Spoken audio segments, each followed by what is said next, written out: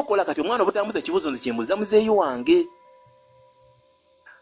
So economy mwe tuli si nyangu onoonyaka mugambye oleka byoleke naleka ebbali ebitabo byange binasoma environment ni kubanga ogenda n'okonoga nsomesa ku masomero 3 nagamba nti esegendo y'egundi ejja kusasula emitwalo 2 eriendala kusasula emitwalo 3 eriendala kusasula emitwalo 4 nga zoba zino gamba amwezi kwenda genda okukwagenda emitwalo yange 8 je kigwera olina bala transport esomero muli mukono esomero liri Kampala esomero liri Jinja transport yakutwala ogenda okumaliza okwebalabala ng'okolera mu gundi mu babanja sente zibakusasula alenga nabo bagambye tetubala tusasudde abaana tukyababanja time bwe tukeyo okugira mala oba report nga office ekimu agigala nga tabasasula musaala naye omuzadde we yakusomesa nga asubira ndi agenda yagenda okufunamu era gwe olina okuyambako ne kubatobo kubanga bwe wasoma era bakutikkira ekitaliiwo kati embeere tukaneekaluba kati oli bwatuganagamba nti ko tukosisiza bwongo oba obukozesa naye abantu abamu babeerawo nanoonya n'ekyokolya nagamba nti at least newe naafuna wenteekako guni nenkubenga ati eddagala nga nsobola ofuna 4,000 nja kubeerawo nkole naye nga talina nawakolera kesisi erina kujja emugobewo. So mu mbeera mwe tukolera si nyangu naye tulina okuwa omukisa oyo abeera avudde alina kyakoze tonenya munno nti gwe kino muzzeemu maanyi muyambeko asobole okusitula ekigere kirala agenda awaddako. So mu mbeera mwe tuli si nyangu jjukira olina okubeera ng'odduzaamu amaanyi kubanga nze bino ebintu byonna nayisibigo naye ku TikTok nali siriiko naye nafuna akantu ku Twitter olwo yali akashe yalinze oba yali spy oba yali ani then I picked interest nengamba ninonoonya this lady at least alina some message alina message ennungi alina tulaga nti at least tulina osigala nga tugenda mu maaso olaba nze ngamba nti at least I always prepare myself before the opportunity egenda okujja nga I'm already prepared toyinza kungamba nti opportunity erabise yagenda bweru naye sirina passport obudde obusinga olina okubeera ne passport opportunity erabise naye ate munaye mbadde sirina saati ginyambala saati kebeerewo opportunity egenda okulabika nga neetegese kyetulina okugamba bannaffe bannayuganda bannaffe you prepare yourself before any opportunity comes in your life. Tetulina gamba ate tulinde weetegeke mu mbeera mwe tuli nze byonna mbigezezzaako okuva nava ku ssomero nageza kuyingira amagye ne bannemesa nali ejjinja ofe mubala nga tugenze ku gundi ekakindu gye bali mu kusunsulira nkugamba nti twatukayo ng'olulimi lwe boogera si Lusoga si Luganda si Luzungu olutegedde olwengezaako olulimi lwe baali boogera naye nga baddiza okutusunsa tuli Busoga waffe tibali kukoba Lusoga bali kwogera lulimi lundi gye baatuuka baatusuula ku mabbali nga we banzadde jjajja wange ow'ejjinja taata wange gyebamuzadde nange gye nkulidde yange nga mbadde nsobola okujja e Kampala n'ensoma n'emala enzira y'ewaffe. So life gye tuyise nagezaako kuyingira mu prison nekigaana nagezaako kuyingira mu poliisi nekigaana ne degree yange nga noonya tugo nfune omulimu nfune capital gwe nsobola okufunayo nzije ntandika embeeko nekyeneekolera tekyasoboka. Bana tugezezaako bingi so mwe ndaba ng'oli alina kyagezaako kola olina mugamba mbu ate mmwe temufaayo ate mmwe temulina mindset yammwe eri wano nkubulira mindset buli omu abeera nayo era abantu abasinga bonna bagezi naye obuzibu obuliwo abala tulowooza nti tuli bagezi okusinga bannaffe kyova nze bwe nsanga oli n'agamba nti ng'oli Musoga tonnatuuka ku myaka gitegeera ngamba okay it's fine ye ndowoozayo naye ze sigwamu maanyi ngamba be bantu betutana mu society era tekiyinza kugamba mbu ate oyo munyigire amanya bumanya nti ye tamanyi naye siyinza munyigira so mu mbeera mwe tuli if your life was saving you obutagenda mu magye obutagenda mu poliisi Katonda yali akusevinga. Yes at least God saved me. So nze kyengamba nti mu budde obusinga kyekirala tubeera nnyo nga tuli awo tugezaako kino tugezaako kiri ne tutasooka kulowooza we've been making decisions out of this desperate situation gye batutaddemu ne tugamba noonya sente n'ogamba kangende nkole kino abaana bwe bati we beesanga nga bali mu Middle East ng'ogezaako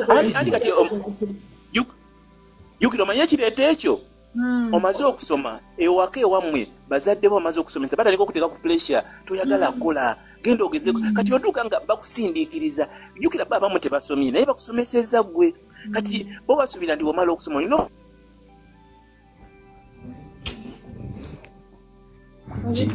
leetera okutandika okugenda mu mbeera efaanana kikuleetera okutandika okugenda mu mbeera nti kangendegezeeko kino kangendegeze olwa pressure gye bakuteekako. What is man? So obudde obusinga kampa abalala bateese naye ekitwetera okukola ekyo pressure abazadde bateekako pressure society mwe tuva netuteekako pressure kati netubeerawo ne tukola ekintu ekyalina kukola naye singa baali bategeera embeera mwe tutambulira bandibadde olumu tebateeka ku pressure y'amaanyi etuleeta kulowooza kugenda mu prison ogenda mu magye oba mu poliisi kubanga ogenda nolaba ate afute ebiri olaba nga ate abantu bala baddukayo nogamba oba Katonda ate nze yannyamba nesigendayo so tulina just kuyambako bannaffe kubalaga nti tulemere ku ekyo obanga olinako kuwokola like for me at least I'm doing tailoring now soka wekakkanye bwobanga ovudde ku ssomero ng'olina kibadde okola oba wakasoma soka wekakkanye obeere n'abantu abasusira obafaanane kubanga teri muntu agenda kujja akuwagire nga gwe oli wa luzungu nnyo agenda gamba oli wa lugezigezi bw'obaako newokoze bizinesi kakkano so okufaanane n'abantu abali mu society bagenda gamba ono munnaffe naye okuba ebikalu bo bali mu kasyo batandika okulabanga you know yes okay yes kati nze mbadde nina akantu kati nnyo kenjagala okutangazaamuko ku kyoyogedde nti abantu abamu bagenda ne balowooza nti bagezi okusinga ku balala yes nze tteeka yange kwekyo eri bweti and nze usually proudly omuntu ajja naŋŋana naye gwe oli mugezi my answer will always straightforward be ndi mugezi and I know that kyekiri kye nagambye nti it starts with you singa omuntu ajja n'akuminimizing n'akulaga nti toli mugezi and you take it at one point ojja bbeera awo ebintu bigaanemu and it will come back ogambe naye gundi oli yagamba siri mugezi sitegeera bulungi oba kituufu you get and that is how life is okitegeera so kitandika naawe okwekkiririzaamu kati nze nja kuwaayo kasinario kamu nze erimu ku bintu bye neemanyiiko bw'ojja n'ombuuza okitegeera singa ajjukira akugamba Douglas oyo asobola okukola kino na kino na kino oba nedda ne bwaba tagambibwa atyo n'omugamba jjukira badde nina kye njagala okukola kiri bweki neweki n'akugamba wabula simanya ayinza kikola but you try Douglas n'ojja n'oŋŋamba Douglas jjukira yaŋŋambye you can do this and this and that ne bwe mba sikikolangako kye nsooka okubuuza how do you want it and when do you want it nti nkyagala mu wiiki emu bwenti ne bwenti there and then nja kugambirawo I can do it bwe mmala okuseparatinga naawe awo nja kuddayo okole okunoonyereza kwange mu ngeri yonna esoboka kyekyo kyengezaako yogerako so si nti tugenda bbeerawo tugambe nti kaakati olaba gavumenti tetoyambye gavumenti tegenda kuyamba nga teweeyambye trust me ekitegeera so n'ekirala ffenna ate bayirawo ogenda kwesanga nti oli ne waba yakoma mu P7 kozi wali abasajja abagagga mu kikuubaawo nga teyayita na ku P2 naye nga abagagga so kitandikira ku ggwe wennyini Douglas wanjijukira eno gundi eno system gye tulimu it's designed like that bagidesigning etunyige bwe batyo that is the point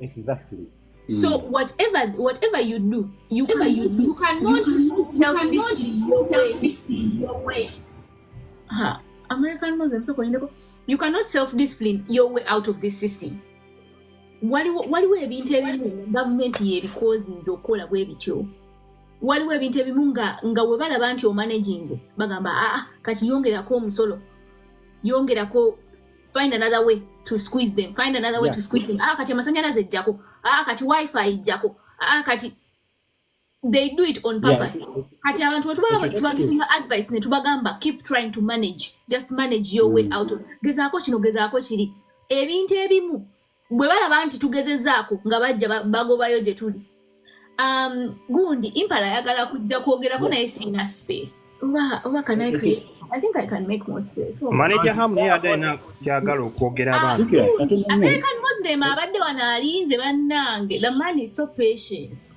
jukira kyogedde ekituufu kyogedde ekizampe nyangu bw'otunuulira bano abaana babadde bakola babataddeko zi baasi naye nze kyendowooza that very pain eyo gye bali mu inflictingako that is what is going to spark us into what we are focusing at Hold on, let me see what American yeah, at least nze ndowooza onzikanya naawe olaba olaba abasajja abazungu abali mu winta American Muslim, kakati bannange mbalamusizzaako mwenna mbadde nyina kyenjagala okugambako Douglas obwedda mpulira engeri gyayogeramu kati when it comes ngera kwogerako ku side ya business nze mbeera wano mu America naye nyina abantu bangi nnyo bendabye abadde Uganda nga they've been successful businessmen and women naye nga bavaayo bagamba ekintu ekyo kimu nti mbadde ne business naye business yange failinze because someone wants to take it over okitegeera I'll give an example. I think last year waliwo omwami yajja waneeno yali muvubuka muto nagamba badde Kampala ntandise business yange ebadde ya juice badde ntandise okukola juice nga business yange tandise otambula nga I'm happy about it but omuntu omu yazze mu business yange nangamba nti ayagala ku owning the most shares in my business. Do you know how it feels to build a business from scratch? Omuntu omu najja nagamba kati nze njaga ku owning more shares in your business. Kiruma okitegeera because omanye engeri gy'oswetinze to put your business where it is. Naye owedda mpulira mukulu Douglas, you're saying that like abavubuka so like basobola thinking outside the box and you gave an example where you byewasomerera si byoli mukola because weeyigiriza to do certain things. Okitegeera in Uganda ebiseera ebisinga yes osobola okutandika ekintu and it reaches a certain level. Okitegeera naye we don't have the chance in Uganda gwokola ekintu ekyo n'okibuildinga nekifuuka to an extent kisobola n'employing abantu abalala kisobola okuwa omuntu omulala chance whereby kyetwetaaga nga Uganda twetaaga jobs esobola okuyamba abantu owedda betumwogerako omuntu ataasoma naye ng'alina chance esobola okukola ki esobola okukola omulimu adde teyasoma naye ng'alina waasobola okugenda nagala nsobola okugyawo income. Okitegeera I have so many friends abali waneeno nga batandika Uganda businesses nga right now ombuuza kati business eri etya gyewali Uganda agamba mune business nagyesonyiwa baginemesa. I've seen like there is so many people avudde Uganda so kyaimu ekyo ngamba mu Uganda tetulina chance ya creating those jobs. We don't. Even if you create it omuntu omu agenda kujja ayagala okumonopolizing a business eyo. I'll give you another example. I have a friend yali atunda tiles. Okitegeera nga atunda tiles nga business etambula bulungi and then what happened? Salim Saleh came in na monopolizing a business atayo yonna kati etambulira ku Salim Saleh omuntu omu. Okitegeera tekimaking a sense kubeera nga omuntu omu ayagala monopolizing a business nga that same business abantu bonna basobola ogirwani nga buli omu naafunako. Okitegeera so despite the fact that Douglas, you're proud of yourself with how you managing your business, trust me oyinza okuba oli musanyufu essaawa zino naye nkya omuntu omu asobola okujja nagamba kati so business engeri weetuuse ndaba nga nange njagala mbeere part of it nga kikulume ogambe ye business yange gyezimbye okuva wansi ng'olaba weetuuse olina otandika ogifuniramu naye nga togenda kuddamu gifunamu. Okitegeera so the fact of the matter is mu Uganda twetaaga ekintu kimu is change. Okitegeera twetaaga change okusobola okulaba nti tusobola okubuilding a future for kuwa abaana betugenda ozaala n'abaana bebalizaala but right now newokola ki newokwata sente mmeka nozinvestinga mu Uganda, trust me, you're not gonna get the use that you want. Yeah, so that was my submission. Madam Jukira. Sobola okuteesezakaawo. Yes, American Muslim mwemisiyo kubanga gundi erina feedback. Yeah, thank you, American Muslim. Just abatamutinze mic zaabwe balina okumuting. Some people should mute when they are not nga sibe bateesa. Hamza katono nnyo njagala kwebaza American Muslim nyambyeko ku reflecting anenzijukira nti probably I brought up my perspective in a wrong version. Nyinza okuba nadde ntunuulidde service business neneerabira product business. Kati nze mainly sijja gamba nti I love creating job opportunities for people, but I love creating skills for people. So currently I have a team of young boys and girls that I'm working with. Naye nga abasinga obungi sijja gamba nti wabalina ebitabo bingi ebiri awo, but I sit with them, we get a few people who can help us here and there learn different skills, and my goal is creating a global team that can serve from anywhere at any time. Okitegeera? So ekyo kiyinza okuba maybe kiri a little bit challenging to some people, and it still doesn't take the fact nti abantu teba hustling. People are actually hustling out there. So maybe awo nsabye mu nsonyi nyinza okuba nabadde mbabuzizaamu. Okay. Nekyo kyogedde nakyo nze nsobola kichallenginga because like for example kyogaa muno okala ofuna abaana natunidde profile yo ng'oli graphic and web design and things like that. Ngenda ku ekyokulabirako. Simanyi oba kubanga nze even me at one point ebyo ebintu bya software development biki nali mbirimu. Waliwo company bagiyita Andela. Simanyi oba wali ogiwuliddeko.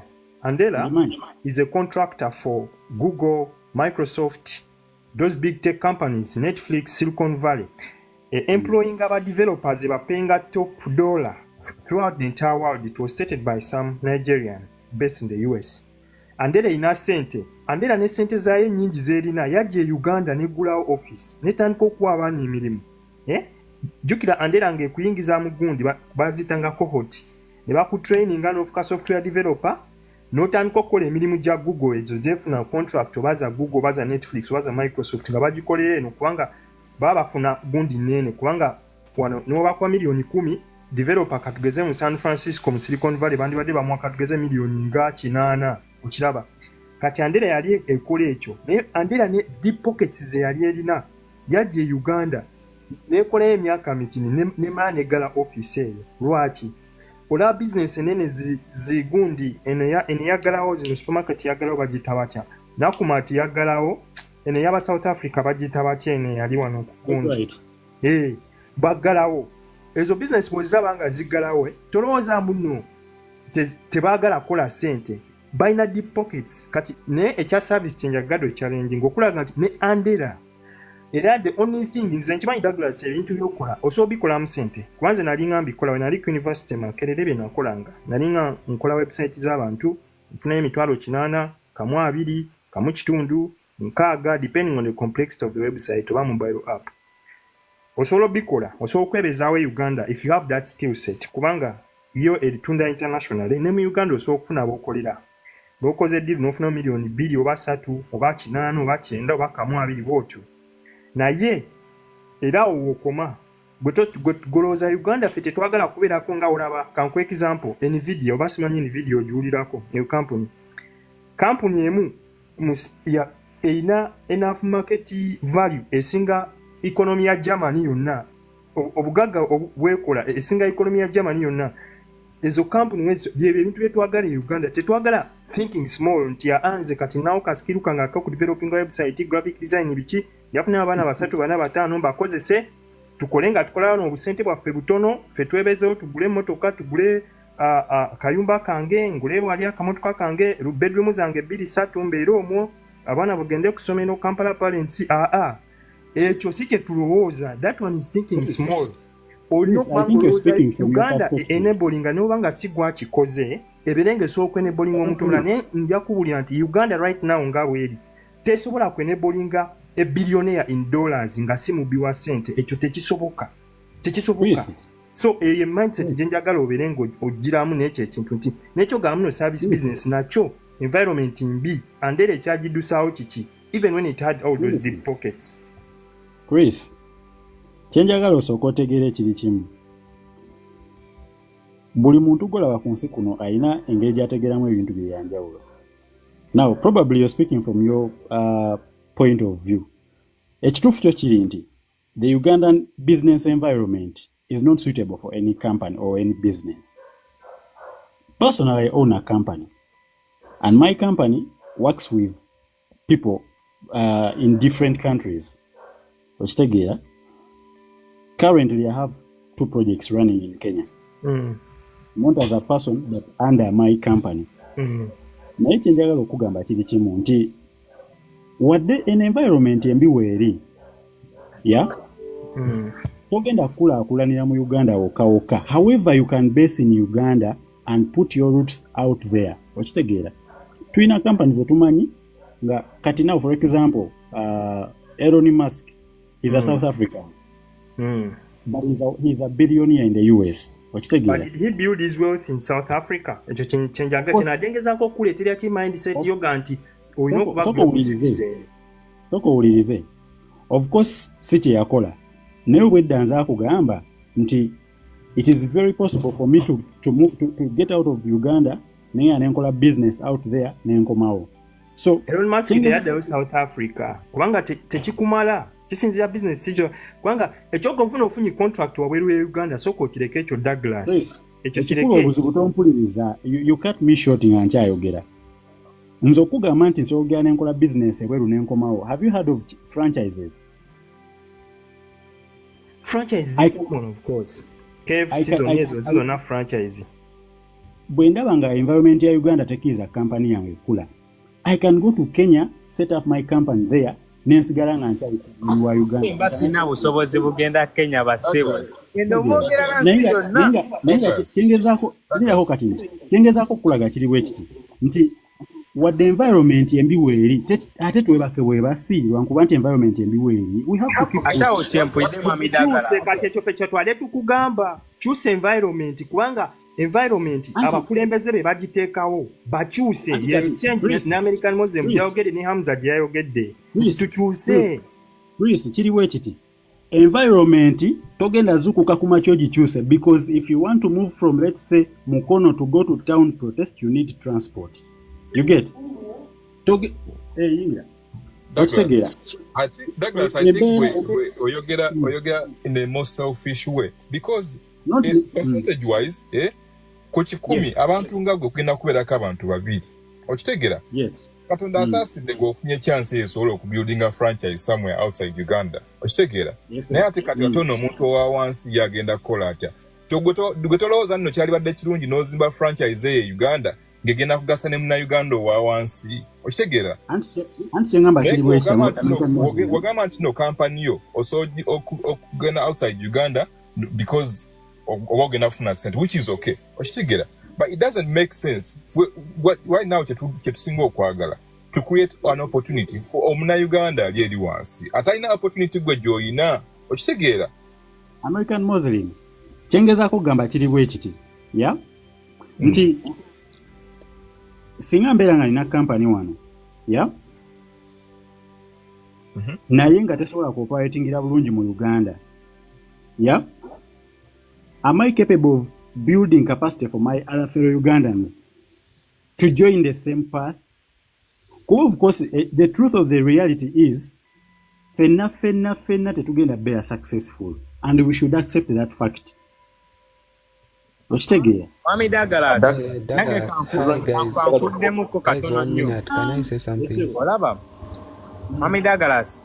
Weke nyino ogambye mbona afande sobola kubeera abagaga kituufu era sobola kubeera abagaga naye ffenna twagala tubeere mu nsi ng'obavu bange bukoma mu nju yange ne famire yange naye nga nfuluma ku street mbeera ng'omunauganda omulala yenna oba tegeeza nga nsobola okutambulira ku luguudo omugagga lwasobola otambulira nga lufu kale nga obavu busigala wange nga nze nga bukosa nze nga nze nga tebukosa abantu bange era nga okitegedde nga okitegedde kyentegeeza oba ya nkitegeera naye kati question eri nti ekyo how do we achieve it? Ekyokubiri badde nsaba nkuddemuko katono lindawo kati ekyokubiri obwavu okoma mu njuyo ku ngeri gye tumanyimu humanity omuntu omwavu era obwavu bujja portrayinga ne wabweru ebiseera ebisinga. That is the truth. Sagala ebintu ebimu tubyogere nga tubibuuka bannange. Mami Douglas, 256 yadde inakyagala okwogera soko omwekumukisa. Yeah, guys, I really want to say thanks for you to say encouraging words. When it comes to Uganda, we have to be very alert the things that goes in our country.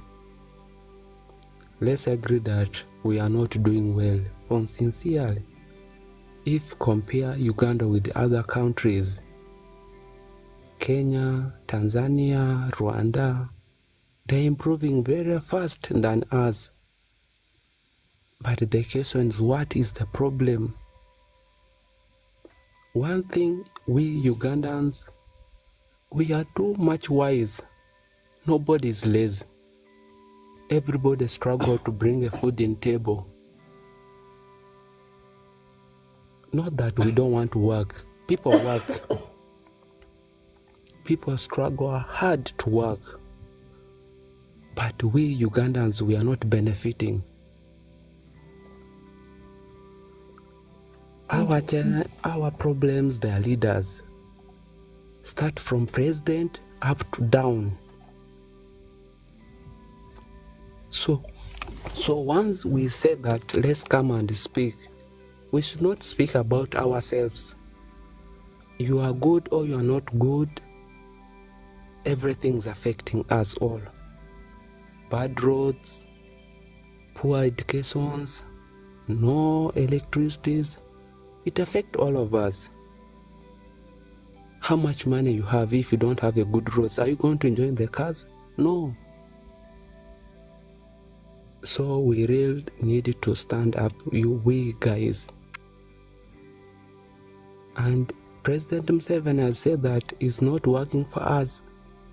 He's working for his families and grandchildren. So some of these things we have to see very early. We should not wait one of us to say that we are lazy, we are that. No.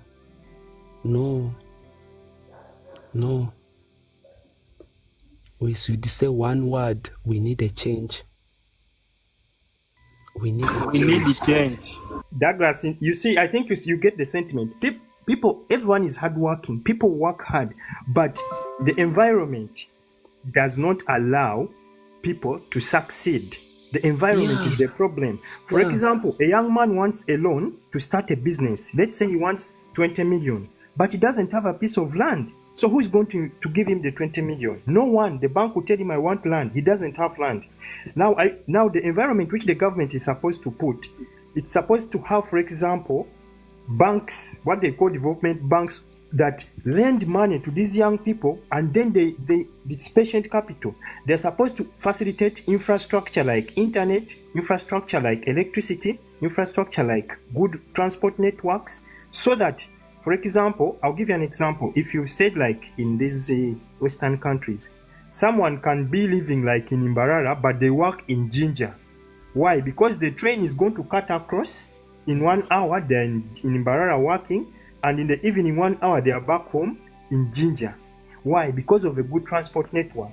Now such a person, it can allow someone living in Mbarara to contribute to an economy in Jinja.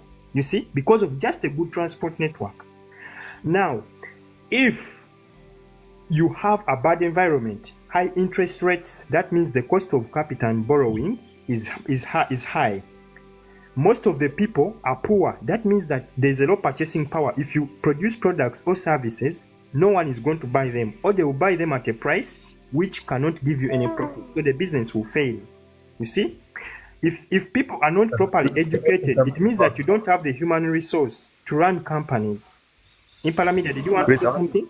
Madam Jokira, no, these people are taking these things wrong. You know, I'm listening to these people, banabantu bona, bawuliriza, bona, besibye ku bintu biringa bina. Being jobless, poor roads, poor education, ne medication, nenga sibye ebizibu byokka by'eggwanga lyaffe bannange. Mwerabidde nti Uganda amabala gakola kuva Monday up to Sunday, so abantu abavubuka abasinga tebabeera soba. Ekyokubiri, zaala mu East Africa ffe tusinga okubeera ne zaala, gambling, betting, buli kamanyi buli kazaala buli kagambling konna ak'ekisisulu kali mu nsi yaffe mu East Africa ffe tusinga obeera ne Kagambuli. Tontandisa ku kyaki.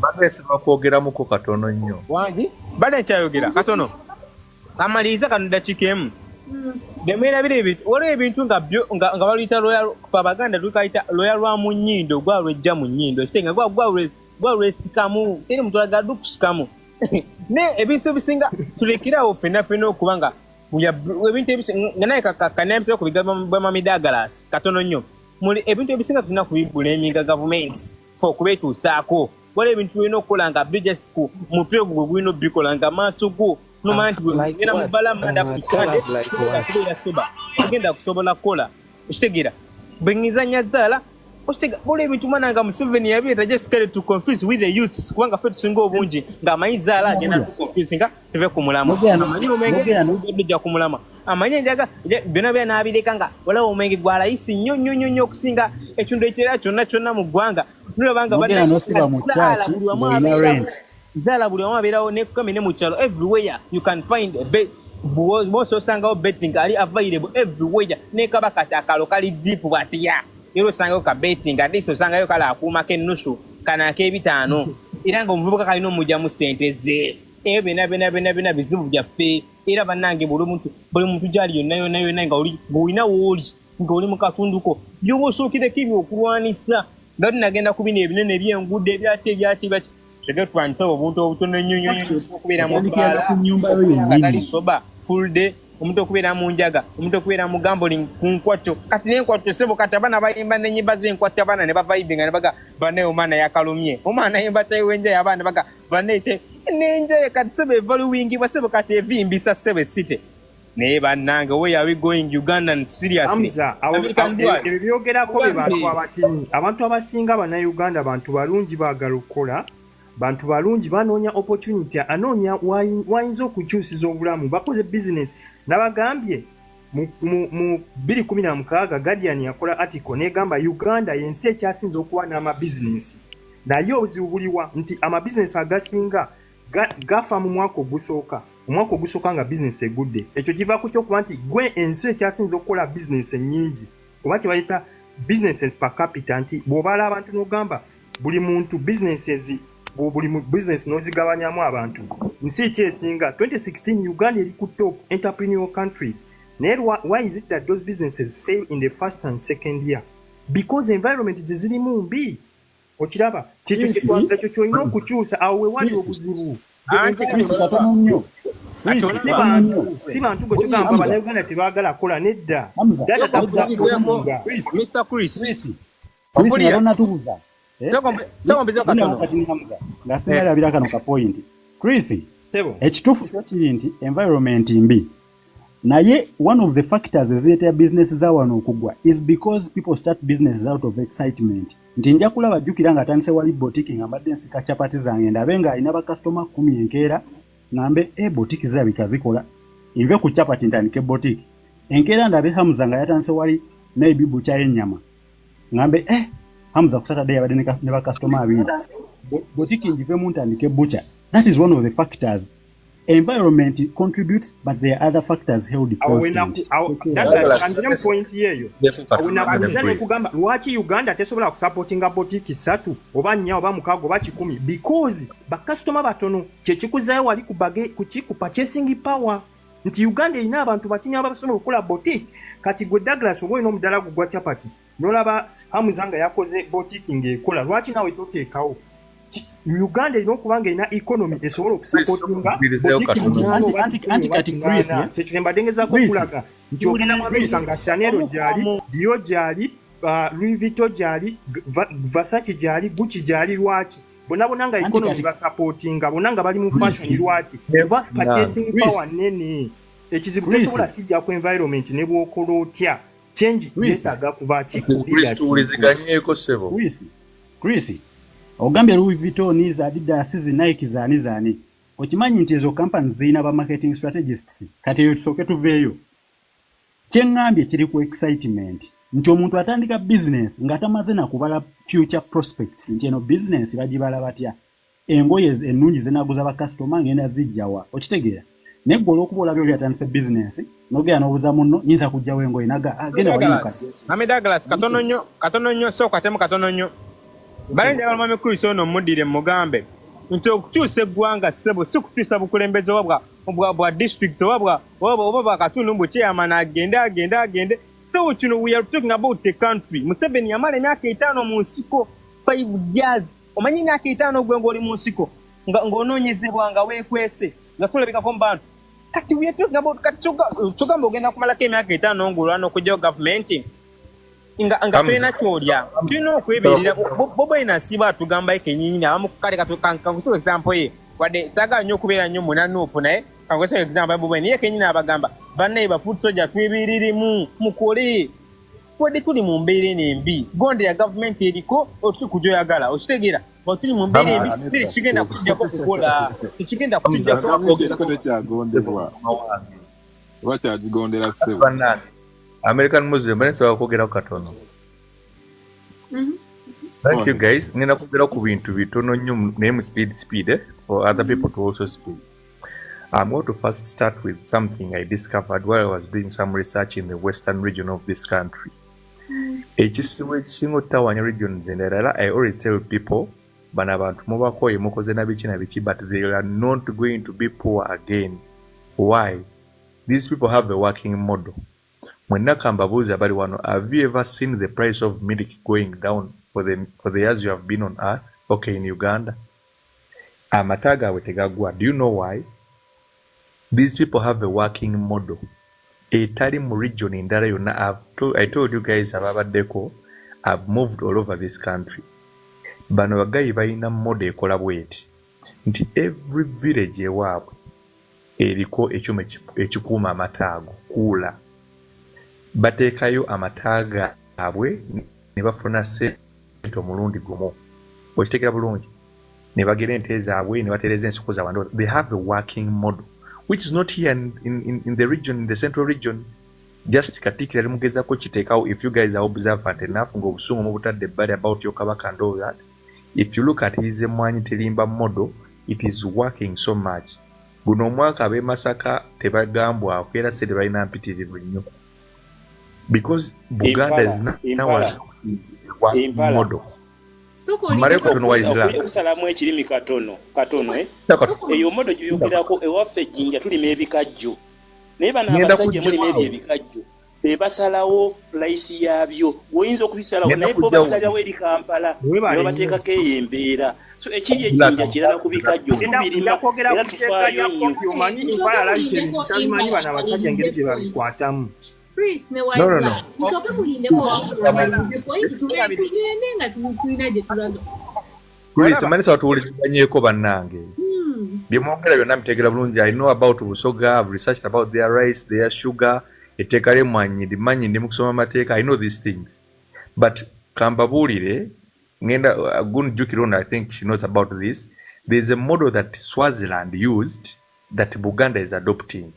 Nti oteekawo embeera nga balina okuwa ebimuuza sima federal e Buganda gyesaba that nga balina ogikuwa automatically because otuuka ku point nga you have empowered each and everyone to a point nti balina kuwa buwi bintu ebyo. That's what we are trying to develop. Not have a working model. Nti bolaba nga Waislaka bwagambye bwogenda e Busoga balina ebikajjo balina waliyo pati ezimu zimu omuceere waliwo ebirimu biki naye they are not in control of that system. That's why olaba nti tebasobola kuliranira na break. So summing up my entire point is regions in Uganda need working models instead of okudda mu byokugamba abantu simanya kino simanya kino. Mwami Mpalo nansonyiwa naye kankusalemu ekirimi katono nnyo munansonyiwa bannaye abawuliriza. Mwami Mpala kansooke nkubuusa akantu katono nnyo. Njagala bino ebintu birabe bulungi naffe tukozesa normal senses zaffe. Ombuulire nti osobola okubanga kati gwe osobola okuŋŋamba nti omwana wa neighbor asobola obutambala nga tone kikuluma osobola kale kiriwe osobola okubanga obeera n'abaana babiri nga bo balaba bonna osobola okuleka osobola okwambaza omwana wa neighbor engato nga talina owoono osooka omuleka ayina n'abeera mu bigere mbu wa neighbor atambule ayambadde nga tombuba kutenda omutima omulungi era osooka kuzigulya wo nazambala waneba ne watayambala osooka nogaa kanindeko bwe nafuna sente nyinja mugulya Western region okimanyi bibali mu buyinza ate oli mu kutugamba amata tegasobola kuga okimanyi ugambe tebasobola kubeera puwa naye komanyi nti Museveni nambako okumala don't know what you are talking about Mwami Mpala. Nongerezeeko back in the days when the Acholi people were in power obote olabe bebafuna ongerezeeko Idi Amin Dada bwe yabeera mu bukulembeze omanyi abantu beyawe ettaka ebbombo gwe oza ebbombo abantu abaliko bonabona oza omanyi abantu abali ebbombo nga bagumba ettaka nga lyabwerere nga tabeera na biwandiiko bye baliko just nga Amini yalibawa omanyi abaliina gwe ku point yawo katono agitadde mu comment n'agamba Uganda yali erina cooperative zagendawa kubanga emodo gyogera Amza yaliwo twalina Bugisu Cooperative Union Buganda waliyo cooperative union zonna nga zigatta abantu ne bagula bakola oba katugeze balima mwanyi oba balima pamba nga balina cooperative union eyo system jo yaliwo Museveni yagisangawo yaddawa baleta social adjustment program ya IMF monetary fund byonna ne babisanyawo kwavuwaza abantu Chris nsaba mpulirizeeko kyene mu kunyonyola kiri bwe kiti Hamza yogedde ku kintu kya government na biki modo gyene mu kubagamba ye modo egenda okutuyamba ffe ebya government tubitadde bali but fenga abantu banna Uganda a model that can save us as Ugandans government things being aside okitegeera yakole teeka litwale model ngezako kulaga model ezo nazo ogamba bajja kole teeka business zonna zisobola okubeerawo but omuntu a final person azikiza okubeerawo ye government okitegeera naye tucreatinga models zonna ne zibeerawo the government yagala zibeewo tezisobola kubeerawo and we all know nti no nga Museveni tannakujja at least we had some of those models okitegeera naye zonna we yazitabusi so teri naye tunakola ki kyonna kye tunagezaako okukola ffe ng'abantu nga government terina involved is going to go down today era mu mbeera the only way is kukyusa government and that's it. Yes, Mami, no.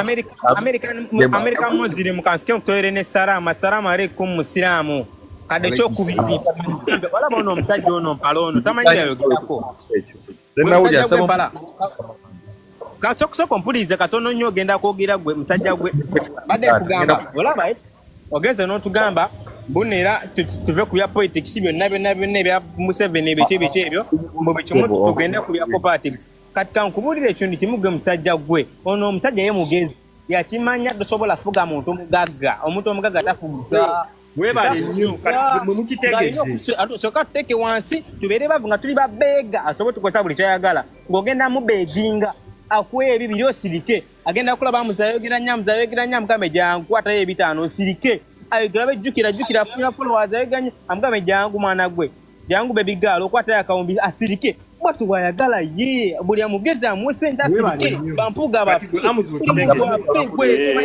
kanya naawe nange kutika mbabuliriza I don't know how they do this thing nandi badde mbasharingirako ebimu ku bifaananyi bye nina mu simu yange muno in 2021 inze banno mubira basebo inze for over 4 years okuva ndowooza 2016 inze navuma Museveni ku Facebook mpaka yampandikako n'amannya gange n'agawandiika so I hate this government to the core. I've lost lots of things to this government. I've lost very many things. I even lost a friend in 2021 violence, that November thing, a close friend of mine. So I'm speaking from a point where I have a lot of issues to hate this government. But take it up now. I reached a point in my life, ngandaba nina okusala amagezi gonna ng'omuntu okufuba okulaba nti abantu bange nange nga sekinoomu n'abantu abanajja after me at least nina ekintu kyenkolawo okukola ki okulaba nti obulamu bwawe bukyuka nakola ntya era biki bye ngamba abantu bonna naddala abavubuka okukola ennyo tetugenda kustopia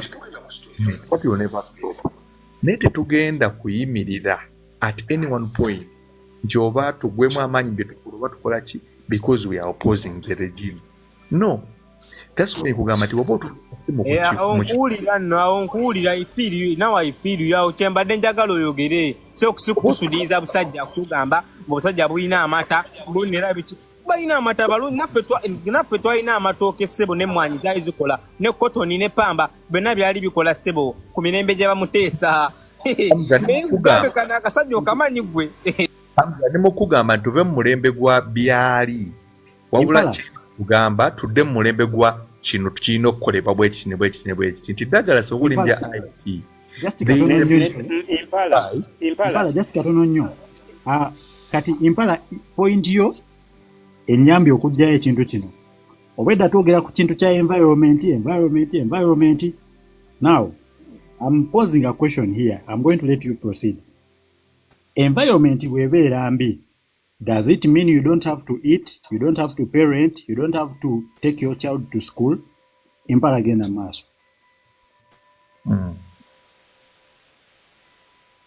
Empala nga tanabagenda mu maaso. Ne mwami Museveni yatugamba nti ne mwami Museveni environment bweba embi olina kyosula naye priority erina kuba yakukyusa environment.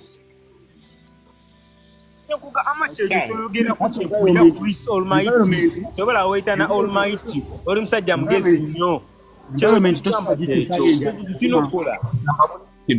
abula ekintu kimu Hamza na buli muntu awuliriza muwulira basebo nze buli lunaku olukeera nze naye neesonywa politics but next year nagambye n'okuddamu nnyingire politics n'okwesimbawo buli lunaku olukeera my first thing ekindi ku mutwe kukyusa regime eno. That is the first priority on my own. I'm one of the Ugandans who believe that Museveni is not wise. Ekyo kyo ne bwe banteeka wali maaso gensobola okimugamba. He's not wise at all. Awonzikanya naawe. Tokubye nnyo mwana.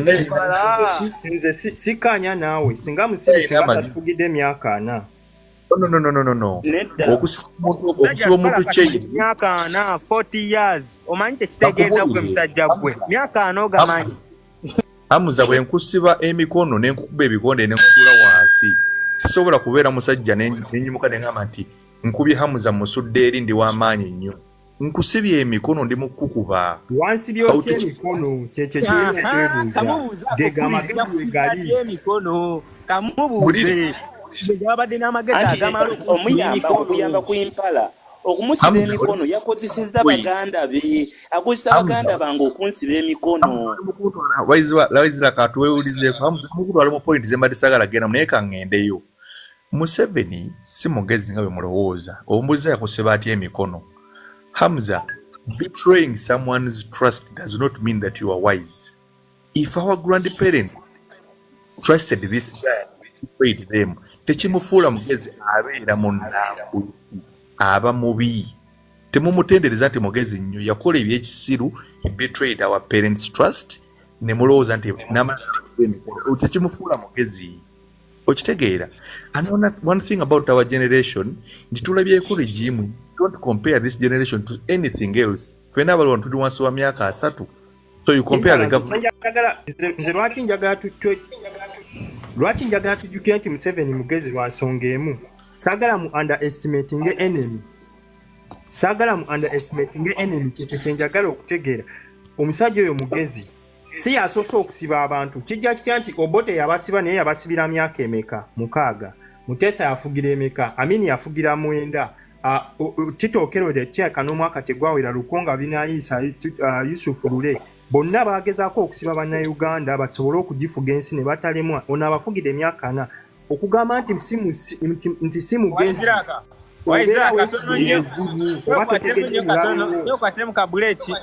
Waiziraka ndi kusaidia omusajja gwe kati omusajja ono kyemala njagala omugamba nti ono omusajja si musiru tosobola kubategera ku makya n'ogamba n'okuŋŋanya abantu n'obagamba mumpe abantu bammwe tugende Luweero tukube enkebete yabafiira. Kitegeeza yakozesa amagezi ge n'abafiira. Okitegedde tetuli mu Sudan ndi tumwagala nnyo nti mugezi nti genius. No njagala omulala ku acknowledging nti alina traits desirable. Impala, based on what you said, ondabikira ng'omuntu ayagala ennyo okusoma ebitabo.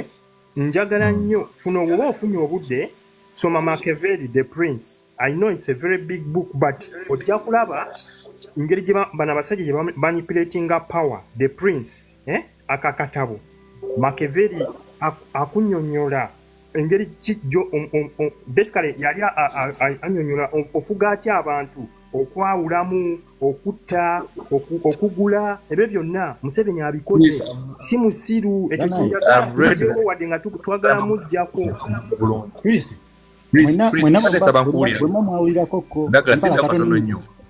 kambabula ekintu kino nga sina bakwerabira nga sina kwerabira kankogere kano. One thing I want to tell you guys, you can disagree or agree with me. This is something I'm soon finalizing touching. I'm confident I tell you the Europeans knew that Uganda is a colonial era. They made an error.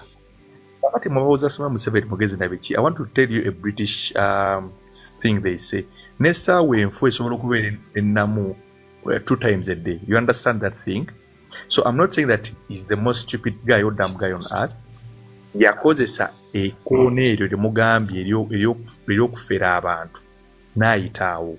So this guy bwe yayita mwaka akakoona n'amanya nti these bazungu made an error because kankubuze Chris oba oli musajja Muganda akambuze Sennabulya Hamza gwe Omuganda kiki mbulira fact emwe ku uniting ne Ojoko omwaluwa.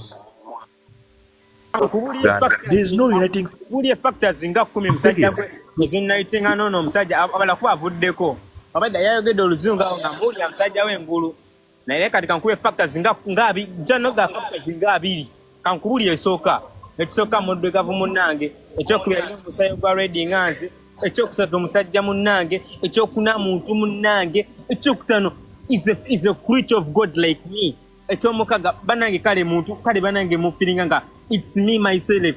Omanyi ne katugendeko ne muka Bible katono omanyi ne musiramu neze nasomera amasomero g'abalokole era Bible njitegeera Bible etugamba bweti etugamba tosobola kwagala nnyo Katonda gwotalaba nakulaba gwotalaba nako ate ng'omuntu akuli okumpi tomwagala kasitegeza love my neighbor as you love I love your neighbor as you love yourself is my neighbor kubanga muntu munange mwagala no kimunjagaza kidofuula bumu ebyo mugamba divide and rule method yes Museveni agikozesa bulungi nnyo agikozesa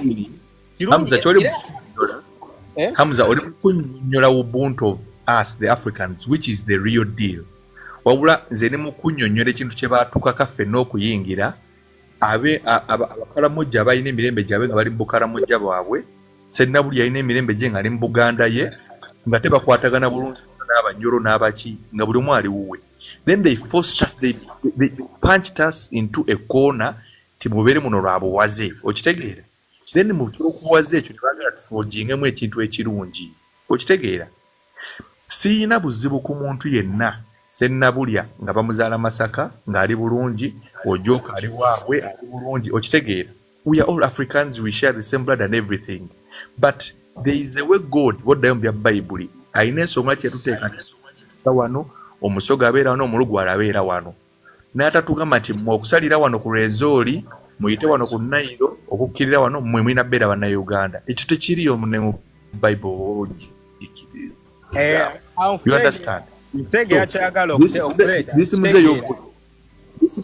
viewers bwe yakimanya nti abantu wano tubatadde mu kikutiya kimu wadde tebalina kubeeramu kati nze kankole buki kampite mu luno oluwendo alubawulayawula ekyo tekimufuula mugezi oyo gaayi okitegeera tekimufuula mugezi yadde kati kyenjagala okugeza okubanyonyola nga mmaliriza kiri bwe kiti Sennabulya nakuliriza banna tukole business nabiki American Muslim Mike here that feedback what you get and those bogere muwayiziraka okusobola okumitinga oba Mbogo Benoni oba Impala omuntu oma mutinganga kugundye omulala nayogera mpola ne tutesa fena fine sobola okubeerako ate host naye madamu gundi omunene iwacho kugamba ena kuwa gundi moderator kali host maliriza banna nasigaza kwa kuwuliriza Impala ne mukumana akantu akasembe bannaye bwenna bali kuno manesa atukawulire bulungi.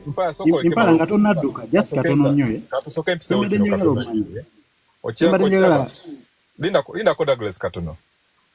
Impala ogambye okituufu Museveni si mugezi naye ekifula Museveni omugezi Museveni asoma because ebintu byonna Museveni byakola si yasoso bikola bogenda n'owuliriza podcast ya The Real Dictator ojja kulaba nti Museveni byakola Napoleon byabikola Stalin yabikola n'abalala bonna ba dictators babikola okitegeera the problem we have as Ugandans tetwagala kusoma okitegeera nti Museveni agenda kusoma alaye bali bane bye bakola and it worked for them okitegeera naye ajja akozesa the same system ekyo tekimufuula mugezi kimufuula kube actually kimufuula omugezi nti asobola okutwala obudde bwe n'asoma endekye tulina obuzibu ffe nga bannayuganda tetwagala kusoma and that's how we're losing out on information Museveni okukiririzaamu nekyokubiri kyewanditugambye nti Museveni tanywa mwenge abeera soba essaawa 24 is always sober that man takozesa kikubwa kyonna wadde ka champagne mpuga yatugamba okuddamu ameka muze mukyagamba Mr. Hamza sokolineko Hamza you oli moderator musobola okuteekako gundi ngesino okujjako n'okubwebityo byonna nenabeera wano nga mpuliriza continue njagala kuddamu ameka muze mukyagamba okusoma bannayuganda twagala okusoma nze olaba ono omukyalo ono jjukira I think she's the first woman I saw okwogera ku bintu bino ne mwagala nnyo era bwe namulabye wano nga mpita ku TikTok ne nga kambi joining obadde okimanyi Hamza nti nze nakola political education mu high school I've done research nsomye politics ebyo mbisomyeko obadde okimanyi nti mu political education mu syllabus ya secondary mu katabo mu syllabus ayinamu just one page like this tetukkirizibwa mu Uganda kumusomako do you know that that guy yasasula abayindi bonna abagoba mu Uganda ne records je ziri mu Bank of Uganda naye tebayinza kugamba bintu ebyo nze nakola mass communication oyo guy yasobola okuleta TV za kala wano mu Uganda ne satellite government gyekuuma yagizimba empoma all these things naye tebatukkiriza kubisomako okitegeera era kati bano bazikuziganya naawe nensi era nze musasira bambi ayirukatane ngalaba akaana kano akagenda okubwa emigga egy'obwereere you understand kajjukira wetuli jjukira era gambayo wetuli fighter mbakabaale oli mukiga awo tolina kutya denja naawe tobulina kyebugamba buno obusajja nabo yatugamba bali 27 bone balumba babuulire Hamza waliwo ebintu byebatatukiriza kwogerako olwokuba nange oluusi mbeerawo ne musajja muwanvu ndi okunkuba emiggo abasajja bayogera ku Benedict Kiwanuka ndo that the car that abducted Benedict Kiwanuka I even have the number plate ye motoka emu gye basanga mwezi estate y'Embale gye bakwatira mu 7 Maribo estate that house that is in Mbale nga wayisawo just emyezi ebiri these things we know we read naye ogamba mbyogererwa okitegeera kati oyinza okwesanga ono Ssenabuli amanye ebintu biyitirivu nze ku university nakola gundi Kabaka's Lake eno ennyanja ya Kabaka was my research ennyanja eriko ebyafaayo bingi nnyo byebatatukkiriza nakuwulira nadde okitegeera American Muslim so sigamba nti bannayuganda tebamanyi naye abantu abalina opportunities ng'eyajjukira ng'eya American Muslim gwe batagenda trackinga kuba miggo oba kumu extradite kuva mu America bameka you understand Impala ekizibu sigamba nti buli munnayuganda tamanyi kusoma okitegeera of course wali abannayuganda abalina some information naye kati gwe mukulu Impala nga gwe olina information waliwo omuntu atagenda kufuna budde kukwata kataba asome okitegeera use your platform ojje nga olaba jjukira otandika okunywa kuba kati nze natandika okufollowinga jjukira because of platform ye bintu yali ayogeramu genda nga bimaking sense kati tolowooza nti waliyo omuntu abantu abalala abasobola okujja ku platform yo nga balaba byoyogera bimaking sense if for example you know all that information about Idi Amin and what he did come out put out that information okitegeera abaana bajja ojaba omu ajja kusaka video agenda akasharing buli omu ennaku buli omu ali ku TikTok n'abantu abakulu that is the information that we need naye ate American Muslim kati nakatanaja okubagamba Hamza nto n'abakunzijjako mukama wange waliwo akantu kenjagala fane fena to adopting nga bwe tukyajjako abasajja kuzo tugenda bajjako because age is on our side oba baagala oba tebaagala They cannot build the Time future is for on us. our side. Kituufu. Aye. How can omuntu w'emyaka ekinana ng'osecuringa future ni pozi future ya grave kati 80 years ngo planning irani okitegeera naye as we are doing that guys tukole ekintu kino bane adopt these 4 things I'm going to tell you siri mugagga sina sente naye nsaba buli omwaka gezeeko kuzikagezeza kutereeza obulamu bwange bannaye buli omwe asooka abeeko nekyakola even if you are getting 1000 shillings a day so kubeeko nekyokola either be a service provider or sell something. Bw'omala okubaako nekyokola. Ekyo kituufu nnyo omusajja gwe nkwagadde nnyo okubiriza abantu okukola. Nange ndi musajja ayagala okukola era nze nno gye ndi nno we mbagamba baliza n'obutaki nze ndi musajja ndi muddungu era kyobola njogeza confidence eyo yonna yonna ne mulanga abasajja mbakuba amafumu nga sirina kutya konna ndi muddungu naye nga myaka gyange si mito nnyo ndi muto naye nga ndi muddungu nkola ssente kyenjagala buli muntu ali kuneeno njagala bane tume kubeera nga just akasajja tukogerya bwogerezi naffe tukole tukakopeko ebirungi bye kaliko akasajja kakozi nyaako oyo Museveni musajja mukozi naffe tukule nnyo atleast wanaba tuleme mujjako n'ebigambo tukole tubirine sente zaffe tukozese ku sente iyo biganye tukozese sente nga bwe mutasobola okugula AK47 nga everybody can afford to buy an AK47 mujjeko ku buyinza tukole sente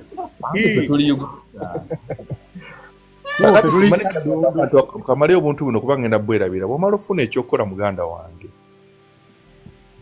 tereka oba otereka nnusu bibiri oba otereka bisatu nze natandika newaffe ku kyalo kw'embeera have a small savings group abantu batereka nnusu zaabwe 10 buli lunaku we are improving tereka because you'll never invest in anything noweeyagala kugula katako oba nkoke wamwe mu kyalo when you don't have saving okitegeera tugenda kubeera n'abasajja batudingise tulowooze nti batunyigiriza naye baveeko era tusigale nga tuli mu kaaba so we need to plan ahead nga bwe tubalwanyisa bwe tukola Impala kyoyogedde ekituufu waliwo omusajja eyagambye kanso nalukola ndowooza ffenna tumumanyi yagambye singa bakira ku makya ne bakwata ssente z'abasajja abagagga abali mu Uganda wano ne bazigabanya bannayuganda bonna buli omu n'afuna omutwalo gumu ogwa $1 ne wayitawo emyaka 2 oba omwaka gumu chances are high ojja sanga ng'era abaali abagagga ate ku luno bagagga nnyo nga era luli abaali abaavu ate baavu nnyo so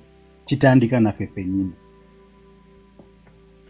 kunyo ekyokwongerako kyenjagala okwongerako ku bantu mwayogeddeko ku kintu kya betting wano zenalinga kulira bet live sente tozituuza mu banka toziteeka mu kapigi banka ewaka oba kuziteeka mu akawunti zituule okwo nedda ne bw'oba nga togenda zikozesa just saving ziteeke mu zetuyita passive investment kati passive investment mu Uganda nyingi nyangu okukola ozisobola ziteeka mu treasury bill za gavumenti eya Uganda yennyini kuba gavumenti yeewola ssente ate gavumenti ne bw'oba Museveni ne bw'oba mwabaze nga Bobi Wine aliko ajja kuzisasula ekyo tasobola kukola kiddukanya ekyokubiri osobola ziteeka mu gundi ezo ze bakola abazita batya fund ezo money market fund osobola okuteeka mu treasury bill treasury bond ebyo mba muteekamu ssente toteeka ssente ku akawunti nedda kubanga zigenda losing value kyekyo kyembadde njagala okwongerako okutereka kassente katono nnyo Hamza ayogedde ku kintu kya betting nze nakolera Bet Lion Uganda oba abasinga mwagiwulirako yali sponsor Uganda Queens for some time nze sisibazaala naye kubawo nnyawo njagala nnyawo katika manyumizo story because of embeera I was forced to go nentandika okuyiga zaala n'okusomesa abantu but I don't bet and I don't believe in that naye lwaki Hamza lwaki njagadde okukonda kantu ako people resort to these things because I'm a live example nze nalina omukyala nina omwana bino ne bikyakalana but I reached a point nga newe n'eddiini yange tebikkiririzaamu naye nga nina okugenda okusurviving okubaawo okitegeera so nengenda mu betting nereka okusomesa era mu paaka eyo ssebo bwe mpita mu paaka engadde ndi serebu nasomesa abantu zaala ku stage za takisooko okufa obufi online nga yakajja sigambwako ssebo so most of these things Hamza tuleme kubeera so judgmental abantu bali forced ogenda mu bintu bino nga tebalina kiddako okitegeera okumala obuntu bwange oli obunawe mbadde mbagambye okubaako nekyokola okusavinga then invest. After saving you invest. Obi investinga mu kyebimu Chris abigambye ebyo biri technical by'abantu basoma nnyo neze kankwe ku magezi amatonotono amangungu. Teeka ssente mu ttaka omwo mu kyalo gye bakuzaala. Noonya abantu abakulu ku kyalo bakusalireko obubanja obwo. Oyitira wano okyamira wano. Mubitegere entunda y'omu kyalo si bino ey'omu kibuga simanya 40 by 20 Je muzukulu wa nkuwadde okuva wano mpaka wali mpayo miliyoni emu abiri. Invest in those things in rural areas. But when you are investing in land, follow the city matrix, because katwina cities mu Uganda waliwo modo bagita city matrix. Nti for example, Kampala and Masaka, they are both cities. They are 121 kilometers apart. Bwembangula kanonye mu point of intersection makati yao ettaka nja difuna kulaisi because Masaka is pushing towards Kampala, Kampala is pushing towards Masaka. Okitegeera? So makati yao. Then you look at another city of Kampala and Gulu, 300 kilometers apart. Nobeera creative ng'omuvubuka. Nti olina okuva ku bibuga ebikoze ebibuga byo bifuluma bipushinga bidda bweru. So invest money in rural areas. Mwesonyiwa ettaka lya Buganda, mwesonyiwa ettaka eriri mu Wakiso and all these things. Ettaka lirina ebizibu ebyo. I was just posting here. Nze banzijako ettaka this very year.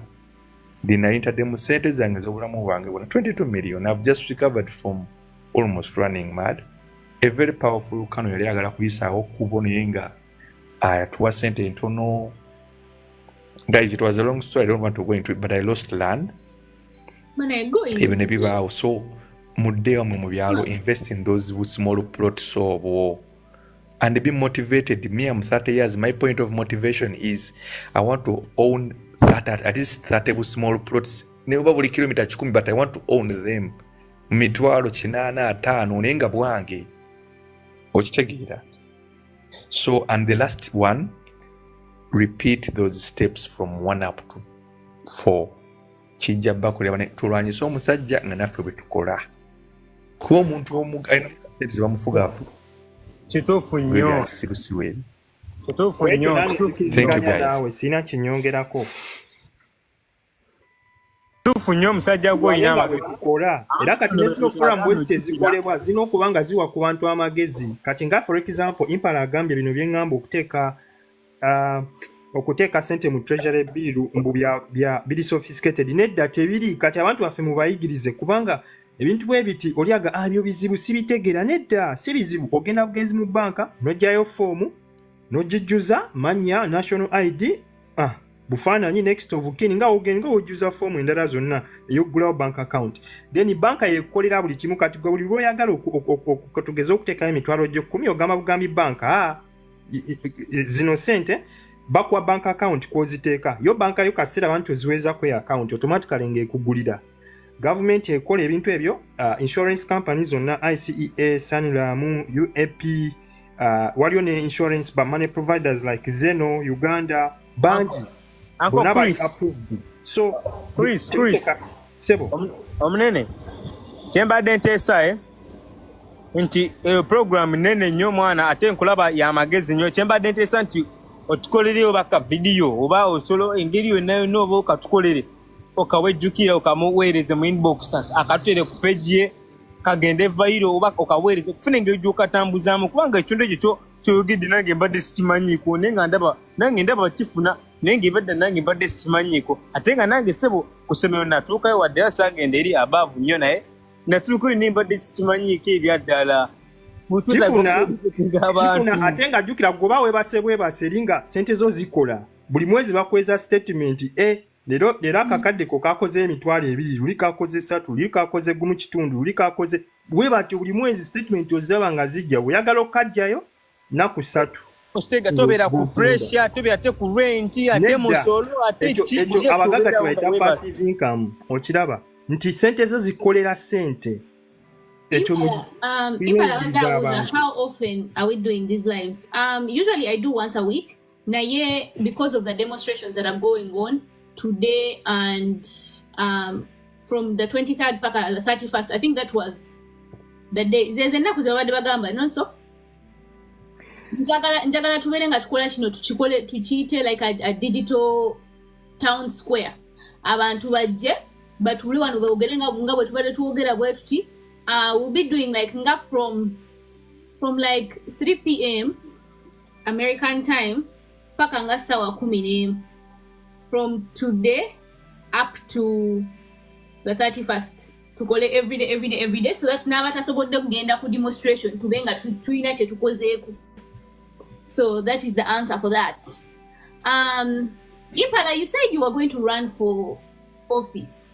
Ogenda kudda mugoni politics. Impala tugambe nze wende mu supporting tugambe olabi kuolina ngenda kuna politics, and to be very honest with you, ne wano wenjogere namwe emitwalo ng'ebiri n'ekitundu gye njagala otandisa campaign sina yadde olwataano, but I really want to. Tujja bikolera online. Tujja kola banete museka kubanga bwokola influence muteekayo abantu bammwe ne mu government yaabwe muteekayo abammwe ne ba influencinga. Impala mbadde njala nakuchallenginga because I realize you have mbadde njala kuchallenginga mu katono nti you have like a lot of information. I feel like you should, I think, start making videos and try to explain certain things. Because yes, I want to try to do those things. Naye amazima gali nti kale ebintu bya internet bimenya muko, because you see me, I'm a videographer, I do these things naye abantu banemeddeko naye kale ndi muna I have some weakness there, but I'm going to improve. I'm really going to improve. Make videos, honestly. Make videos. Ugandans information is very important. Information.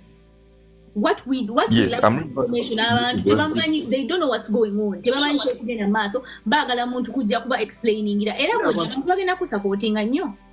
Abantu tebalina information and ate kati for information gitumanyi bye batugambye okitegeera. Information yaddala. Years. Then I was discussing something about my political rejoining and all that. Sibena ngombe abo. Nasemba okwesimbawo mu ssomero, but then naye na wangu nali mwesitu nefuuka the boy w'essomero. So I know I can. Lwakuba I just wanted to share with you people why I'm joining. Maybe you can advise here and there. I'm not so intelligent. Why is that? Let me first. Naye First, ekyosoka okimenyewo. I think I can do some little change. Don't say I'm not so intelligent. Well, the moment you say that, there's some people I also admire. Doubting yourself. So we've been talking to you for like an hour. We have decided your intelligence is enough. So Exactly. it's enough. Bitumala byetulabye. So continue. Yeah, so I'm joining because first of all, okay, I don't know if people judge me. I'm this kind of person who believes that my purpose on earth is helping others. It is a unique purpose, but I accept that is my purpose on earth. I'm a Rotarian, and I'm going to this council because I want to be the councillor for LC5 of Naja 1 and 2 parish, because I want to do a model village. That is the idea I have in my head. Njagala kola model village ekyalo abantu bonna kye bayinza okulabirako ne bagamba that kino ekyalo kyegombesa in all aspects. I'm not so much of a money-minded person. It takes me back to something that Douglas said about success.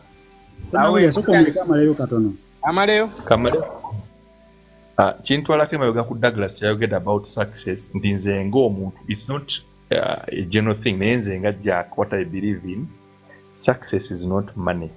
Success ejira mu bintu bingi nnyo.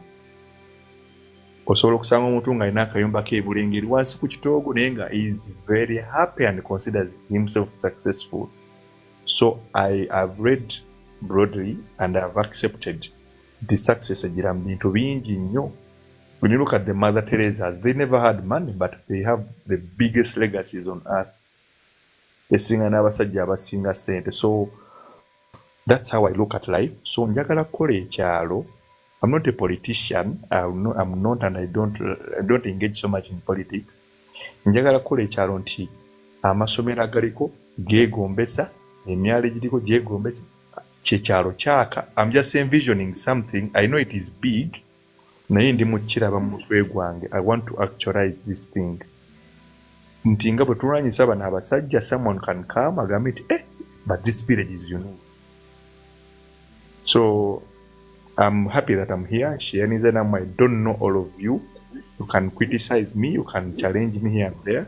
I'm very open to criticism. Thank you so much. Impala, before you go.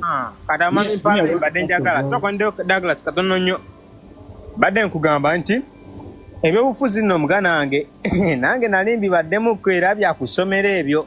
Banga ddene kuva primary ze mbadde mbyabufuzi. All my secondary mbadde mbyabufuzi. Naye kyenyize mu byobufuzi kiri ekintu kimu kyokka. Oyogeza amazima mbana Uganda Abafirika teri kalulu. Oyogeza amazima nkukubuusa nze nga kyaliwo. Teri kalulu wadde akalema.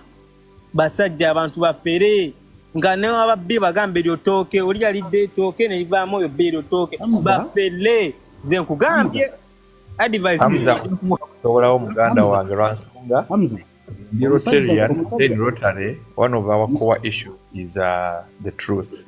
So I'm very new to these villages. I've grown up in Najana Nkombi. I've studied from there. I go to church from there. Look, I'm not very religious. Sikiriza nnyo mu church. Sigenda nnyo ntimbikiriza, but lwengendayo I get motivated. Njagala nnyo hymns ezo zimpulikira bulungi. So village ate ekyobulimba kyo nyinza obutakisobola mukama wange. Impala nze njagala tangaza mu ebyobufuzi biba bikulemye ebya Uganda muganda wange nze nkugambye. Nedda. Hamza lindako. Tujja bisula with the truth. Hamza. First of all. Kwendi. Omusajja gwe tuli mu kwagala okwejjako. That is one of the very big factors that riding it on okututuusa mwene embeera etwetamiza ensi yaffe. Now, if you want to groom other fellows of ours to come into the same line, Uganda bategenda chuka, trust me. Ekyokubiri, Impala, I want to give you some sort of moral support. If you feel like you have the energy and you're ready to take on this purpose or this cause, ekisookera ddala nga ffe tetunnakukkiririzaamu oyina sooka kwekkiririzaamu. Don't ever stand before people n'obagamba I'm not intelligent, I feel like I'm not capable, I'm trying. Be straightforward, bagambe bannaaye nze nzize ng'omukulembeze wammwe ngenda bakiikirira njagala tukyuse kino na kino. Naye buli onobagamba can we try out this? Trust me, abantu baliyo nga balokki naye nga bagezi nga jawulira kyoyogedde agambye he's not intelligent. Let's tikatumuwemu ku challenge wano okitegeera. And the very first way of you falling down is having self-doubt. Then customer ofuna self-doubt, definitely ogenda losing a self-esteem. And the moment you lose that, you lose people's trust. So my brother, be strong, be firm, beera mugezigezi, beera mujagujagu. Tokkiriza kunyigira mutokeze. Nabagambye omuntu, actually I have my auntie. When I nkyali muto yateranga okunvuma naye gwe musirusiru gwe. My response wadde nali nkyali muto, because I think I was in primary and secondary. Response yange yabeeranga emu, nze siri musiru ndi mugezi, and I know that. And trust me, that is how I used to respond. And right now, antunulako nalaba ebimu ku bintu byenfuuse, and she's like, this is kino kye waŋŋambanga nti oli mugezi, okitegeera. So kitandika naawe okukkirizaamu kikulu nnyo. I just wanted to give you that moral support. Mpozi n'ekirala, when it comes to when the time comes for you to run, I want to believe we are all going to be here to support you in any possible way we can. Impala, oina manifesto.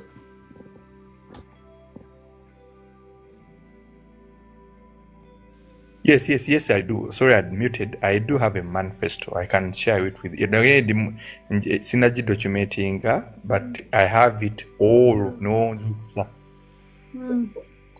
I've been dreaming about. Can I share with you, ma'am? Yes, I've been dreaming about running a campaign for someone that I believe in Uganda. So you don't need to pay for a campaign manager. Also, your slogan immediately is no gamba abantu bobomanyi bosaba nabo mu church, the villagers boitako no bagamba tumanze. Nga that is your campaign. Send me. Let me go and speak for you. Nga that is your slogan. Tumanze. Nze ngenda kukolera model. Actually, I was looking for a slogan. So this is what happened, guys. We just This is got what one. the guy who is there now, and surprisingly, I was his campaigning manager in the last elections. But Guy Twamulonda is the deputy speaker now at KCCA. You can read about him. Guy Twamulonda mu 2021. Guy taddanga ku kyalo bukyanga tumulonda up to date. And to make the matter worse, buli omu awoza Jack mwatuleetera omusajja I'm now the face of all the things that guy will be facing. So to do this, the chairman called me, Nanga Sokojje, because I told you I have a small circle at the village. Nanga ni lwaki togenda neweesiga ku muntu ono nga gwe yamutuleetera. Namuga hache ebintu ebyo nga biwanvu nyinza obutabisobola and all that. Nanga ava mu ebyo. So I went back, thought about it, and I was like, I can do this because I'm a leader in very many places. So then taking her on, but after some 2 weeks, I gave it time because I know it from the core. It is my place. I've been here. Tiagas way for this mutukubye tuliawo. Our home is just opposite FDC. So I've been here for some time, and I know what I need to do for this village. I know their problems. Their problems are not iron sheets and all that. Their problems are very, very minimal.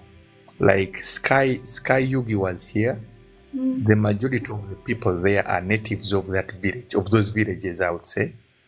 So their issue is about uplifting, basically uplifting, because they are in the town, they have seen these things, they have grown up there, but they have been left out. Najanakumi is just 4 kilometers, actually 3 kilometers from the city center. But a person cannot access Panado Webitano, as silly as it may sound. I know these people.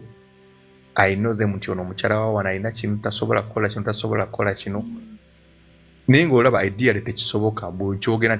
just 1 kilometer from town. But these people cannot do these things. Senior 2 because of tuition. So they are basically, their issue is about uplifting them. Sigamanta baine basula nti babanywa amazzi mabi nti oba tebalina latrines and all that. They have those things. Naye beetaaga kubeera uplifted nada bintu ebyenfuna. That is the Impala. Olaba, core issue. Now you already have actually a very good starting point, given the fact nti abantu abo obamanyi ndia n'ensula, you've been with them, obamanyi by name, you know them by location. That is already an advantage. Ekyokubiri, and I still want to go back to self-esteem and self-belief. Omanyi abantu abasinza okutuleetera obuzibu naddala mu parliament biba abantu abagendayo by mistake. Omuntu atuuka eyo nga teyekkiririzaamu. Those are people who are easily changed. Nti omusajja ajja kujja amugambe naye kati gwe abantu bakusindisa eno naye omwezi ofuna ssente bweziti kati nze mali n'atuyiseewo kino ngenda kukuwa $5,000,000. Now, because that someone is not able to believe in themselves, takkiriza mu values ze, kyangu nnyo kyusa timing naga $5,000,000 bwe nzifuna kati. Okitegeera, nze njagala nkuwayo ka scenario kamu, because twogera nnyo ku democracy, but democracy also starts with us. Gwe nga gwe omuntu. Me, I remember mu 2016 ndowooza kakalulu Dr. Besigye ke yeerangiriramu nti awangudde wa president. Nalondesa mu kalulu ako. I was still staying at home in Makindye. One of my relatives came with friends nga bazze kulonda. Okitegeera, I was operating that car machine we baleeta simanya BBVK. Ne bannengera nga bazze kulonda nga abantu bali mu line. Ne bajja ne bayitawo just because someone they know is in front nti bo balonde mangu bayitewo bagende. My response to them was, munansonyiwa naye sigenda kubayamba lwa nsonga layini eyo mpanvu mugiyiseeko, mulimu omukyalo oli ow'olubuto, waliwo n'omusajja oyo omulema akutte omuggo, bonna bazze kulonda naye mwe mubayiseeko olw'okuba mummanyi. Ne mbagala sigenda bayamba kuyitawo kulonda, munansonyiwa. I knew consequences were going to come towards me, but I was ready for that. So gwe omutima gwe twagala obeere nagwo mukama wange. So naye okubeera nagwo kitandika na kwekkiririzaamu n'omanya nti newe kiba kizize kitya, I can take it on. Onzijukiriza muganda wange mpaka kati akyampalana a cousin actually. I'm one person who is so real to the core. Baba mbangamba kibi but nze nzikiriza bwentyo. Nti Douglas bemba sina mbagambe n'emitwe ebiri n'ekitundu. You might think I'm joking because I'm on the internet, but it's the truth. That is who I am. Muganda wange namugamba, I had a small local company I was operating for spices. Nga tulina ba marketeers, tulina ba manager and all that. Muganda wange najja nga amaze senior 6 nga amanyi ngenda kumuwa kifo kinene, namugamba nno otandikira mu kumarketinga. Yanjogerako mu kika kyonna mpaka kati takyambuuza. But I mean, I was doing the right thing. Okitegeera. So there are some principles I cannot trade nze nganze because of how I want to see this country and how I want to see my life and those who look up to me. Nti bannange twekera normalizing ebintu ebibi. What is wrong is wrong. Rockwanti we have been raised in this system of nti bannange batutaddemu kino kimetadde musemanya abawestana bo beyagaliza besika emikono. That is rubbish. If someone does not qualify for something, oba muganda wo oba mama, they do not qualify. Togenda kukwata muntu olw'okuba okoze eddwaliro Douglas bw'olwokuba sema sister wo jjukira amanyi semanya okuwandiika mu muteeke mbyoga eddagala. She does not know these things. Exactly. That is something nze kyo nagano kikkirizamu oba banvuma nti abaganda balina ekwesima tebeyagaliza. But what is wrong is wrong. Ogenda kudduka under what party? I'm having two options. I want to go to the National Unity platform not because it's the trending one, but I believe in their ideology. Not Kyagulanyi, but I believe in their ideology. Tell us more about that, by the way. Abantu abasinga, they talk about NUP in this sensationalized way. Omuntu nobeerawo nga you're not even hearing anything. But tell us about the platform. Abali wano bayinza okubeera nga, you end up swaying somewhere and you never know. Yeah, so the platform is so different from the persona, I would say. So that is one thing that most people confuse. Personally, it took me some time to accept that party, though I was on opposition, until I read and understood what their ideology is. I was supporting Zinti Pagire. And I'm one of the first persons, but I'm one of the first Ugandans who believe that Kyagulanyi is a good candidate, but is not the best candidate. He's good, but is not the best candidate. However, I am one of the Ugandans who believe that the National Unity Platform is one of the parties that have the best ideologies for a young Ugandan. That one I do believe. Their ideas are practical. Even when you read their manifesto of 2021, their ideas are very, very practical. Even if when you do the mathematics, and they make sense. When I talked about raising salaries to 1 million for policemen, but the mathematics adds up. So I really want to run under their party, but because of the level of organization that they have not achieved, which is not bad, because they're a young party. Like last time it was there, Okufuna card and all that. Even if I don't get it, I can run as an independent, and I'm very sure that I can win. But I'm going to go through the process of getting the party ticket. I'm soon joining the the leadership school they opened up. I don't know what is there, but I'm going to go and see. School. Yeah. Yeah, they opened up a leadership school. Madam Jukira. Kulido obuzaako ku bya NUP. Nga mwagala kubeera ku NUP. Mwami Pala agambye mbu he believes in the ideology of NUP and he believes Kyagulanyi is a good leader but not the best leader.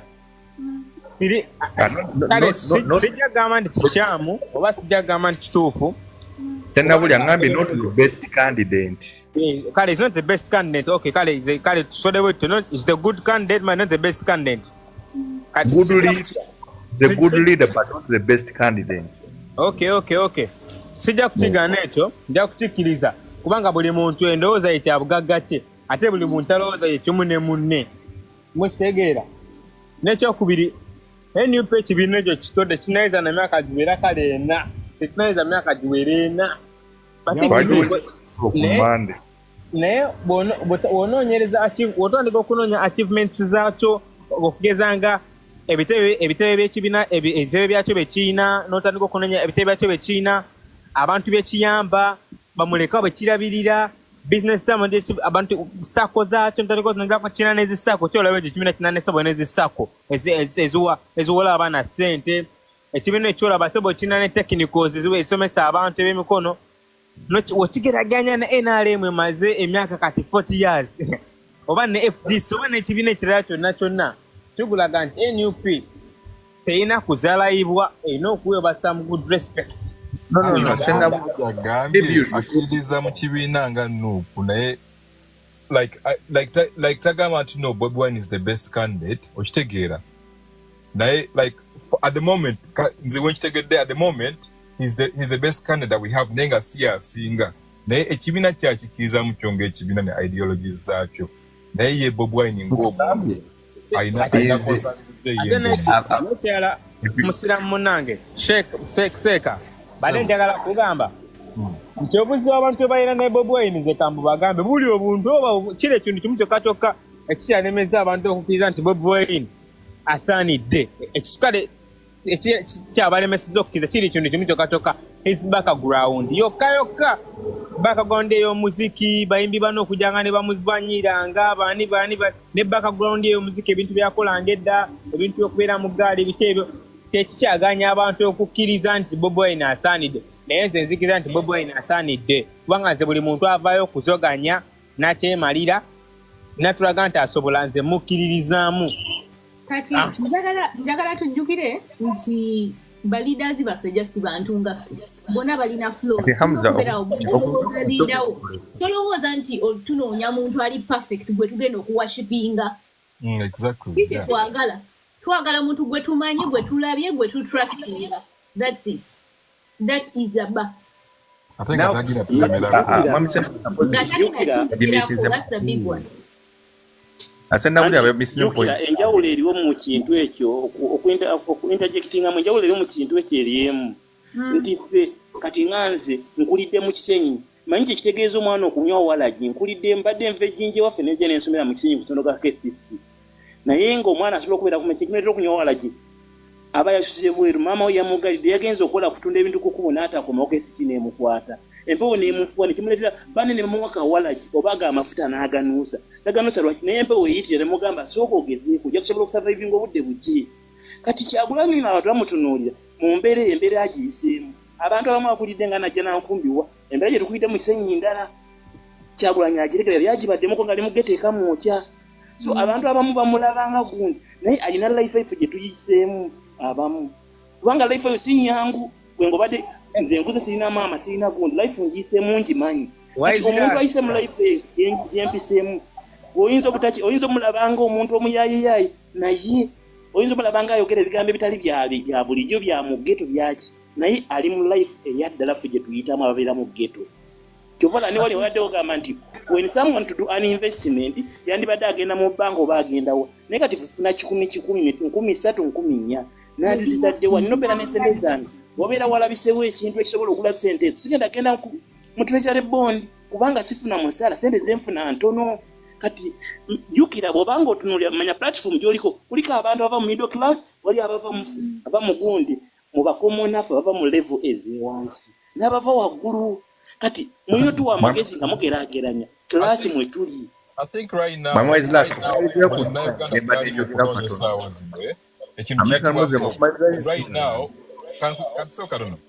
esaawa zino abantu Uganda nakye banoonya is hope, and right now hope bajja muntu omu right now is Bobi Wine. Okitegeera kubanga balaba representing ebizibu byabwe bonga abantu okitegeera naye tekitegeeza nno Bobi Wine is the best.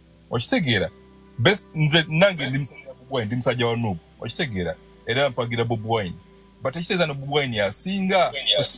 But right now you are representing if change gye twagala ffe ng'abantu. American Muslim. American Bobi Wine yandikoze ki to get to that level. Abantu aho kanzije kudemu balde chenjagala ekyo kwogerako Madam Jukira atudeko mayinza manyane nkosanye ekitabo ekitukuvu abantu bonna kyebakiririzamu kyebamanyika kyebakiririzamu naye abantu abasinga eno story baba bagimanyiko nnyo kyo amajja nkosanye example ezo kankose example ya Moses ng'agenda okujja wa Misiri ng'abanunulo batwalewa mu Promised Land kubona bali bakikiza ng'agenda kubajjayo naye tewali bonna yali akkiriza kubona nti agenda batuusa era batukangisa n'amugamba gwe ssebo wati watujjayo kati otujjeyo katutese wano ku mazzi katata amazzi gaganya okubawo kate katutese buddu ne tubona tujja tufanjala katuli mu kufanjala emisana gituluma kituzeeyo okitegeera buli muntu nga tannatuuka gy'alaga batalina kukkiriza era n'Abannayuganda bo batoyi bali era ne Museveni yali mu nsiko abasirikale bamu bamuvangamu ne nga balaba tebiganye nga bambasula enjala kati banaye struggle bweto bebeera abata mubaleke bajja kujjukira okwebika ng'obudde bukeddemu mubaleke gwe omuntu batalowooza nga gwe tumwesiba kugumuliki mulika wani gukkiriza tokkiririzaamu okitegeera kuba nti oyo kyagenda kukola kukkiriza buli muntu mukkiririzaamu mu okuddamu ekimu obuuzizza nizakiddamu bwe nti omwami Kyagulanyi kyasobola okukola okutuuka wali buli omu waasuubira nti walina okubeera ekisookera ddala ekimu ku byo atandise okubikola era nze nakisapootinga ebitundu kikumi ku kinne waakyo Waiziraaka tugeze mukwano gwa Kyagulanyi nnyo nga babukuze bonna mu mbeera eyo gy'annyonnyodde. Kyagulanyi bw'atuuka wali Waiziraaka n'akola ensobi kya buntu ffenna abali wano era emikisa giri waggulu nnyo nti Kyagulanyi tajja gamba ku Waiziraaka kuba muki muntu we. That's why is in respecting nnyo Kyagulanyi bwe yakwata ku mpuuga and he was assertive because mu bwongo bwange mbabuulira mazima ng'endagaano ne Sennabulya wano nze nali nsubira at one point when the Katikkiro intervened Kyagulanyi agenda kyusa stand ye but we yabuuka akatego ako I started respecting him era ne manya nti atandise okutuuka wali abantu bamulabira nti olaba atandise okukwata ku babe bennyini abasuubirwa nti tebagambwako atandise okufuna level eri y'abasajja nga bolaba nti bagamba abasajja nga bamugisha muntu nti talina maanyi mu bantu naye level bapimirawo quality ya leader okitegeera. That's why even challenge them about the Ssenyonyi saga nti wabanga olwo evidence yonna I'll be the first person to fire him. Kati awo abantu batandise nti olaba akwata ku babe bennyini ab'omungi. Honorable Mpala. Yes, omwene osedda n'okuyita Honorable. Ati mbadde nkugamba Honorable. Sennabulya banna. Kyekyo kye bayita nzema nkukiririzaamu mba nkukiririzaamu oba talina ky'oŋŋamba. Honorable mbadde nkugamba ndi Kyagulanyi ekyo kye yakola kati kambannyonnyole Kyagulanyi mutegeera kubanga nzema njagadde omuntu mufolowinga paka kome ne pulema njagala njirabeko omuntu mufolowinga Kyagulanyi kye namulabako olw'akayimba ke yayimba n'agamba my father said there's more politics in the music industry than in the parliament. Okitegeera Kyagulanyi musajja mugezi nnyo mwe kyemutamanyi ate olaba bannayafuzi b'e Uganda bagenda kulema okutegeera Kyagulanyi nga bakyamuzaalawa nga bakyamulaba nga Bobi Wine we banaalekera omulaba nga Bobi Wine bajja musobola naye bagenda amaaso n'omulaba nga Bobi Wine agenda kubalema kubanga abantu bamuzera bagamba ati muyayi muyaga naye omusajja sebo si muyaga mugezi ekisooka musajja yasoma okiraba ate famire yakyagonye neno ade mumugamba mu biki mukyagwanya Mr. Senabulya Mr. Senabulya Mr. Senabulya kyobukoze ngamba oga abaddewo alinda okwogera mwami Senabulya kyenjagala okubagamba nti Kyagulanyi wekibeera kitabo oyinza okuba nga wakasomako katugeze pages nga 2 oba 3 nga pages ziringa 10 kuba fe twagenda okumanya Kyagulanyi okulaba ebyo byakola already ye kyamulimu nga yakitandika dda kati kitegeeza ebintu bingi nnyo nnyo byotanalowooza byotanabana kulowooza nti agenda bikola Actually emboga okugatta kwako kyoyogedde kituufu nnyo ogoberera trailer entuufu mwenna muddeyo muwulize music wa Kyagulanyi from way back ebyo ebintu abadde abyogerako unless if we are not very good listeners and attentive listeners.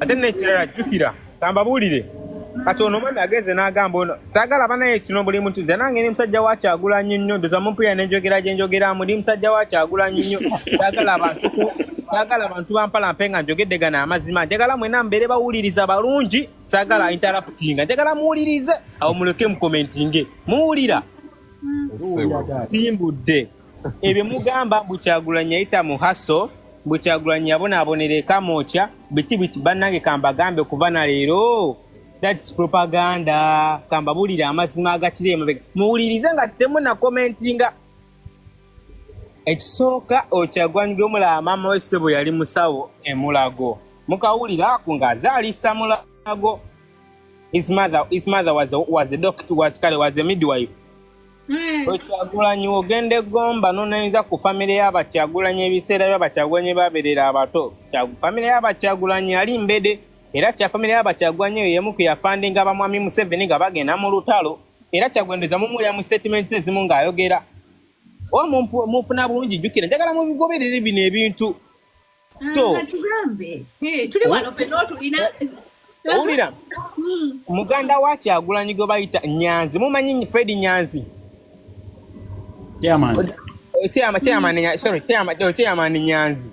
Chairman Nyanzi yabeera Chairman Nyanzi nga before I was even born okitegeera mu myaka gy'edda nga Chairman Nyanzi omusajja yali musajja yekoeddewo kasente ke nga musajja mugagga yeekamooca era some of his properties nzimanyi kubanga zinakolako yeekamooca ebibugaga batulaga ebibugaga n'ogaba banna ekino kya mwami Nyanzi era nadiwayo yali manyiwo bulungi Kyagulanyi yasomanga ng'akola madiwayo ya mukulu we nga wagenda n'asoma okitegeera banange embeera ebeera mbi jjukira tubeere sinsiya embeera ebeera mbi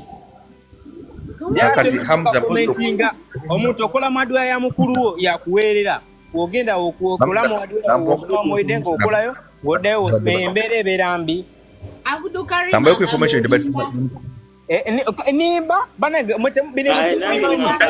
mumanyi ttaka Bakyagulanyi erya maama we saagala wayizira akayogere lwabutaabakyagulanyi lye balina okuli firebase ozetaka omanyi ttaka ero lyava okuli firebase ettaka omanyi lyavaawo eryo omanyi lwataka eryo Hamza katono nnyo nze njagala tusooke twetekemu eno embeera obugagga bwa taatawo tebuba bubwo oba obugagga bwa maama wo tebuba bubwo Kyagulanyi okuba nga kulya mukomiweerof tekimugjaako kuba nti naye yayiriba ebibyo oyo omuyayi yatundako amagi n'ensenene ku kkubo okitegeera Kyagulanyi yatundako ensenene ku kkubo Kyagulanyi yakwatiranga ensenene ewa Chairman Nyanzi mu kikomera kya Chairman Nyanzi naye gumanyi ensenene we ziri expensive mu kibuga gwe omanyi okuba ekamooca paka mu kibuga osobola otambuzaawo ebigere toweza na dakiika 3 gwe mugera ku Kyagulanyi Kyagulanyi kale yabonaabona nga woyinza ogamba okubonaabona naye teyabonaabona nga mugamba nduwize tumakyasola temulowooza nti Kyagulanyi yabonaabona oba kyenjagala okutegeeza awa mukitegeera sagala mugambe kyogamba nti Kyagulanyi teyali street kid. ya good yaine wa Kyagulanyi yaine wa naye okubeera n'ewaabwe tekitegeza bwe tugamba nti abantu abagagga tugamba bano abali mu mpenkoni tugamba bano abalina bodyguards abo be bagagga anyone oba tolimu eyo level olina okitegedde anti tekitegeezako bagamba nti mulekera ogamba nti Kyagulanyi agenda okunywa enjaga nga bamukase oba nga mbeera Kyagulanyi yanywa enjaga lwa mbeera yala yagadde kati senabulira naye kyabba ku information ku Kyagulanyi embadde mutamanyi bannaye. No, the topic is not to discuss Bobby Wine. We just ended up, I'm replying to some of the comments, we just ended up discussing him because we have an aspiring leader who is going to run on the NUP party. So today ku topic is propaganda to give tubadde ku topic ya Impala agenda kuddukira ku gundi ku NUP because he believes in the message. Madam Jukira nja kuwa information mu inbox sura kuwa tobera online nja kuwa information mu inbox kala musajja nze mumanyi wazana bene sama nakulanga polo sere kamo eyo mu kifumbira na manyi bankwana nze naddukayo nze nani kukwanye ko mu message I told you to come in zange message zange naye kukwanyeko tumere mazima inbox nenti I was like oh my god like no Nsaba kubuuza Hamza. Ononsonyiwa, this is might sound a sort of a personal question. Naye, how old are you? And how old is Kyagulanyi? Kyagulanyi ankubisamu ebukulu emyaka 2 kati omanyi emyaka Kyagulanyi jangu so gitegeera. Isola ni times 2, but times singa by 2. Kati ekitegeeza tomanyi childhood Dagala sinze ntaba muddemu kaawo dagala sinze badde nsaba muddemu kaawo amuza nze badde ngamba amuza badde nsaba tuli mu discussing a manifesto ya Impala to discussing agenda kurwaningira LC5 najja na omusajja muleko n'amalirize eko muleke amalirize ono wayizira kasoke tumuleke amalirize byabadde agamba obadde ogamba ki mwami wayiziraka. Let me first confirm Hamza kambaddemu katono mwenna ku kintu ekyo tukimale lumu. Omuntu mbulamu wonna wabeerawo levels okitegeera kambo example yaffe ekivubu kati nembavuuka bakyaliibo waliwo tubeerako abantu tuli mu mpaka nti ze nina wuufa ya dijjaaka ze nina wuufa ya alipu naguzika kapeti ninga muvuganya namwe mu bwavu bwammwe according to your poverty levels okitegeera naye you cannot convince a normal person like me nti Kyagulanyi yasomera ku ssomero lyerimu n'omwana wa minister by then bidandisali that it was from the real ghetto. You understand the real ghetto. Bagambe abanabuliranga gwepala tebasomeranga ku ssomero lyerimu tebasomeranga ku ssomero lyerimu Kyagulanyi yajjanga nze nabeerako naye kujja Kalandi Rubaga ssebo nze mumanyi nsuse emyaka 3 mwami wa Islaaka bino ebintu si byagamba nti yagendayo oba teyagendayo ebintu bya records. Kyagulanyi went to Kitante Secondary School. It is a fact, it is a record, it is there. Interview ya Kyagulanyi ndina ku simu yange ati wanje nkweleze bino ebintu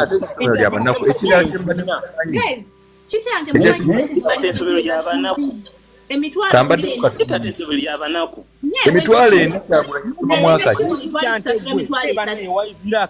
Wayizira kama tamanyi yogera kama Kitante ono musajja kama Kitante yogera kamaleyo banna ndowooza na akantu katonyo nzire mujjukira ono nze bwe nasomera primary nga tusasula omutwalo gumu mu 1224 naye nga ogumu 2 ebinogo gusasula. I'm talking about these years of 2000 ze natulapise 2000 kubanga nani nasasulako omutwalo gumu in primary not a long time ago now kati omusajja gwe mwogerako it's not si kyakuwangira kirabo nti nali bubi nnyo mu bulamu era oba towangwira mu kirabo but bwe tugamba nti ghetto as in the real ghetto tebaali banaku because they have a lot of land in Kamocha that they own eryabwe bazimba kwetiro awenzira nenkugamba mwami Impala katono nnyo one second njagala omugamba nti Fairbanks wetudde eritaka lya maama wa Bobi Wine kiraga baali bagaga already ate ettaka ddene ate nga value ettaka eryo eri kati mu billions 5 5 billions of money 5 billion ettaka ddene liri nenkugamba ddene jjukira kuliko kalina onamanyi beyogerako waiziraka bali bagagga naawe kamba buli okusaidia kitaawe We've decided to discuss an individual. Katono nnyo. If we still have a mindset, okudda mu lugambo munange, I don't want us to be discussing someone who's really ng'ataddemu nnyo effort okutuyamba ye kayekali. Jukira, my concern is if we are still here nga tulowooza nti omuntu Prof Sokolindeko kati mbadde ngamba nti bwe tuba tukyali wano nga tulowooza nti omuntu yenna okuvaayo okulwanirira eddembe ly'abalala oba okulwanirira eddembe lye ayina kuva mu bisooto ayina kuba munaku, then we have a problem. That's what I don't believe in that. No, we are just straight. Sokolindeko, if we are discussing someone's profile nga tugamba yali bulungi, what does that call for? Waliyo abantu abatagenda kutegeera bintu nga bwe tubitegeera, oli agambe after all abo balina bulungi etuli bubi, why am I going to the streets? Okitegeera. Then there are those who have money nga ewawe bagagga but they have the spirit. Kati ngono mwana we Kenya tata we yabadde is it yabadde ateno gino we Kenya nagenda ku street omwana jabbereyo nga alina omutima ogwagalwanira eggwanga lyagambe after all bano bagamba abagagga tebalina kulwana sijja genda okitegeera. So let's not create a sense of doubt in people.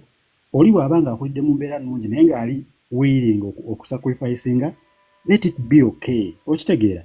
Anti kyebadde ngamba Douglas nti kimanyi kigamba Jukira nti mu kubonabula tekuli mu birabo nabonyebonye nnyo. Impala Sokolindeko katini bane people who are here mulabe no account Agora CFR mugende mugifollowing.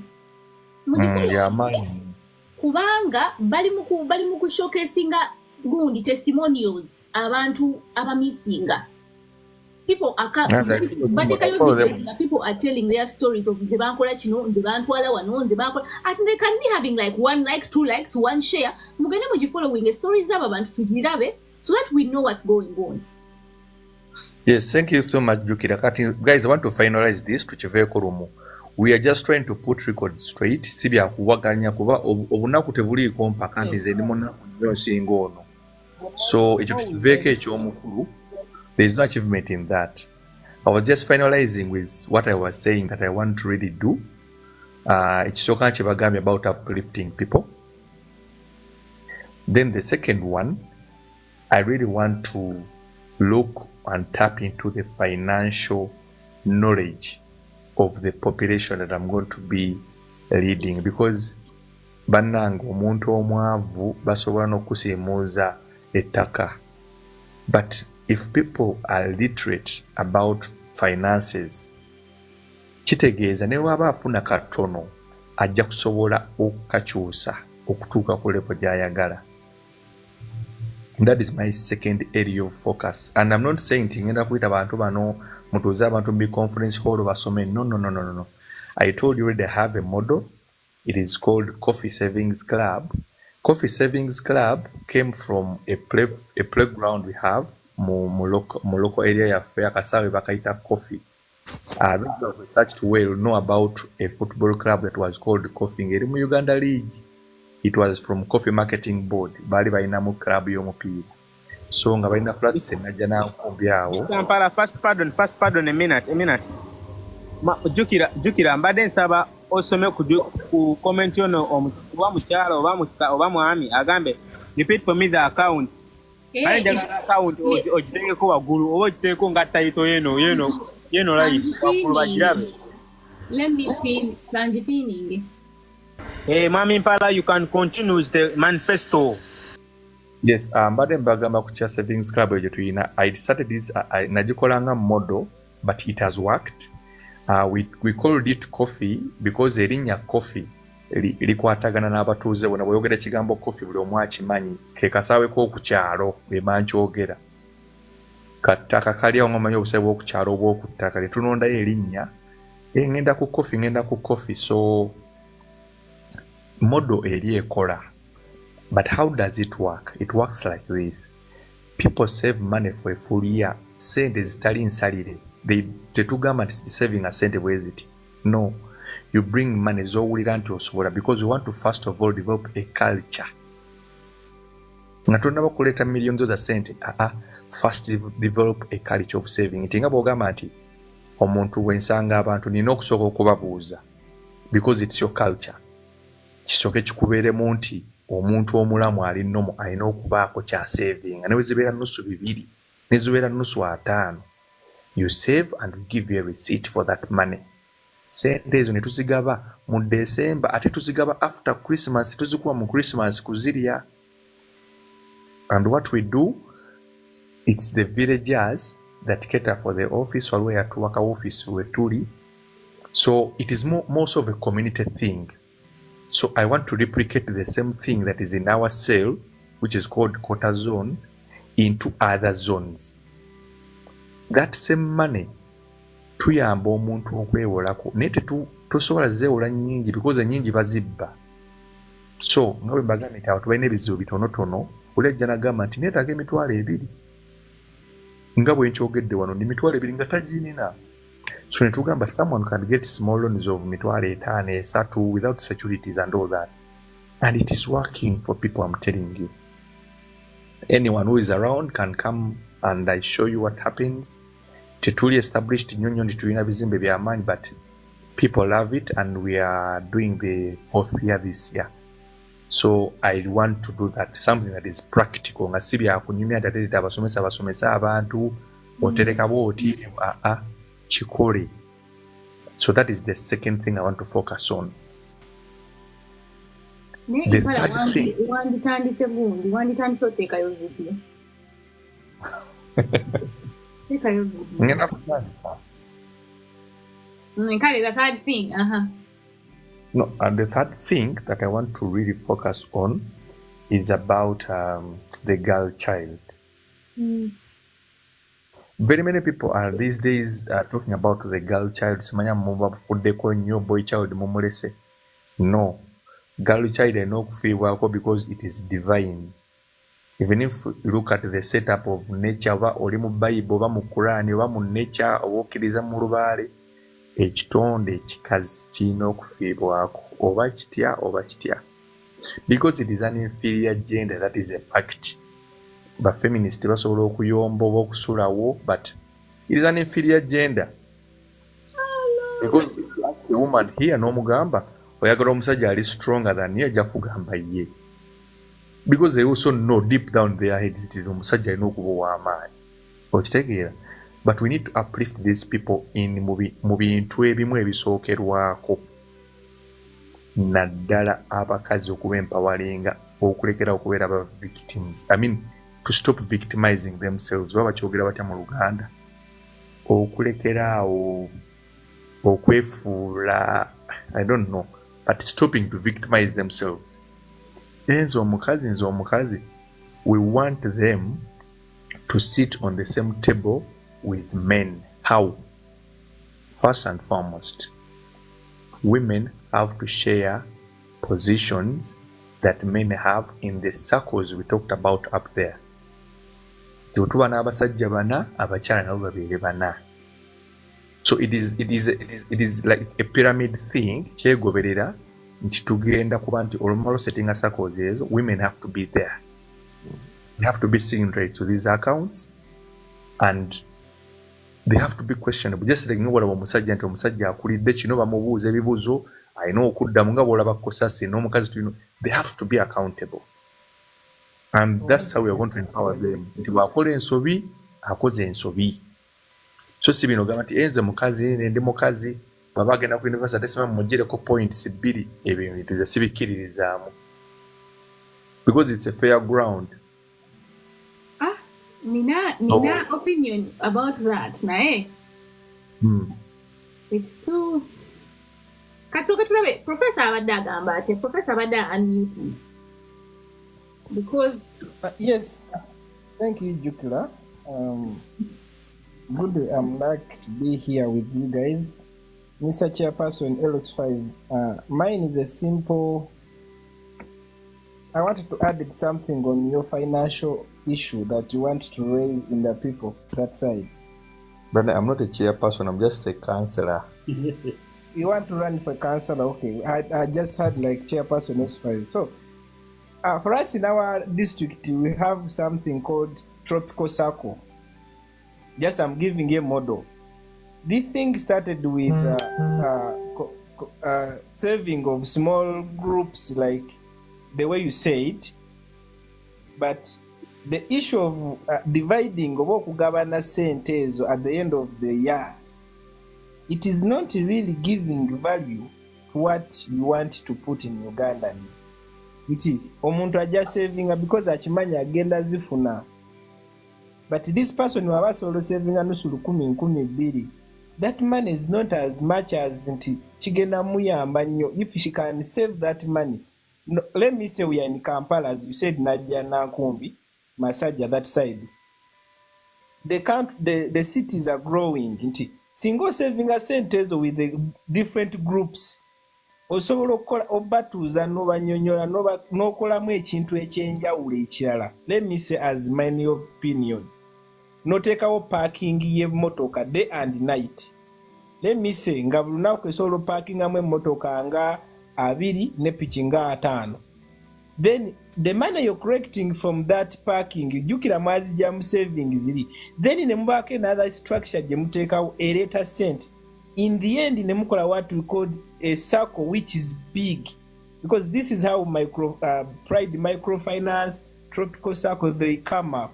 So ekyo ekintu kijja kibayamba nnyo nti they get loans at cheap rates than okugamba nti bwe tuzikuŋŋaanya in January mu December tuzigabana, because that is the policy here. You need as a leader to bring in something new than your predecessors ababaddewo. Bonna buli omu ajja kyakola. I'm going to empower the women committees, women circles. Yes, you're empowering them, but have you brought in something new? Let us advance. Me, it is my suggestion. Let us advance. Nti bwe tusaving 2,000, 15,000. At the end of the year, tutuula as a group, you might have more than 5 groups or 10. Then bwe tutuula as a group, tuteesa on what project should we run as a group that will accumulate more profits. It will take us back to the cooperatives where Uganda was at the glance of Africa nga feba gaga because of the cooperatives. I think I'm curious. Thank you so much. Kati Impala, let me first talk to you about this gender issue. Madam Mani Professor Chadendo addressing, but like real quick. So, ekizibu tekiri nti women victimize themselves. The problem is that they are victims. Like it's not a position that they have willingly gone into. Kati ekizibu kiri nti we have neglected to raise boys. Tuba neglected tubakuza to people cane their sons. No sanga taata n'omwana nga balwana ebikonde. No, from the time the boy is young, violence. Nebamukuba. Then when that boy becomes a man, he finds a woman, and then now you have unleashed a monster onto this woman. Now that woman is a victim in her home with her husband, at the workplace with her boss, at school with the teachers. You're not just deciding to be a victim, but it's not because you yourself, you can't speak for yourself or you have decided what. It's because the monsters have already been, society has manufactured them. So Katibobo Yagala to take away that thing of women victimizing themselves. You don't teach women how to not be victims. We know how to hold the keys in the middle of our hands. We know how to aim for the balls when we are kicking. We know how to, we are very hyper vigilant. We know when a man is about to attack you, we can see the body language. The thing is now to focus on the guys in terms of their mental health, in terms of raising themselves, in terms of just washing away that monster that has been built in them. So that is when we'll be free to come to the table and sit. Kubanga now we are scared of the table. Tutuke, what if I talk and someone punches me in the face? Then what? Then they'll be like, hey, Jukira, what do you call it? So that is just the thing that, ow. Then the other thing, tugena kuwa gundi, politically correct media training. So that gamba physically the female form and the masculine form are different, and the female form is physically weaker. Nga togamba inferior kubanga you're going to chase away the horse when you say inferior. But anyhow, Impala, first wait a bit. To both of Impala katono nyonyo. Yes. Jukira, I've loved that submission. You have actually spoken my mind. And surprisingly, this very evening I was talking to someone about the same very issue. Because I do consultants with CSOs. And I always face challenges whenever I'm in environments and people are saying, hey, we have to empower women, we have to empower girls. There is one time I posed a question in some conference and I asked, do you guys ever see a female figure or a girl child or a woman on the streets throwing round kicks around? And everyone was like, no, girls are not capable of that because they have been raised well. Then I was like, but the truth of the fact is nature demands when you're a woman, by all means, you end up with a girl. I mean, with a man. Now, you... Pardon. Mr. Douglas. Soko njagala kusiibula soko endeko katono muganda wange. Alright. Soko endeko. Madam Jukira soko ende bane katono. Banaye chani nokera ku mulimu nsaye mune kitundu. Sajja balina okontwala ino sajja nkolera abawalabu bumba manyi mwana si baganda baffe. Nokere sakole. Nendese honorable Nabira huyo mulese kwali asobola okutuwera mpala kwa device. Mulese mutaddeko. Madam Jukira mmukwasiza we honorable Nabira bambi tukwaniza ku live yaffe. Eno live y'abaana abato niyo tutaga amagezi gammwe ng'abantu abakulu abaludde mu bukulembeze. Abantu abakulu bwabadde mu bukulembeze bwa honorable tukwetaaga. Nzera kwa ngenda vaako naye mbagana bakulekedde bantu bange. Nene cha Madam Jukira inbox zidde mu bannaye saagala kukwana. Zira inbox zange. Togere bisingawo. Good night, my people. Good night, Douglas. Good night, Honorable Nabira. Good night, Professor. Waizira kasula bulungi. Bago beno ni kiria. Honorable naye sula bulungi. Honorable Mpala. Chris Almighty. Chechimu mazeyo mwana checho. Boy, twegweke enchanze. Njabera ku sawa 5. Kale. Jukira, bade maliriza. Bade ngamba katono nyoe.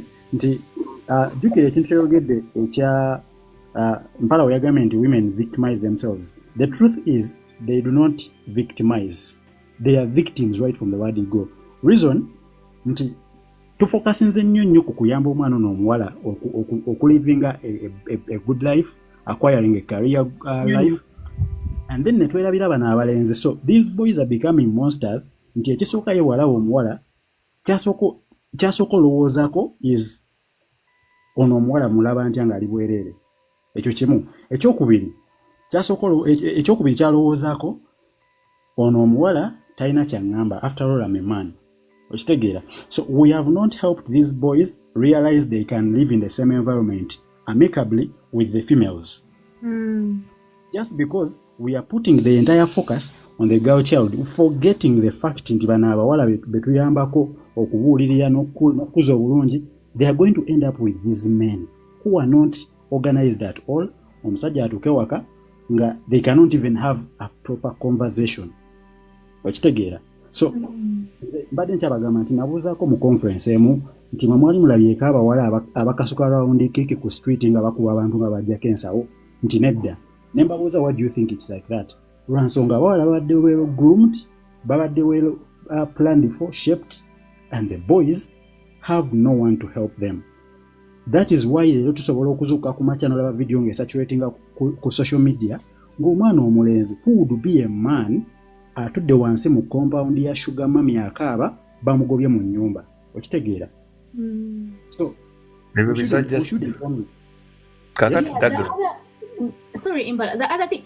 Hi, Honorable Vanange. I hope your day was good. I've been here by myself, and I am good. Another woman has joined. But anyway, the other thing also is that that society that has now been created, and now the men who have not been raised, the society they built, the women who are able to sit on those tables, Mubalaba, Bani Tamongo, Bani, bona bajjege babbi. You get? Tusobanurira kirungi affe mulugero erinnya eryo. Wanje? Don't spoil our evening by saying that name. No, but that's what I'm saying. The thing is, if we are preparing women to come and join this table, the rotten table that exists, we are going to be we are taking our good, like nice, sweet women, and we're going to be putting them there with the monsters all over. So you have to first go, and you first have to clear the zoo. Then now the women will come and join, and they will be okay. Kakati Madam Jukira, I'm going to reply very fast because I have a very tight schedule tomorrow. It's okay that I'm going to reply to Professor about what he said. It is very good, but we have a plan. We are having something called Coffee Investment Club starting next year, whereby we are going to be now going to the investment level to vote the saving, because now people have mastered the art of saving. Tuina abantu akulaga nti buli lunaku olucha ku nsi kuna saving nusu 10, but he brings that 1,000. That's why now they bagamba bali mu kusooka nti bane tweteekemu ekintu ky'okusaving, no matter how much you get. I've seen these women go omwezi emitwalo gy'esatu buli lunaku ayita 10,000. So after the saving part, I'm very sure we are successful at this. People know how to save now. We are progressing to the level of the investment club. That is next year. If the members endorse this plan, we are going to start investing now. We are going to start with the low risk investments. Twagala kutunamba members baffe bano, because omuntu saving emitwalo esatu buli mwezi, chances are very high nti talina yadde akapoloti ku nsi eno pozi ekibanja kya jjajjaawe mu kyalo. So we are looking at getting land, and we are having two options. Either ttaka eryo tugule tutunde. We are going to experiment with 1 acre. We already have a plan. Twagala gula oyiikeemu nga ya miliyoni 2 mu kitundu ekiri mu kilomita nga 8 oba 7 okuva e Kampala.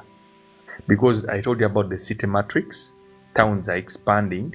For example, Koboli e Masaka, if some of you are familiar with it, nti kati saawa eno okugula plot mu kifo kye bayita Kamengo. Kamengo is about 58 kilometers from Kampala. If you don't have 10 million, you cannot get a 50 by 100 plot in a place that is 58 kilometers from town. Which means, bwetuba nga tuguze 1 acre yaffe nga club, ne tusalamu plots eza 50 by 100, we shall get like 7. Because we leave the one, there will be 8, but we'll get 7 because we need to put roads ezitegereka abantu bebanayita. That means if our investment is about 20 million, netutunda plots ezo ku 10-10, we'll have 70 million. If you deduct the 20, tubaawo ne gross ya million nga 5.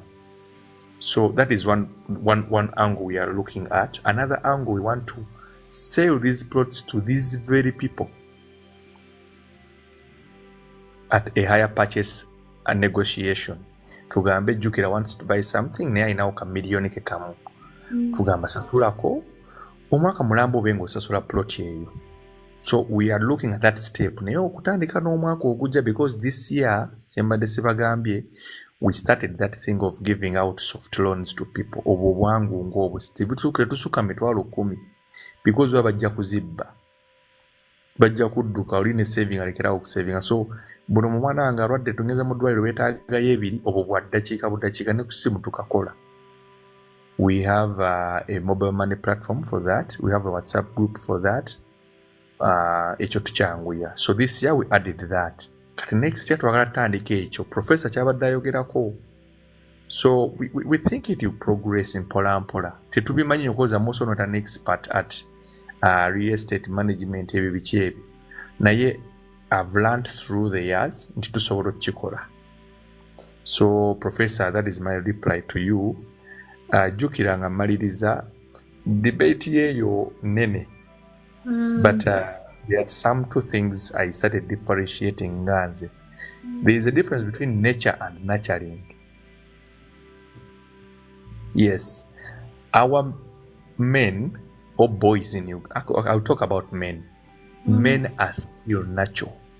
That is the fact. Ate our women have been nurtured. How? Nti, believe me or not, jajja wange emyaka 50 emabega rights z'omanyi kati jjukira jajja wange yitazimanyi era yitaziina. So our generation, our younger generation of ladies has been nurtured into knowing what is right, because these rights belong to them and they are entitled to them. They are human rights. Zaali zaabagibwako for whatever reasons. But then the problem is, this nurtured woman cannot be handled by a natural man. It is impossible. Chiringa bonalaba GMO. We all know the issues that come with those things. Something that just goes out of the normal. Toso abiga tane bikwatagana. Kati omusajja nze nga nakula nkimanyi bwe nkoma ewaka banzijamu engatto. Semanya bamujoleza ekkanzu y'omuleera. Semanya biki those things. You understand? Kizibu nnyo omuntu bw'atyo okumukonvinsinga nti an empowered woman of a 21st generation ayisibwa bw'ati ne bw'ati. Okitegeera? So we need to strike either to strike a balance or to either leave you women alone kati tudde ku balenzi. Kuba kati mukena kye mutudemandinga. Mulonda, mukola buli kimu, mutukuba n'emiggo. Jukira. Wanji honorable. Abavubuka tebadduka, because I think when we debate, tetulowooza nti the world is fragmented. And totally continuous. The world has never been fragmented, and the generations have never been fragmented. Olabika okutte mic oba? Okay, my earphones. Ate kati omutinze.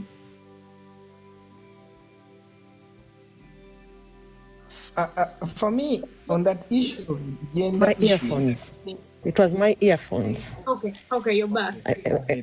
Am I much better? I'll tell you this. Until we are at crossroads. Nadale Uganda. Sija kwogera kwa Africa yonna, because every part of Africa has unique cultural contexts and political contexts and gender relations context. Byanjawulo. But I'll take on culture.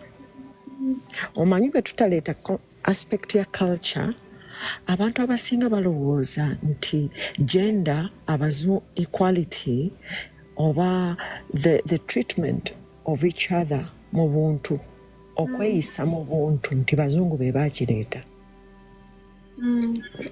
Njagala ekintu ekyo tusooke tukijjewo nti okweyisa obulungi, omusajja okuyisa mukazi we mu bulungi kya buntu, n'omukazi okuyisa omusajja obulungi kya buntu.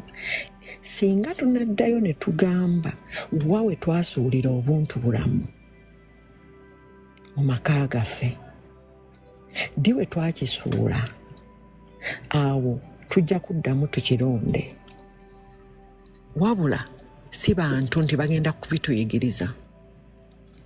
Mumanyi bulungi nti, kati kansooke nzijeyo ekintu kimu, mumanyi bulungi nti abantu abakola translations naddala mu nga okusoma kutandise kuno okwa western education, baakola ekintu ekivoola ebigambo ebimu. Okimanyi nti omukazi azimba ennyumba ye it's a derogatory term gye bakozesa nakyeyombekedde. Is it in positive light? No. Why?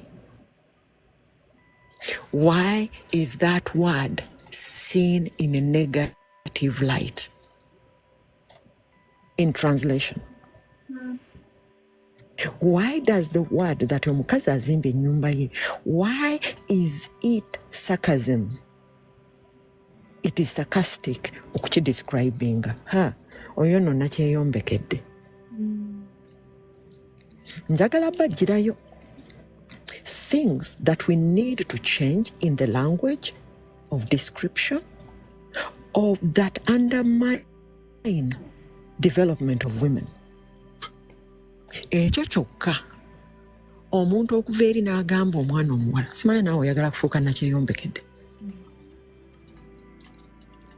That means that society intentionally looks down on women's empowerment. And ekyo nga nkiziza wabbali. Waliwo omuntu yakola translation that women empowerment oyo yakitranslating nga yali musajja. You will see that patriarchy in the translation. Bw'omwenkanonkano. What does it mean? Honorable, Why should it be omwenkanonkano? Manesa kubasiibulako bannaye we link up tomorrow. I'll be here 7 p.m. Neyanza Honorable nkubisinze, but we will talk. Okay. Impala, 7 p.m. I don't think it's 7 p.m. your time. It's 3 p.m. my time, so it's like 11 p.m. 11 p.m. Because I have a few meetings before that. So I can Okay. Nice. Good night. We shall catch up. It was nice being with you, members. Yeah. Hi. Have a good night. Mbagirayo specific words that show you the root of barriers that hamper the women's role in society. Ngate, it's not culture, but it is a pseudo-modern threat that men feel. Who translated that word into empowerment? Women empowerment means mwenkanonkano. Why? Why didn't we use another word? Why did it have to be? Some of those words need to be challenged. Nze okubeera nti nina okuba ne access ku mulimu.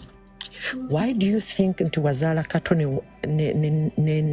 babirye nga babirye ye omukozesaako kigambo kirala nti yo kwagala okugenda mu ssomero lyerimu ne kato ogwo guba mwenkanonkano?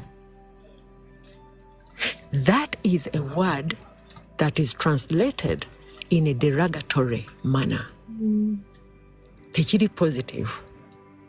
Those translations need to be interrogated and reviewed if we are supposed to move forward. Is there another word we can use? Yeah. Okugamba nti women empowerment nti abakazi okubayisa mu buntu, okubuyisa abakyala mu mbeera ey'obuntu.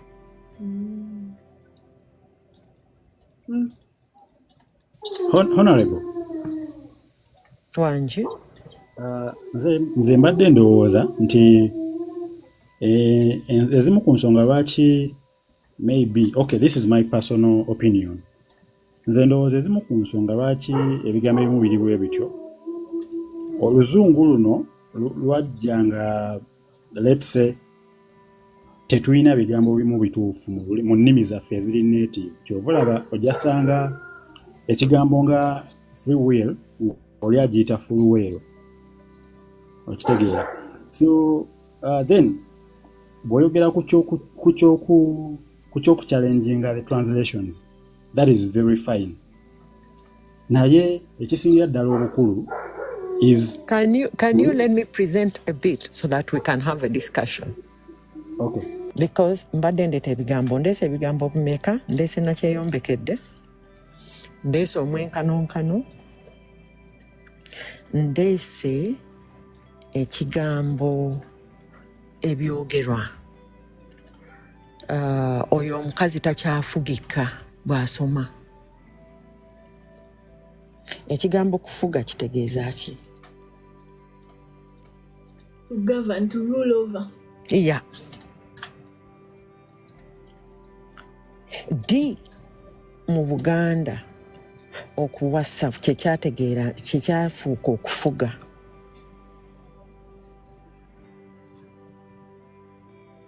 Tulina okwekenneenya ebigambo bino n'Abazungu bazzeemu, they've revised their vocabulary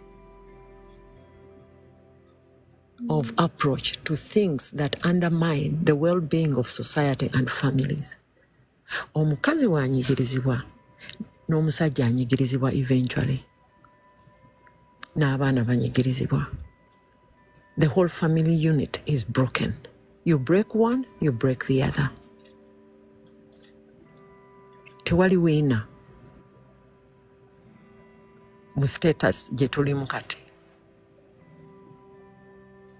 Era njagala bagamba nti when we are discussing such a topic, Jukira, the good thing that my degree, my qualification, my first degree is in translation and linguistics. And I know the power of the words. Do you know that they had to change kubanga ekigambo nga basomesa edda nga bagamba policeman musirikale. What did it show? Nti ogw'omulimu gw'abasajja. Postmaster. Bibyo ebigambo ebyali mu dictionary. Era edda kyali policeman kati okukikyusa okukiteeka police officer. Kipya. That means they've revised the words. Kati naffe bwe tulengera ebintu ebitutawaanya, we may overlook the power of words. And that's why mbagamba nti we need more of our young people to be educated and become more knowledgeable in research at all levels. Making money is so easy. Buli muntu asobola okukola sente. Naye society ekoze sente nga tebalina knowledge base ey'ebintu ebikola society. We are doomed. And we know that their center and overt gender bias norms, zetutwalanga norms naye nga for Uganda, the best thing to you know why the men will allow abakazi abalina questionable traits ne baba promoting mu politics? You know why? Why? Baba tebatunuulidde mukazi, baba balabye character.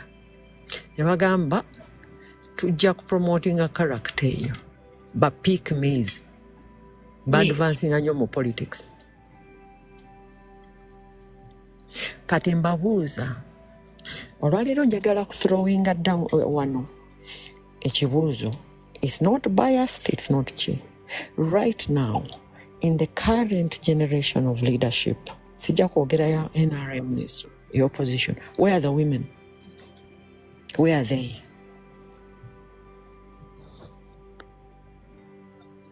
Where are they? Where are their voices? I want to ask, can you identify a prominent elected woman leader? Munopu kati aliwo mu bato nti wuuyo yavuddeyo n'ayogera kino n'akola statement ku kino. I want to ask that. Where are they? What is happening? They fear. Who do they fear? The people in power. You know how they treat opposition. I'm asking Jukira, I want you to be very objective. Nga twogera ku nsonga zino. You think the way they treated opposition 10 years ago is different from how they are treating opposition now? I feel like now it's more. Honorable, if I may interject. Yeah. Interject.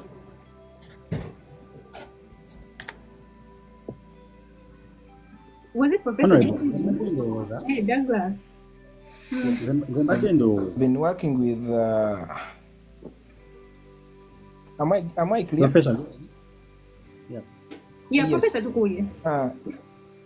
I've been working with the chairperson Women League, Honorable Carole Flavia, in National Unity Platform for some time.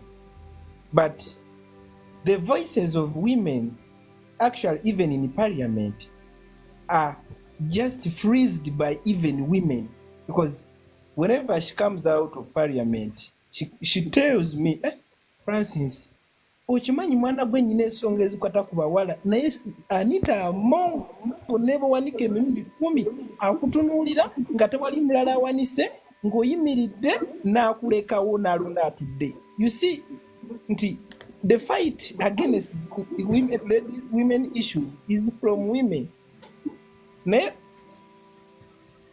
So that's my point. Nti abamu baagala boogere ku nsonga ezo but still era abakazi be bagaana. I just want to tell you, kati njagala kubagamba kintu kino. Omanyi, when we interrogate women in politics, we don't interrogate them just in parliament or government versus. We interrogate the role of women in parties.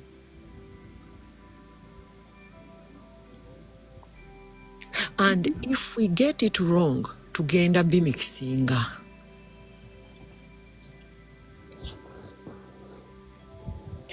I assure you that most women, it is intentional, and I want to encourage those in civil societies to know that when we started, we were very young, and in civil society, our colleagues were busy. We were interrogating our own parties.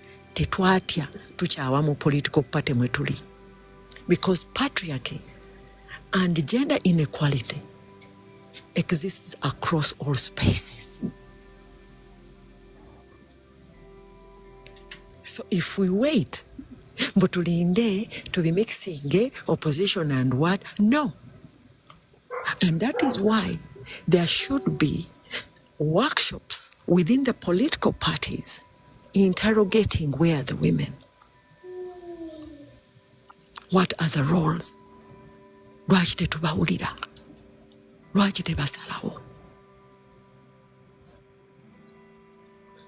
And if for women to feel that they have to be comfortable, balinga abali mu bufumbo mu pate zaabwe, baagala kolerayo mpisa, balaye nti bampisa nnungi mu political party. Mu political party tewabaayo mpisa. That is leadership. And if you're a woman and you've gone in politics, not manya antino, you have to assert yourself. You have to compete for that space. It's not given. Wanji? House of Reed. We're on House of Reed. Yeah, the Madinga. Honorable, for starters. For starters, ekituleetedde okulowooza nti maybe tewali gender equality and stuff like that. Ekisookera ddala we set the precedent. Buli olowooza ekintu nti kino ekintu kiri bwe kiti ne bwe kiti, the moment you put it in your head, it will always be the reality. Kyekijja okudda.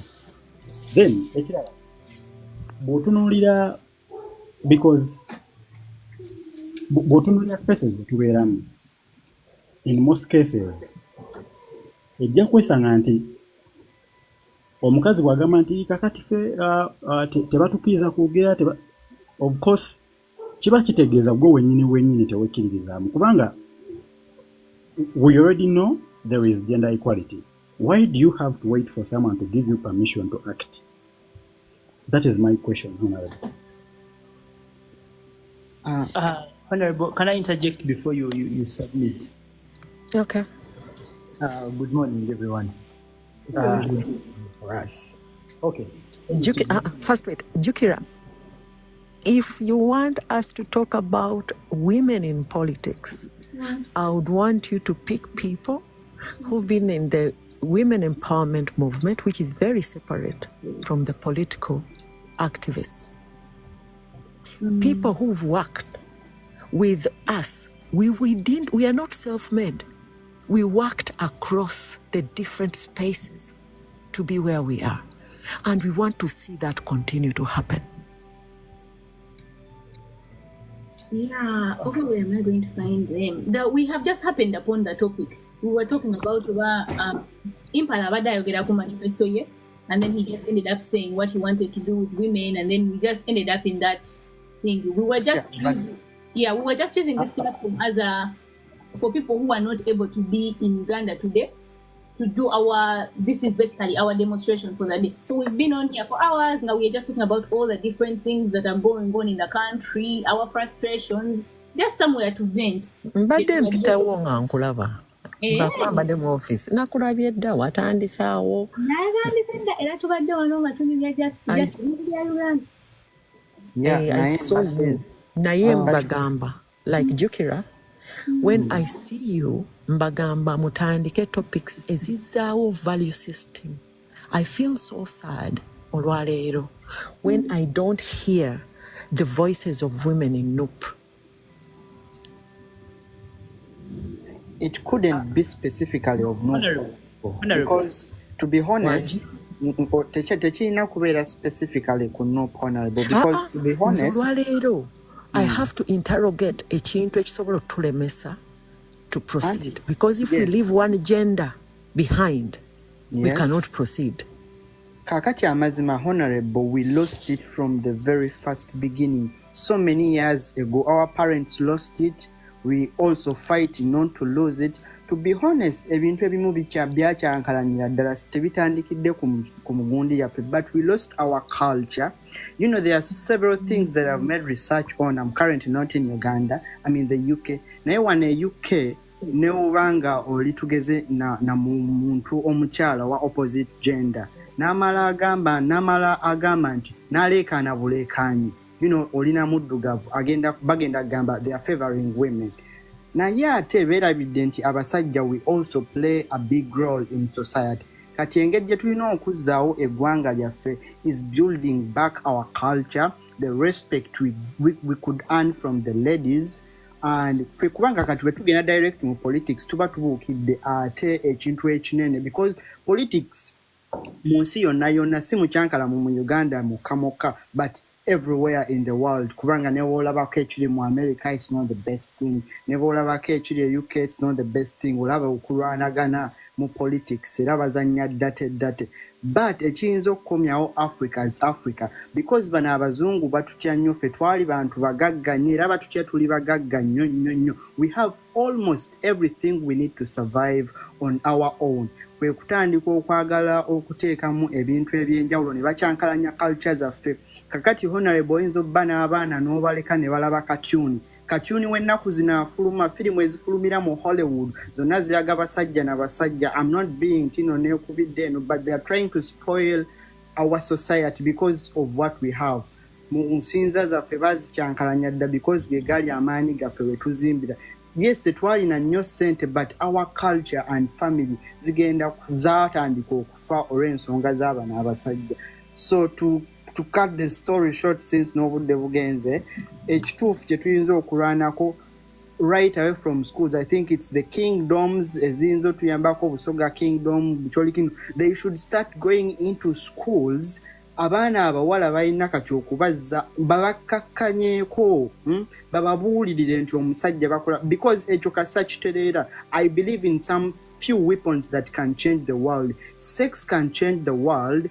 Culture n'eddiini gy'osinza n'okuba eddiini ku mutima, not specifically nti musiraamu oba ki, but being kind ku mutima gwo. We can really change the world by only 3 things. Sex, kubanga sex wise abasajja tuli, our African men, where it's a good weapon to fight in this country. Era kyobula Abaswaziland bayita bana Uganda, you know, they mention it specifically. Twagala abasajja abana Uganda so we can conquer the world. Respect we could earn from our women. Okimanyi nti nno wano e Bungereza kabaka waabwe bamufukamirira bwabwalumu, but our king Ronald Muwenda Mutebi tuswala n'okuswala yadde abantu abamu ensonyi zaabagira, naye ebiseera ebyo we could not even oyimirirwa otya ku kabaka waffe, you know. So nze ndowooza we should work on some things, the small things, kuba ate we tugenda direct ku politics waggulu, mu butuufu ensi yaffe tuba tetusobola kukirwanako. Thank you so much. Mr. Allow me to say something. House of Reed, you have muted I yourself. can't read the name well. Hi. Okay, can you hear me now? Yes. Yeah, we can. Okay. Hello to everyone. The previous speaker in nation shall get into Trino Kubujiraba Nabawal and all that. I think this is what Honorable is saying. Ubuntu is across Africa and everywhere. We do believe in that. Now, if you stand and say that Baino Kubujiraba Nabawala, this is what is. There is also someone who said Chavakazi very insecure. Do you know why they're insecure? Kubanga Abasaja, they are trained to be so secure of themselves even when they are young. And which is sorry, someone is calling me. And which is not given to a girl child when they are young. Nti gomsajja okula wekkiririzamu. Naye omukazi, it is hard to find a few of the likes of Honorable Nabira and the others. Ogenda okulaba nti abakazi abatuuse ku ekyo bayise mu bingi, the education they have, the exposure they have, the books they have read, bakazi batono who have reached to that point. Unless ng'ogamba nti nno a culture and what I was even saying how when she said that gender equality was not brought by the whites. Yes. And what puzzles me is we are two parties. It's not like we are three parties. There is male, female, and then something else. No. These are two people who have different roles. All right? Now, the only thing is to respect what I can do and what you can do, and we move on. As she said, if like they say, a happy woman, a happy home. Do your job, I do my job, and then we move on. But then if you stand saying, okay, my girl child shouldn't be raised like this, my boy child shouldn't be raised like this, you will find that a lot of young people right now are fighting with their confidence. So Gena Sanga Mano Mulunji, who has even gone to school, but they are lacking confidence. And do you know how many people take that for granted? So I think what we should do is House of Raid. Yeah. House of Raid. That can include it. Omanyi, when someone brings culture, let me school people in culture. Ochimanyi intino culture yomu Buganda specifically. Yeah. In the royal hierarchy, the only strong man was the Kabaka. Abebyo nebi akatikiro. Those are new developments. Do you know that the Kabaka afugana mama we mama sole? Those are the two highest offices in Buganda. But with colonialism, abasajja bagenda nabo balaba nti obuntu oba culture yaffe ebaddewo kati ebadde tebafavoringa. Mulaba gye kiva. Our culture, the highest offices in the kingdom are two. Namasole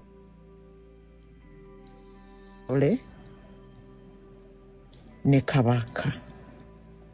Do you know, Tino, apart from that, Kabaka tasikira from our palaces, zaba ancestors, where it's only women, banali nyabeba taking her over. We need to go back to that. And that is Buganda. Buganda is very matrilineal.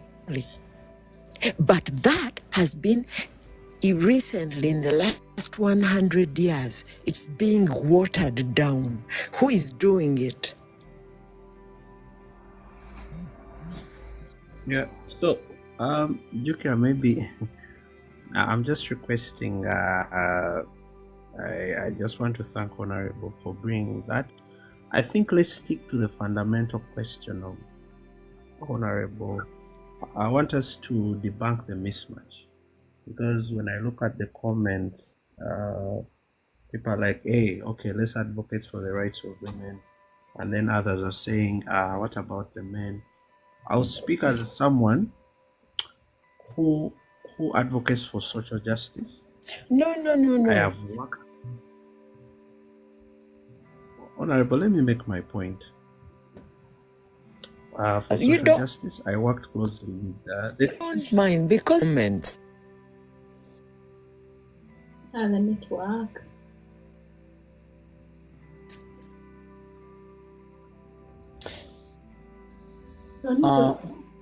yes, Honorable.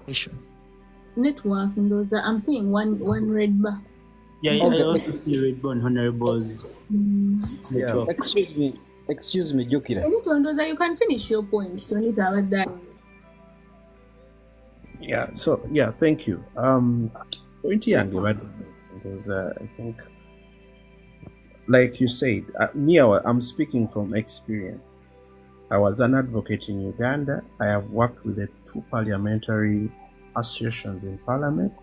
That is the National Association of Women MPs. Then also the Uganda Women, the WOPA. And one of the things we did when we worked with the women parliamentarians in the 10th parliament was the drafting of the marriage and divorce bill. I would want Honorable to hear this, because one of the things that we got was the male members of parliament were against it, because there are some few sections that were in that bill that the male members of parliament were not agreeing with. And what happened? It was bashed away, Why am I bringing that?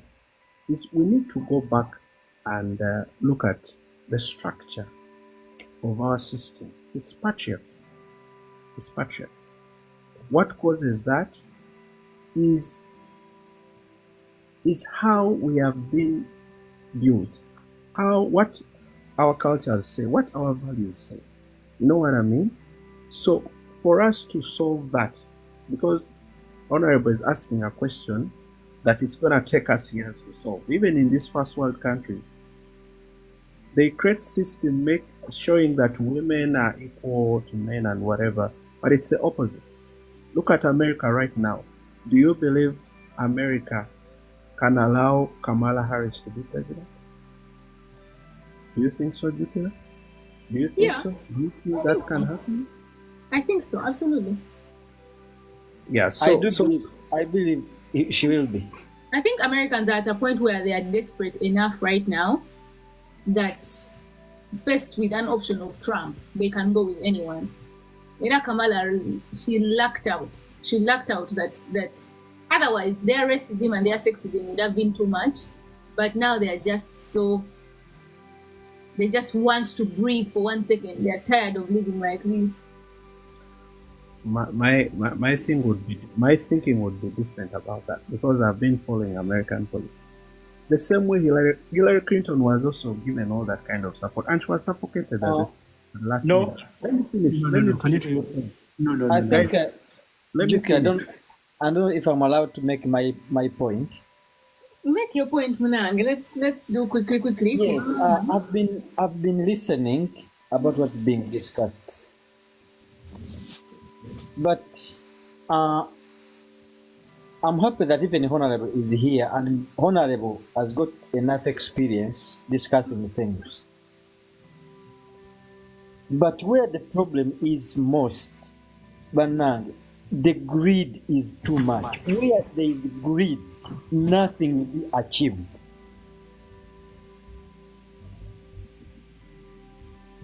If people don't settle down and love their country first,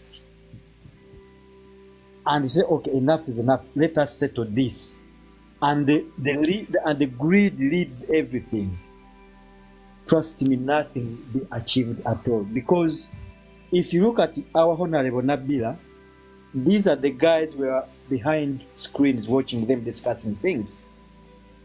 But if you see her at her age, leaving the country and take her kids and herself in another country where she was busy discussing things which can fix the country in a better way, that means she paid her best, she delivered, and she said, you know what, I think I can't be naked anymore, because the people who are leaders back home, they have to make you naked be ashamed to be a politician.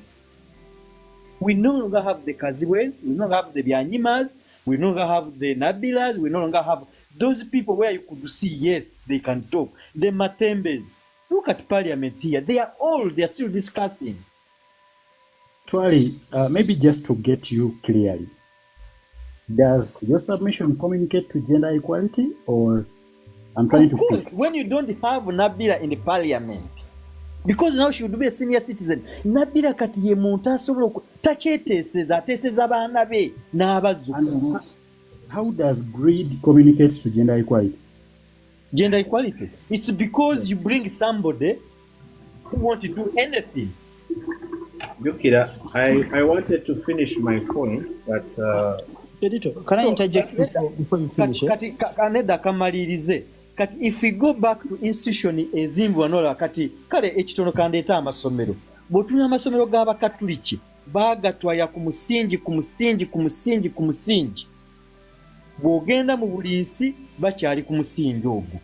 Politics should be the same. Nti ono asaavinge aweereze ensi adde wali n'omulala adde.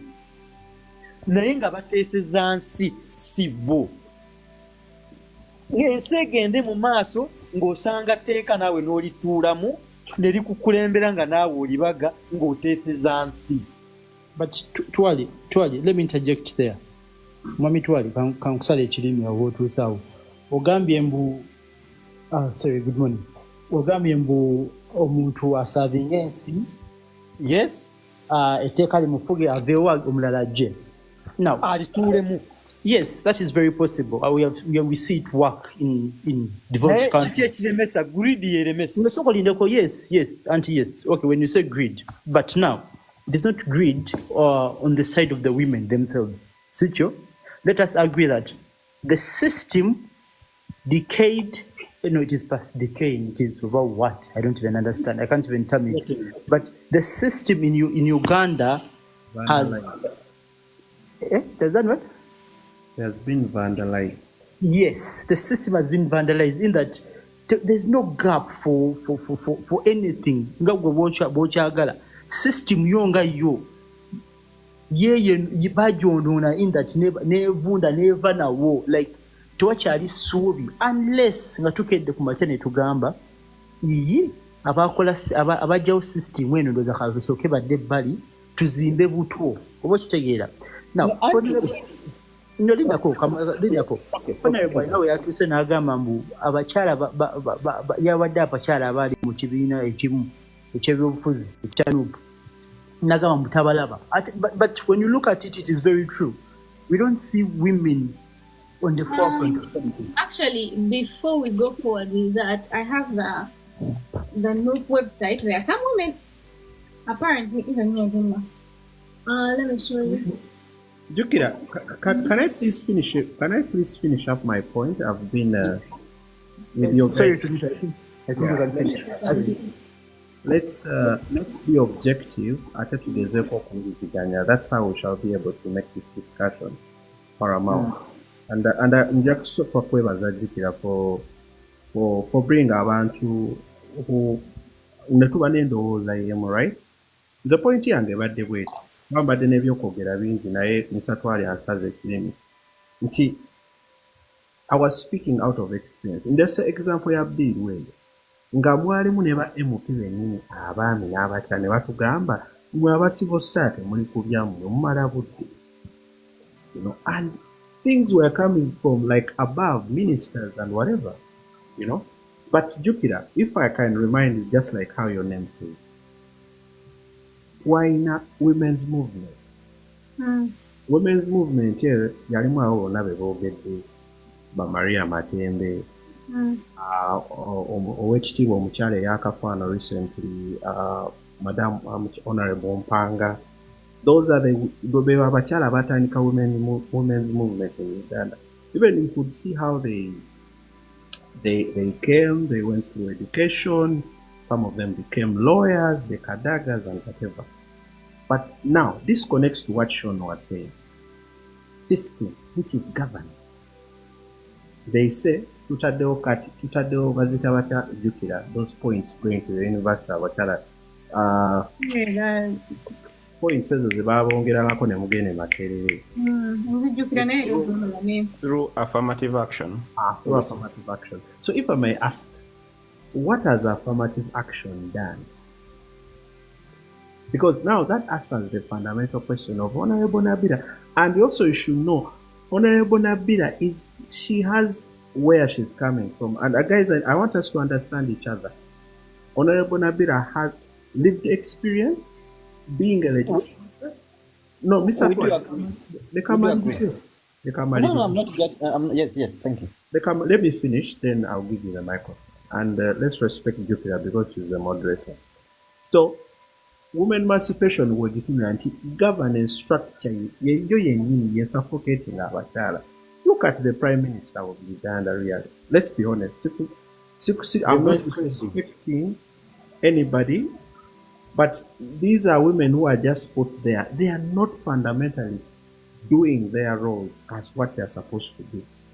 Provided nobody won't get bifaananyi kutuusa mukolo nti we are emancipating women. Those are my points. Kakati mukulu kye mbadde kugamba nti buli lwoba kati tudde ku basics. Bw'oba olina olusuku ng'oyakola olusuku olutuufu okwata ensukusa ennungi z'osimba. Kati ezo ensukusa osobola okufunamu ebitooke. Kati tugire nti olusuku y'ensi. When you lose the pillars, nkugambye nti if Honorable Nabila was still in the parliament, she would be discussing for the country and for her kids. N'avaamu nti singa omwana wange nkola amateeka bwe gati gajja kumuyamba. Kati olese n'example ya prime minister. Teyo tetujja gendayo nnyo kubanga she's capable, abamulonda bamanyi nti ali capable.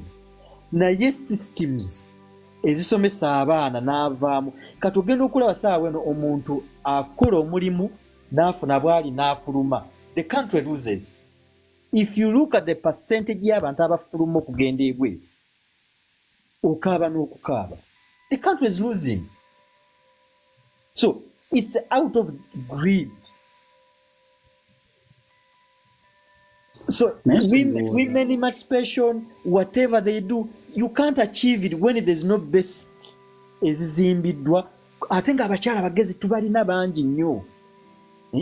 Kati if you look at Nabila at her age and you look at Sebugwawo, who should be a minister? We need that energy. Jokera, can I say something? Mr. Twadi. Kavi. Yeah. Thank you so much for coordinating this, Jokera. My name is Ali Kaveri Harrison. And Honorable Nabila, if you can hear me, I know we've closely touched base, especially at the Forum for Women in Democracy. Yes. In Uganda, where I was actually the president of the Ford Young Leaders Alumni Association. Yeah. And I think maybe just listening in, I think we are losing the debate. And maybe I just want to bring the debate a little bit to what you're talking about, interrogating the issues around the less meaningful participation of women, especially in politics. I think we basically need to understand how Ugandan societies is structured, and of course interrogating issues around patriarchy and how it plays out. But beyond that, I really appreciate someone who mentioned about, for example, the fundamentals around education. These are spaces where we start grooming, leaders or women, by just empowering, for example, girls. It's very sad right now if you go to rural schools and you see the levels of teenage pregnancy. You would wonder if girls are dropping out at primary level, at early stages of education. You wonder which kind of women leaders are going to emerge, even when you create systems such as policies such as the affirmative action, that is supposed to sort of breed women. But again, when you look at that particular affirmative action policy itself, that policy was a very good, policy, and thanks to the framers, the advocates, the Miriam Matembes of Uganda that sort of championed such, policies. But even that card alone has been greatly abused. Honorable, you would agree with me that even women that have used that affirmative action, card, for example, you could mention many names, the Honorable Kadagas, who, yet that policy alone, Honorable, was meant to sort of empower women, go there for 2 terms, get empowered, and then leave that space, go and challenge another position where both men and women participate. But you find that someone has been a woman MP for so many years. So for me, there are quite a number of issues, but what I can really say is how culturally Uganda is organized, looking at all the cultural processes that limit women from participating. Socially, economically, you find that it all plays out to the disadvantage of women. So all these issues kind of like really impedes women from participating nationally. And maybe very lastly, well, as I've actually said all these issues, and I think we are losing again we've again promoted so much women participation, and again the debate is around how do we bring again boys, again. So the table is actually no longer kind of balancing. So I think we need to go back to the drawing board to see that some of these issues are sort of properly aligned. Otherwise, thank you so much for the debate. Thank you, Harrison. I want to submit probably maybe my last submission. And I don't know if you guys will probably understand me, but I have a few things to put across. One, talking about early pregnancies among girls. Do these girls get impregnated by fellow women? They are men.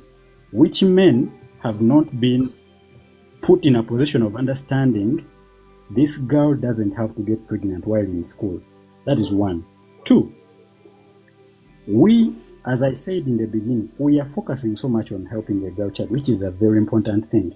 But let's not also create an avenue of creating monsters in men. And I posed the question, why do you think we have boys throwing round kicks around the streets of Kampala and elsewhere, and not the girls? Three, nature demands, you might maybe object, but any woman on earth, according to how God created us, has to end up with a man. Now, this young lady is well groomed, has acquired higher education, has done some very good career. She's very well organized and very set. Which kind of a man is she going to end up with? Whether in marriage, whether in office, whether anywhere. You get?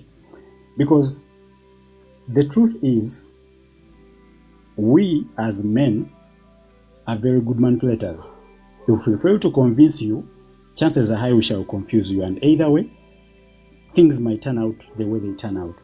So, to me, I think let's not forget that as we are raising one gender, we are also leaving out another gender, which is going to become poisonous in the near future. Then maybe, lastly, let's also not forget to understand that there are policies, but there is also reality. These policies are created by people, and they're supposed to be implemented by people still. I'll end my submission here. Otherwise, thank you, Jukira, for this live. I have really learned a lot. I have enjoyed it, and I'll definitely be here tomorrow. I unfortunately can't say something. Can I say something, Jukira? Yes. Douglas, thank you so much. You've rocked with me today. I really appreciate it. Thank you. I'll see you tomorrow. what are Kira, cabinets for? let me say something. Actually, I'm about to go to bed. Is it okay? Sub-Zero Logic, before you even say something, you've been whooping and hollering in the comments. So I'm really, really excited for this one. Let's. Me too. Okay, first and foremost, I'm gonna say one thing that we can always agree to disagree, or we can always agree to disagree. We can agree to agree. I mean, I don't have to agree with you here. Okay. You don't have to agree with me here. Mhm. So, because the basics actually we need here, or the importance of the conversation is trying to have a conversation, and we can see from which angles or which directions each one of us is seeing what they are saying. Me actually, I'm not going to say so much, but I'm going to say a few things. First and foremost, I'm going to talk about the girl child and the boy child. The woman empowerment, the everything, all that stuff that we've been hearing and everything, and we neglect the boy child. But at the end of the day, this boy child is the one who's going to marry this girl child you're empowering. You know what I mean? And you know how it's going to end up. It doesn't usually end up well sometimes. Sometimes it does, depending on the character of someone or of a person. Now, we are in 2024. I want you to tell me any law anywhere that stops a woman from achieving what she wants to achieve in 2024 in any country.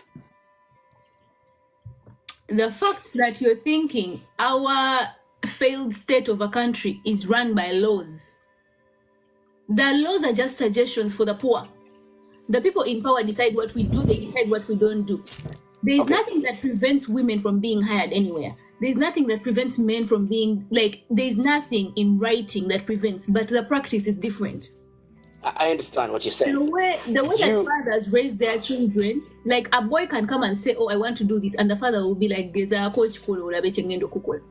that a law? Okay. That's a law. Okay, listen to me, Jukira. I want you to go to the university right now, any university in Uganda. Look for, because let's talk about the choices that women make in terms of courses and education. When you go in an engineering class, you're going to find more men than women there. Why? Because of their choices of jobs. Because let's all agree here. Women are naturally weak creatures compared to men in terms of physicality. That is a fact. Wow. That is a fact. It's a fact. It's not an opinion. Wow.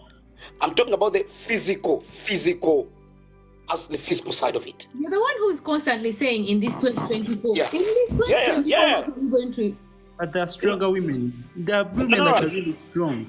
I know there are exceptionals. I'm not talking about the exceptionals. I'm talking about the general rule. Why are you talking about strength like we live in the jungle where people have to fight for it? Okay, what I mean? Shouldn't be surprised with what he was writing in the comment section. What I mean by strength, I don't mean by fighting. I'm talking about the physical strength. Because you cannot tell me that physicality of a man and a woman is the same. It's not the same. What does that have to do with anything? You're the one who said 2024. What does physical strength have to do with anything? Is it intellect? All right. Is it a talent? Okay, that's where I'm coming. That's discussing with our strength. Okay, listen. Can you listen, please? I want to respect you. Can you listen to me as we go? Just slowly. We don't have to rush this. I'll see you. 99%. Thank you, Honorable. I'll see you. I'll be here tomorrow and the next day if you have time. Okay. 99% of bricklayers in the whole world are men. 99% almost bricklayers. Okay. Almost 97% of builders who are building the building you're living in right there are built by those buildings are built by men. 97% almost. That's a fact. So that's the strength, the physical strength I'm talking about. Okay? Now we can talk also about the education side of it. That's a different thing. Because an engineer doesn't have to come and carry a brick to put it on a wall or something like that. You know what I mean? Now let us look at the soft work, the office work where you sit in an AC, the fan is blowing on your hair and stuff like that. I also look at the outside, most difficult work that is outside, like fixing the electric poles, fixing the bridges, fixing, the infrastructure that runs society. I don't know if it makes sense of what I'm saying. Do that make sense? The infrastructure that runs society is run by 95% men. I'm not saying that there are no women there who can do. There are women who can do that job, 100%. But they are listen, Eddie. Let's go slow. But the choices they make in the courses they take, even at the university, no one forces them to choose. Because when you look at when you go to the university sometimes, when you look at the courses that need a bit of maybe like construction courses, when you come to construction, we talk about infrastructure, buildings and stuff like that. Talk about electric stuff, and I may not go into. I may go also a bit of IT because when you go even to IT, you find that just a little bit. Hold on, no. Now, I want us to go together. You can't just keep saying things. Let me interject. Every point that you bring, I have to bring a counterpoint because you're just going. You're just going like this is facts. When I do my lives, I like for someone Linda Cole. I like for someone to do their whole thoughts fully. You get. But now this thing of gender, that's why I've been avoiding it. I don't make videos about it. That's why I also didn't like gender, it. You're talking about someone's humanity. So now this becomes personal. So you're going to state a point, I state a counterpoint. A point, a counterpoint. Jukra. So now, this whole thing that you're talking about with men do Jukra, 1 second. As someone who has worked a blue-collar job, I have fought fires. I have been in a female association of firefighters. I have been a paramedic carrying grown men down the stairs. There have been so many women around me. There are so many women who are doing this thing. Jukra, the difference between me and you. You talk about it like it's a punishment you've been given. We are the one building it. No. Jukra, okay, let's go slow. Now, the difference, me, I'm a realist. That's the difference between I see things. I tell you what you don't want to hear. Because I'm not going to sugarcoat anything. Okay, I'm not saying that there are no women who are firefighters. I didn't say that. If we go into percentage-wise, definitely the men are more into that field than women. That's a fact, not an opinion. It's not because women don't want to. It's their choice. Interject a bit. Listen. You get my point. First wait. This is Sean. This is the fellow man. Wait. Let me first. It's not about being a fellow man. Nina kato Jukira njala kugira na Sean soko muting. Obada mutings by the way. Saga nyuku I want to talk to the host. Wewe wale nyo. Jukira Jova we dance this Sean ngasaga ku saga nyu muntu kwa tota nikati we go back but this is a fellow man. What does that supposed to mean if you're a fellow man with me? It doesn't make sense to me at all. It doesn't make any sense. But Jukira, what I'm saying is I said we can agree to disagree. That's the first statement I made. I didn't say that there are no women who are not into firefighting. I didn't say that. You position it as listen. You didn't get my point. First, get the context of my point. There are women who are firefighters there. When I'm talking about this, but there are more men into firefighting than women. It's not because of the gender differences you're talking about. It's because of the choices women make. Most women do not want to go and carry a guy or someone from a building that is burning down. Most women don't want to do that. That is a fact. It's not. No, listen. Do you get the context? So why are you saying it like it's a favor you people are doing society by doing it? No. Do you get the context first? I want you to first understand my point. I don't get it. Okay, now let me rephrase it. Let me rephrase it now for you. When you go to a construction site, how many women do you think want to go and do that job? That's a question. Okay, so when you go into the labor ward, how many men are there? If we are talking about the two examples are totally different. Exactly. Men do what they do, women do what they do. You're making it seem like just because we are not packing bricks that we are not No. I think you've misunderstood me completely. Sub-Zero. Completely. Yeah. Tonito, I want us to be a bit intellectual. For example, what is your point exactly by mentioning things that men listen, Jukira, I want you to tell me that don't get them kunyunyule mpola nga jogera mpola. I have told you. Sub-Zero Why are you mentioning the things that made you? Okay. Why? What's the point? Sub-Zero. My point is, it is not the gender imbalance that people are trying to portray out there in 2024. You're the one who's, how is that job? Listen, it is the choices that women now make, because most women would want softer life, softer jobs, and then feminists come out and listen, and then I'm gonna go into politics on it as well, because people talked about politics. Why aren't there so many politicians or women in stuff like that? Now let me tell you something. Tonito, before I say something, what did you want to say, brother? Because you're calling me. Yeah. So me have understood you. Kutegedde bulungi kankyogere na mu Luganda. Kyogere mu Luganda mwana. I think wano tuli kwogera ku gender roles. Nayagadde dda okubasoboka what bayita gender transformative approaches. Kati bw'otunuulira gender roles, lwaki abakyala abamu, nsijja kugamba bonna naye abasinga obungi. Abasinga. Yes. Actually, we have to be very careful with our choice of words.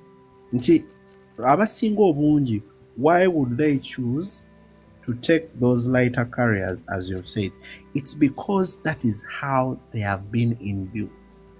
Nti wazaalibwa culture yatukuzanga egamba omusajja olina kukola mirimu gy'amaanyi, olina okusomba amazzi, olina okukyaba enku, olina okukola ki, omukyala akola ki? Kufumba. Tonito, ka second katono nnyo ke njagala okukutereezaamu katono. Katono nnyo. Just 1 second. Okay. When you look at the biological differences between us, because kati obuzibu twaga tubeere factual tuve mu bintu bya just kwogera, just chibozibozi. The biological facts that we have, our sisters have in a month, you know what I'm talking about, okay? Do you get what I mean? Just say it. Our sisters, no, I wanna be polite a bit. Our sisters, it's a bodily function. Just say it. Yeah, it's a biological bodily function. Just say it. No, it's okay.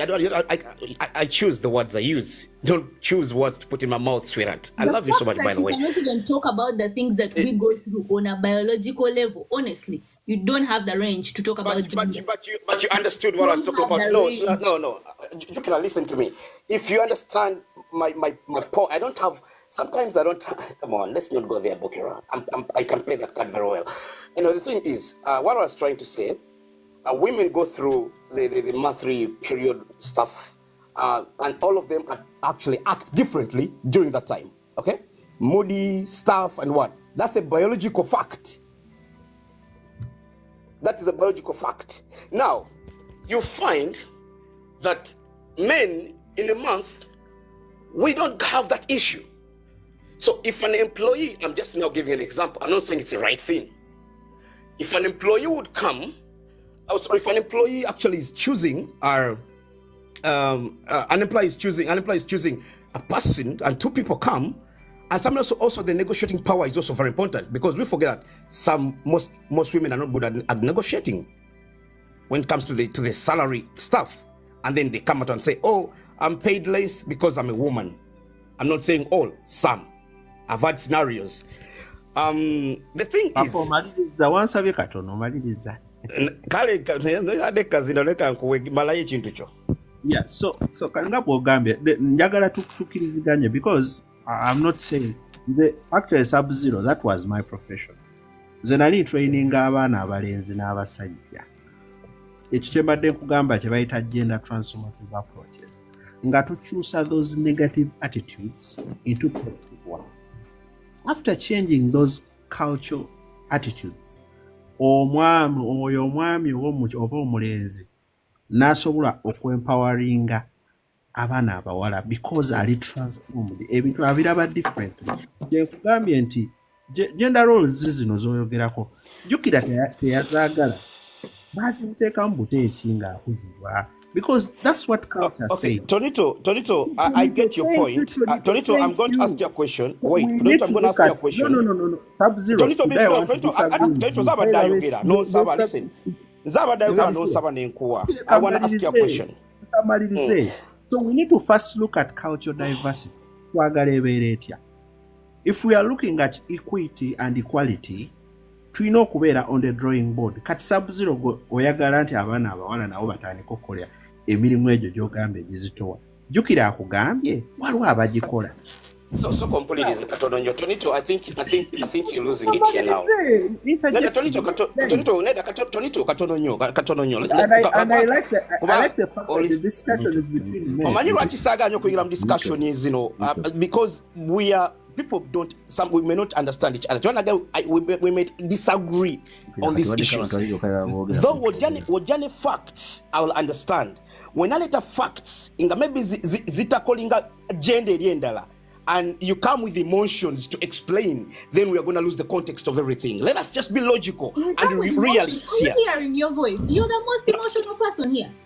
No, that's not being emotional. Sometimes also interject. No, Jukira, that's not being emotional. I talk like that. Tonito knows me better than you do. That's how it talks. Tonito knows me better than you do. Very emotional. No, I'm not. Can I interject? You sound like you're very tight. You sound like you're tight. I'm not. Okay, Can I interject a bit? No. Tonito, let me interject. Tonito. No, Logic, let me interject. Logic, let me interject. Tuweko Shoni ayogere. Yes. Ne before Shoni nga tanaba kujja. I'm sorry, owa moderator anayikambo tutte. Let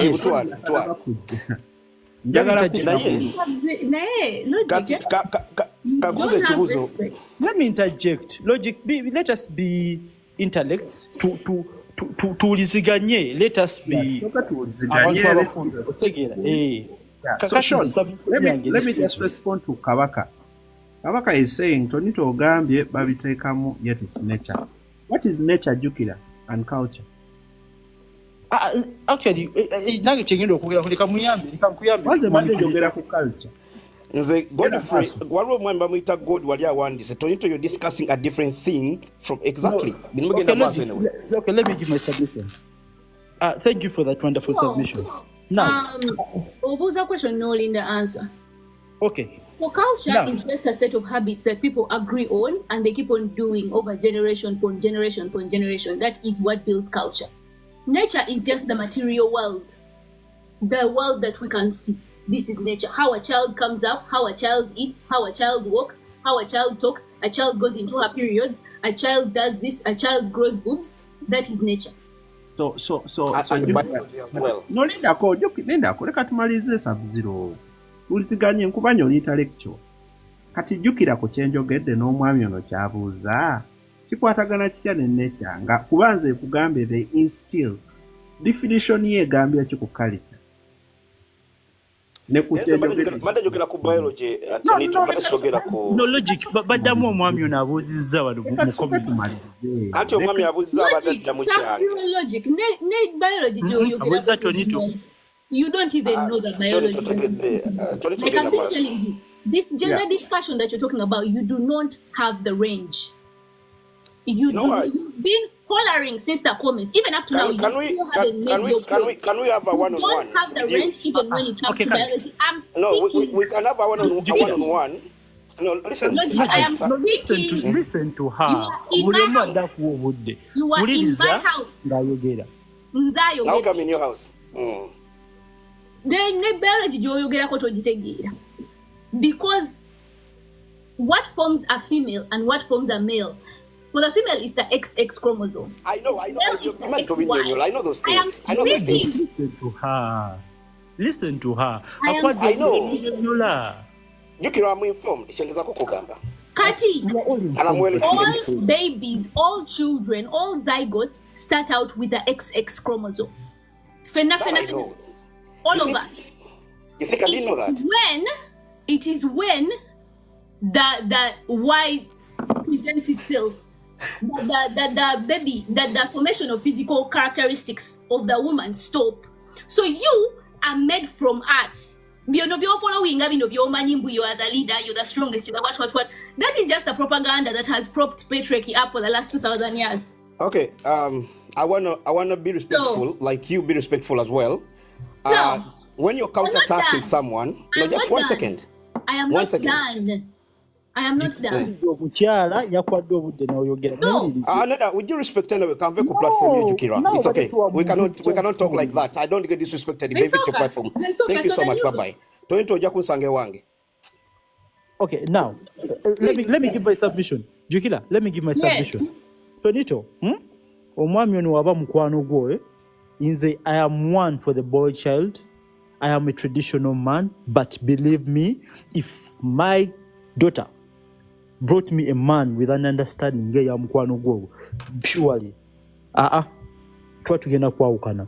I think that's not his voice. He was actually raising it. Yes.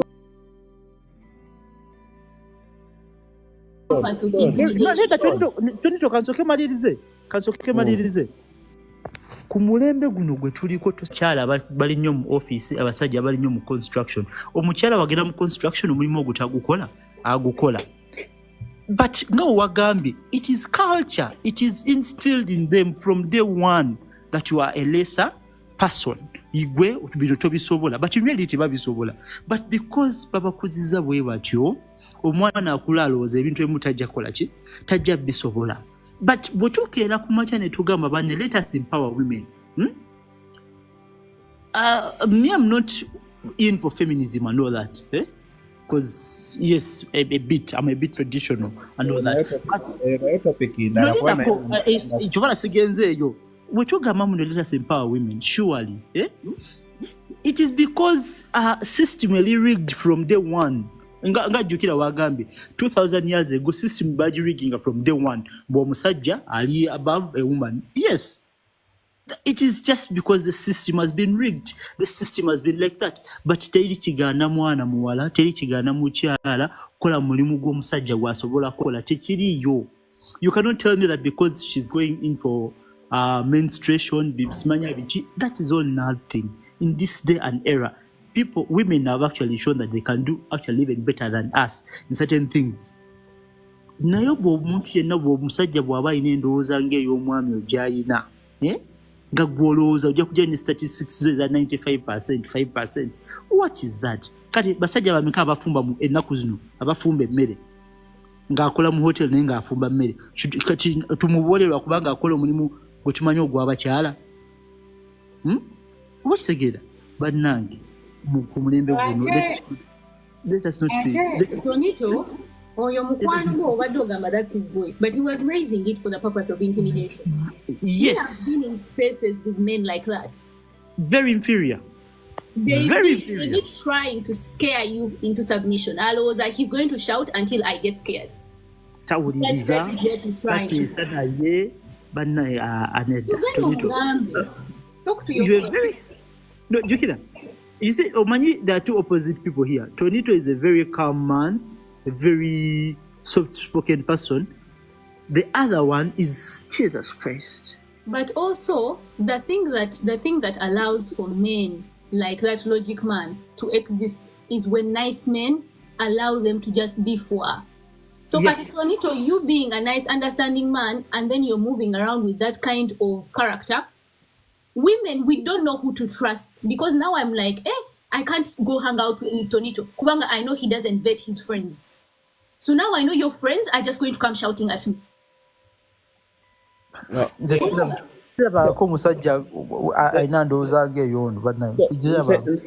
ndi ku mulamwa gwa transforming abantu. Ate nti nedda omwana omulenzi asuuliddwa nnyo. And that's what I'm doing. You see, the kind of work I'm doing, kati mundetedde okwogera my life experience.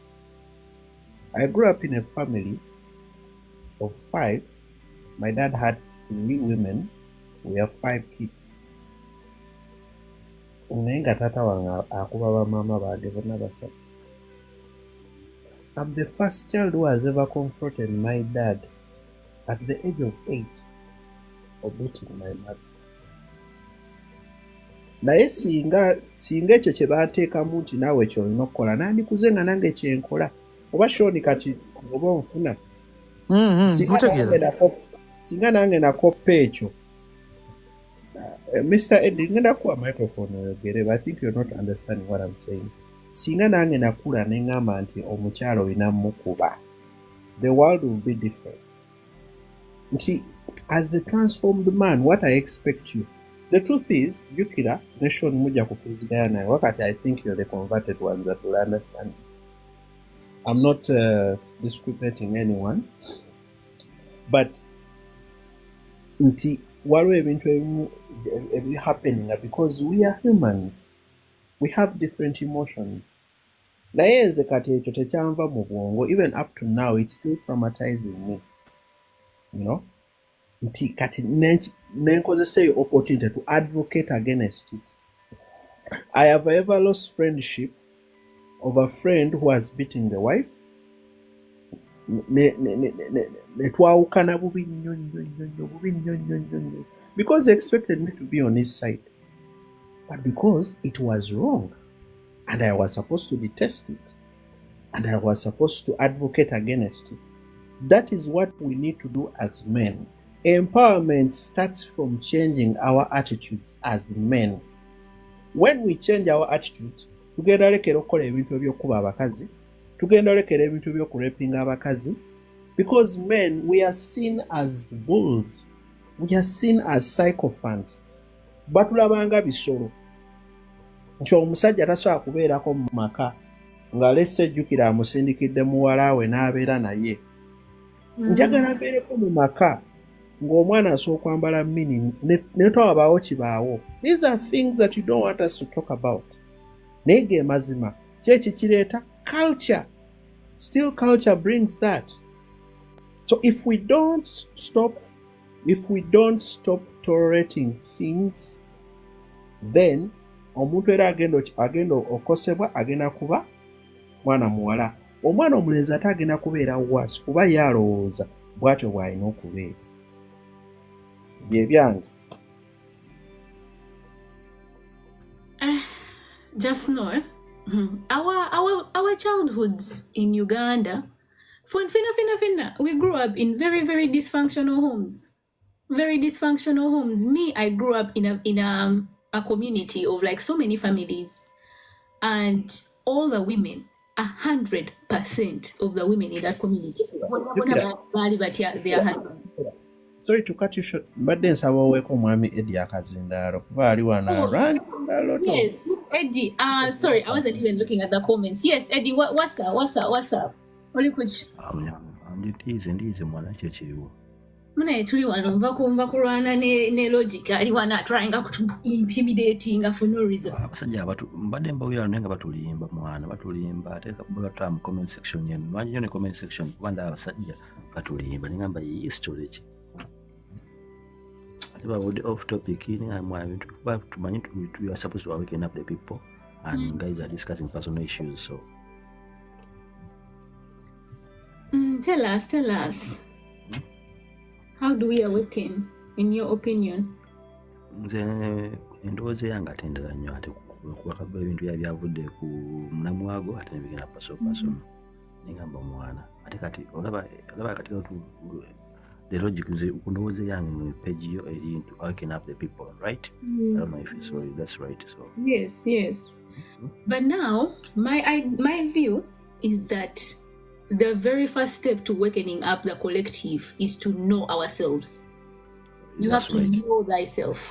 Kati, this is where people confuse knowing themselves with how people take them. So study yourself, then they say, but people treat me like this, but this is what's happening, but this is what's happening. And when you can't just tell the person, no, don't talk about that. Let's talk about you. Let's talk about your spirit, your mind, your soul. You have to go and finish this whole conversation. And when the conversation gets done, then you come back. So you can't bulldoze an awakening. Otherwise, people will Nedda logic here mbadde njagala kuyomba. I just wanted to fight. That's it. But before, I saw your comments when you were saying we were getting off the Mulamu. I think we were talking about Bobby Wine at that time. Or we were talking about what? Are we talking about something? Ate matanga chromosomes ate sima ya gender balance ate biki. He wanted to go there. He wanted to show he was an intellectual. Yeah, yategeera yasinga okutegeera bro. Jukira. Oba yategeera si example yensi. Jukira to getting emotional. To getting emotional. Good man triggered me. I was so pissed off. Calm down. Can you breathe in and take a glass of water?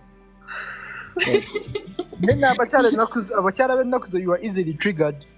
No, it's not easily triggered. It's not easily triggered. Mwami Eddie. Wanjisebo. Yabaleko ssebo.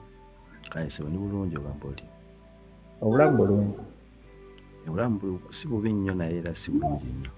Ekituufu kyo tetwavudde ku mulamwa kuba nze kati kankubuulire wera ndi musunguwavu nnyo okulaba abantu 7 bokka be bagenze ku palamenti. Kati naye nabali nkirako TV abali ku ground fa bakitegeera nze ndi Uganda banna ezisa 8 nyine nebake.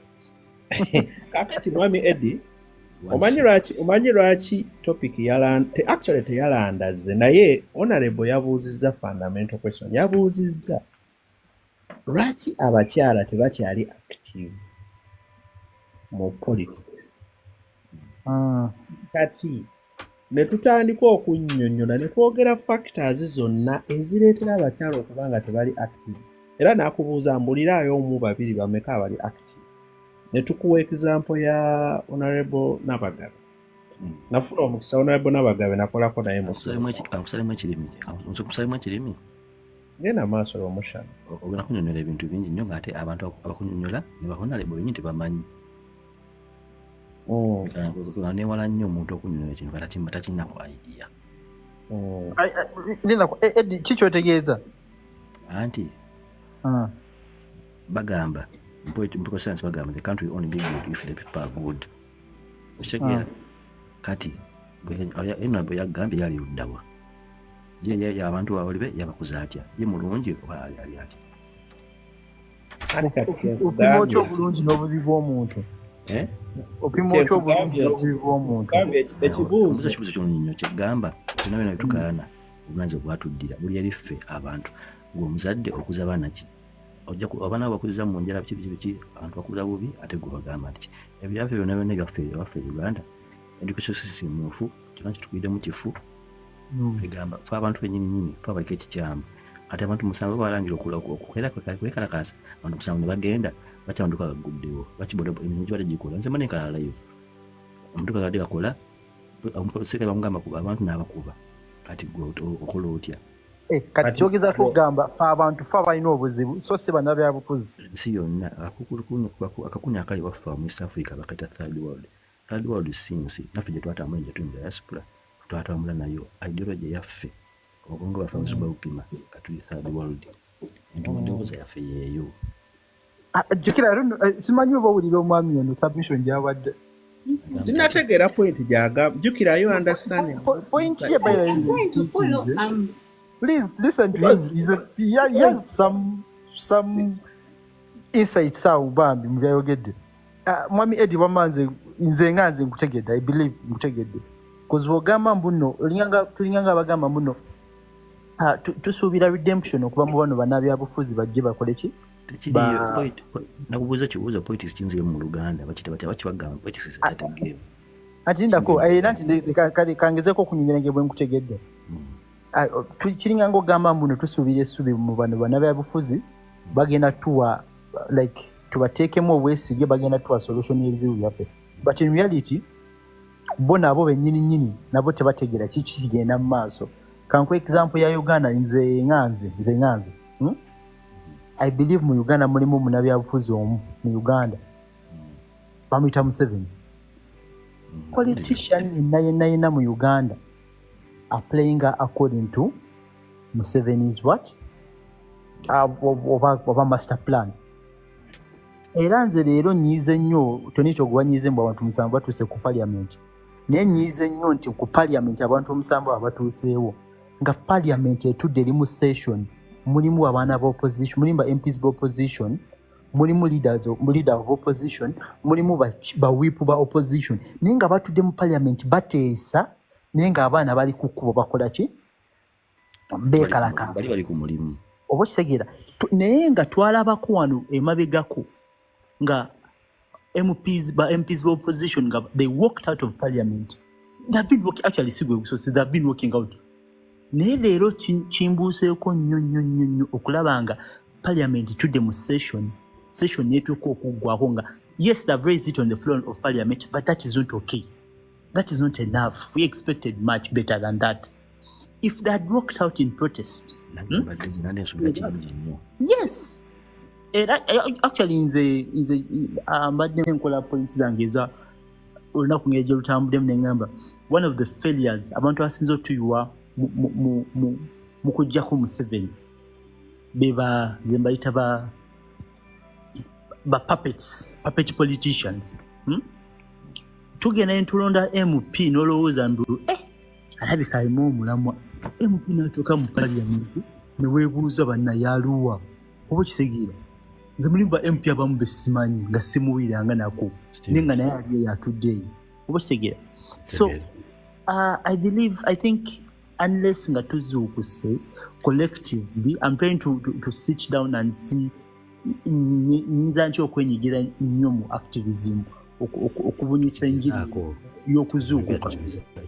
Ensonga eri kwekiriza kugamba ekintu kyaffe kyava kuva eri mu abazungu ase bateekamu ebintu byabwe corruption nyinza kukwaga ekintu bwekiriwo kiti system yaffe yonna nfu byonna education system wulira nafuna gye tuyo mulazi basibwe nti ensi engudde ennungi simusina amayo walungi services emirimu gy'abantu omuntu kasamuza okukola obwongo bikyate bamugoba abawo yekka ebyokwekasa bya kifu naye abawo yekka bagenda okudiscuss ekyo mukimanyi already naffe Uganda kali akuli akafa akali mu East Africa kafu abantu bennyini ideology mufu gye tulina gyetutambulirako obufu anti kati mami kati spaces nga zino ng'eyajjukira nze nasooka okulaba omukyalo ono yali akoze ka video I think ka sente ze bawa abayindi byasasula abayindi if I remember right. That's when I got to see you, by the way. Nazukuka, like, she woke me up ningamba, okay, this is someone that is not actually on ground right now. Naye avudeo akulaga ngendo okola videos ezo zonna nga like tuina kuzuukuka naye tuzuukuse tutya. People are trying bagezezza okulanga tuzuukuka naye man si byangu ninga tuliza kuzuukisa abantu yakulaga kibo kitinti byaffe byonna bifu byonna byatusasuma waliwo byonna byali bifu abazungu batusiba ekiwaanyi batusiba ekintu bakifu anti Eddie your mental slavery anti yes but how do we move away from all that mental slavery to vow to TLA? It's changing the mindset. Omanyi abana Uganda. I'm sorry to say this. Eddie Kanjogere. But there's our command, Eddie Kanjogere. How do we change that? Okukyusa eyo mindset. Omanyi bana Uganda tuwanye talina makulu obudde. I'm happy that abantu abasinga abajja mu diaspora bagezaako nti wadde ebintu ebyo abazungu bye baabirinda naye ate we try tugezaako bakompako ebirungi bye balina. Era one time nali wano ne ngamba how I wish all people in the diaspora abafunye omukisa ne badda e Uganda they start with the basics nti bye balabye system ezikola wano ne bazimplementinga mu maka gaabwe gye bazimbye. That is how you start changing your mindset. Nti jjukira ajja kukyanjako ewuwo agambe kana akantu wakajja wantayina akajja Bungereza kigeze Uganda kisoboka. That is how you change your mindset. Naye obuzibu bwe tulina agatofu nti nga bw'ogambye mwana mukulu Eddie nti abazungu baatusiriwaza gavumenti ya Museveni nayo neetusiriwaza kuba we yali ajja yagamba tata wange yali mu nsiko ku myaka 17. He was a child soldier. If I'm fighting this government, I fight it personal. Emirundi 10. I fight it. Ati muliriza. Soko ulirize. Ati tukati saawa zino tuba tuwogera ku gye kyatandikira. Kati Museveni naye abeera breed of colonialism. Ofuna bulungi. Kati wowe ogezaako omenya gye kyatandikira nti waliwo ebintu bye tulina naffe okulekera okutoleratinga abazungu be batuteekamu. And that's what Jukira was trying to do. Ng'akulaga history gye byava. Abamu bali tebamanyi about Kabaka. Impala, I'm actually planning on leaving soon. That's why I'm not accepting more people. Because I was hoping.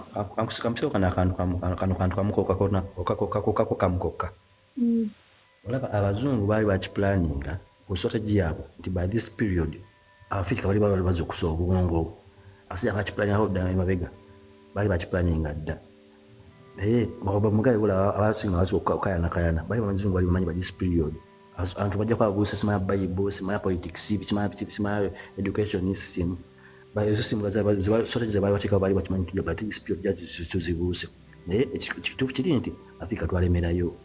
Nasije bwira sima Bobi Wine asije bakubira akanywa bagamba tumali mujje asije baganya okuzuka mujje mujje zinesigaddeyo tolowooza nga tugenchi yabe solution yo ba Museveni kizibu kyo no so kiri wewe tuneko nyinyi ogambe nti cheche ddako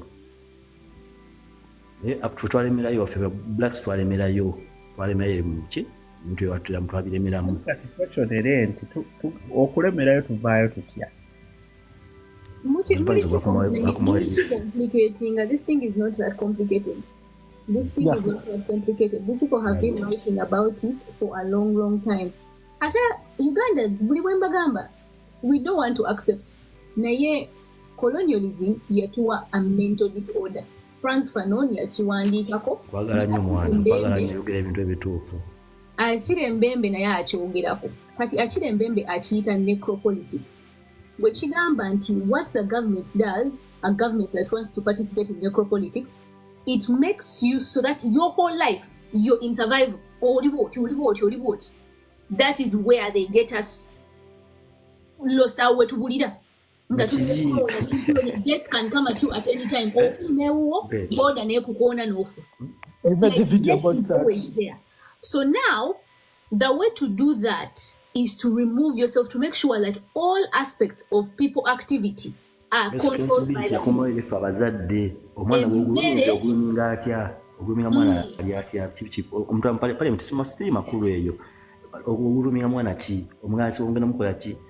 people in their countries at 16 years, people 30 years are planning to retire. Yeah, so the way to address this situation, making sure bully all aspects of people activity are in the hands of the people. So katinga food sufficiency, muino kuberanga muine mere, mulina water, muina shelter, you're the ones, muina your education, your procreation, your security, that the people are handling it. And it takes mutual aid, it takes building a community. No gamba kati, tunita akola kuchino, shona akola kuchiri, edi akola kuchiri, fena tuefulemo omulimu. We start with our communities at the village level. Tuna acheke chemogambye nti abantu bagenze kwekalakasa bali mutawekalakasa amaduka magule boda zikola bali wekalakasa kati omusirero nga bakubono naye nakuba citizen bikola amakulu olaba kati laba Eddie olaba obuzibu bwa leero we bwajjidde okwekalakasa kwa leero kwali badde kubaamu amakulu okwekalakasa kwa leero kwali badde kubaamu amakulu bwajjidde jukira twabadde tugambye tetulina bakulembeze tetulina like we are just doing it ngekina bwe kyali but yes I would call it copycat or copy and paste. Kenya amateeka gabe gali a bit favorable balina rule of law twanexed that omuntu osobola okwekalakasa. Hold on, I have to like run real quick. Naye esimu ngenda gireka wano. I'm going to invite these people who are here requesting, and then I go and I do my thing. It's going to take me like 30 minutes, and it's happening right now. So, and then you guys keep on discussing. Who is volunteering for moderator? Tonito. Okay. Okay, guys. Meanwhile, I want to say something small. I also want to run. But they can come on and answer. Let me finish also. Let me first finish. Didn't go kuduka Eddie. Didn't go kuduka. I want to say something about what. Eddie Amazo is away chichekatia. Eddie, because we do look at Eddie. Eddie, you get there. I want to tell you guys. Let's do closing remarks and we are saying Tomorrow I'm off. First wait, Sean. First wait, guys. Okay. Eddie, you get the call. I want to tell you something. You cannot give what you don't have. That is point number one. Africans, you forget that very, very many times. We cannot give what we don't have. Like what don't we have? Like what don't we have? If something was snatched from us, that is our identity. We cannot give it back now. We have to first possess it, then we start giving it back. There's nothing that was snatched from us. Okay. Let me first finish.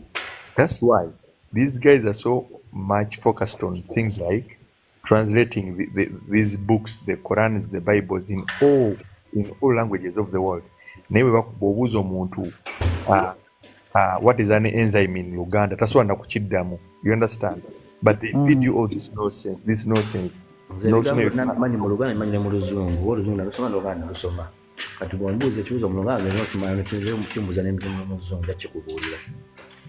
Salivary amylase kyeki mu Luganda.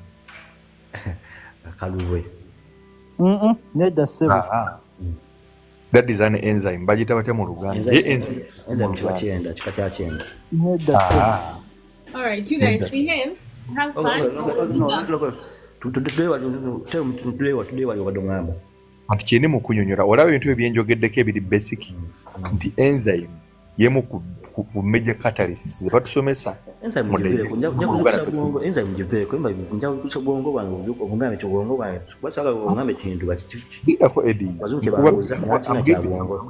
basics mpulirizaako Eddie nkuwa basics ku kintu ekiri nomo ng'okulya nti bye batusomesa ebikola okulya kw'omuntu okuva ku kyetumanyi from okuteeka emmere mu kamwa mpaka process yaayo gwe Eddie oso binyonyola mu luzungu byonna byonna you cannot interpret them in Luganda n'obinyonyola omuntu n'abitegeera okitegeera kitegeeza n'oginsomera ongambe ekintu ekizikusa obwongo bwange kuba okulya buli lunaku ffena tulya buli lunaku ongambe kino bakinguza gali banguza ebintu mu education mu kusomera banguza ebintu nokukya tebina kyebyangasa bakinsiba. What I'm telling you Eddie nti n'ebintu the entire thing wekyolowooza nti wasoma you did not understand anything you just passed exams nti Eddie okitegeera ne I cannot tell you what an atom is in Luganda simanyi bakiyita mu Luganda naye ate manyi Nebukaduneza we bali nyonyo gamba kati gwe bimbuzo otakuwa basobola kiguza gwe bakiguza oba yagala ku university awo ankuleko teri university zonna nakula mwaka university nagenda kwenze kula course ya myaka 3 namanya myaka 7 nga neba MP abo na bakoledde waka waabwe wali mu parliament yabo kankubira ekintu teri university esomesa how to survive, esomesa how to make money. By financial management, teri course eri market time financial management. Wale university esomesa financial management. Waki bakwigiza how to make money, how to survive. Waki Eddie kati mpala kankubulya kyanyonyola bw'ogenda China essaawa zino abachina basoma mu China, bw'ogenda Russia Russia basoma mu Russia, bw'ogenda ku ensi nkyendala, bw'ogenda Netherlands ko anti now bano abantu balina identity yaabwe in that ekintu akisoma mu Luganda n'akitegeera mu lulimi lwe kati feye actually mpala ekyanyonyola kyekintu kyekimu naye kyobadde onyonyola but you just that's why Sean eddiini eno nyangu okupenetratinga mu mitwe gy'abantu n'agamba ddiini because baabi nnyonyo ne mu Lukalamojja Bible y'Olukalamojja gyeri abakola physics abakola mathematics balina ensonga lwaki bakisaawo ate bwe bali bamanyi nkuleko nti muganda wange okimanyi nti baali batugamba ffe edda batugambanga nti mu 2000 ensi ejja kusaana Katonda ajja kuba akomyewo wakiwirako ekyo wakiwirako naliwo ssebo wakiwirako kati baali bakimanyi nti tutunatunya mu 20th century omuddugavu baali babuuse naye omuddugavu kino nekikubira out of experience banazaja abakola nebibiina after 2000 bakimanyi politics etategeewo politics muzannyo politics ekiramu politics kazannyo just kuzannya abantu ku bwongo nga nebuuza jjukira ntera wimini busi nemubuuza nti omanyi matrix kyombo abasajja bakivuga bali ku mapu bati bamanyi nti bano gye bali waliabantu bakimanyi we are on the path of African renaissance. Omanyi lwaki bagita PAL?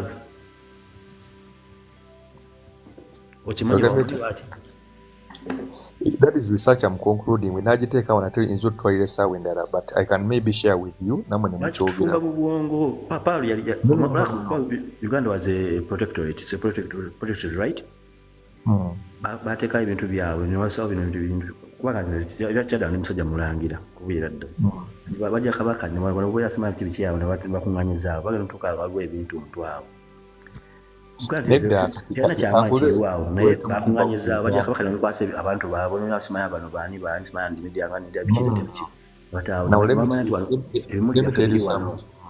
about Uganda gyobadde tomanyi, and these are facts. All of you are free to research about them. Uganda ffenna bwe twali tusoma mu ssomero babagamba abazungu bajjanga banoonya source of river Nile, si bwe kiri? Naye wali obaddekawo ne weebuuza oba kusoma ne batugamba why were the whites looking for that source? Naye nga gyeri e Uganda gyeri source yaayo yesebo. Kati mwenna mutula mu kirowoozo nti musomo lwatusomesa nti these guys came looking for the source, but no teacher told us why were they looking for that source, because bayita mu bintu bingi nnyo. So when you dive deep about that, when you go into the science of the world and when you go into the biblical stuff and settings, there's something about Uganda, and these are not theories, these are scientific facts.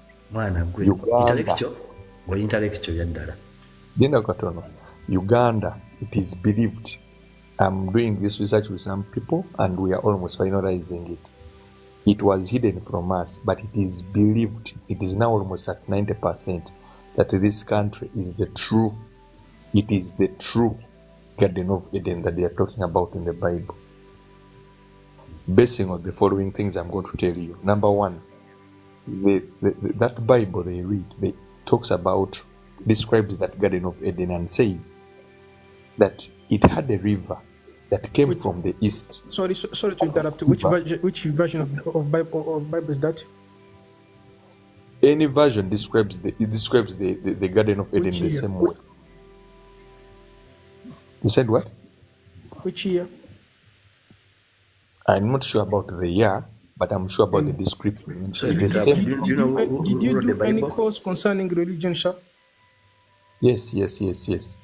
Okay, did you do the course comparison between religions?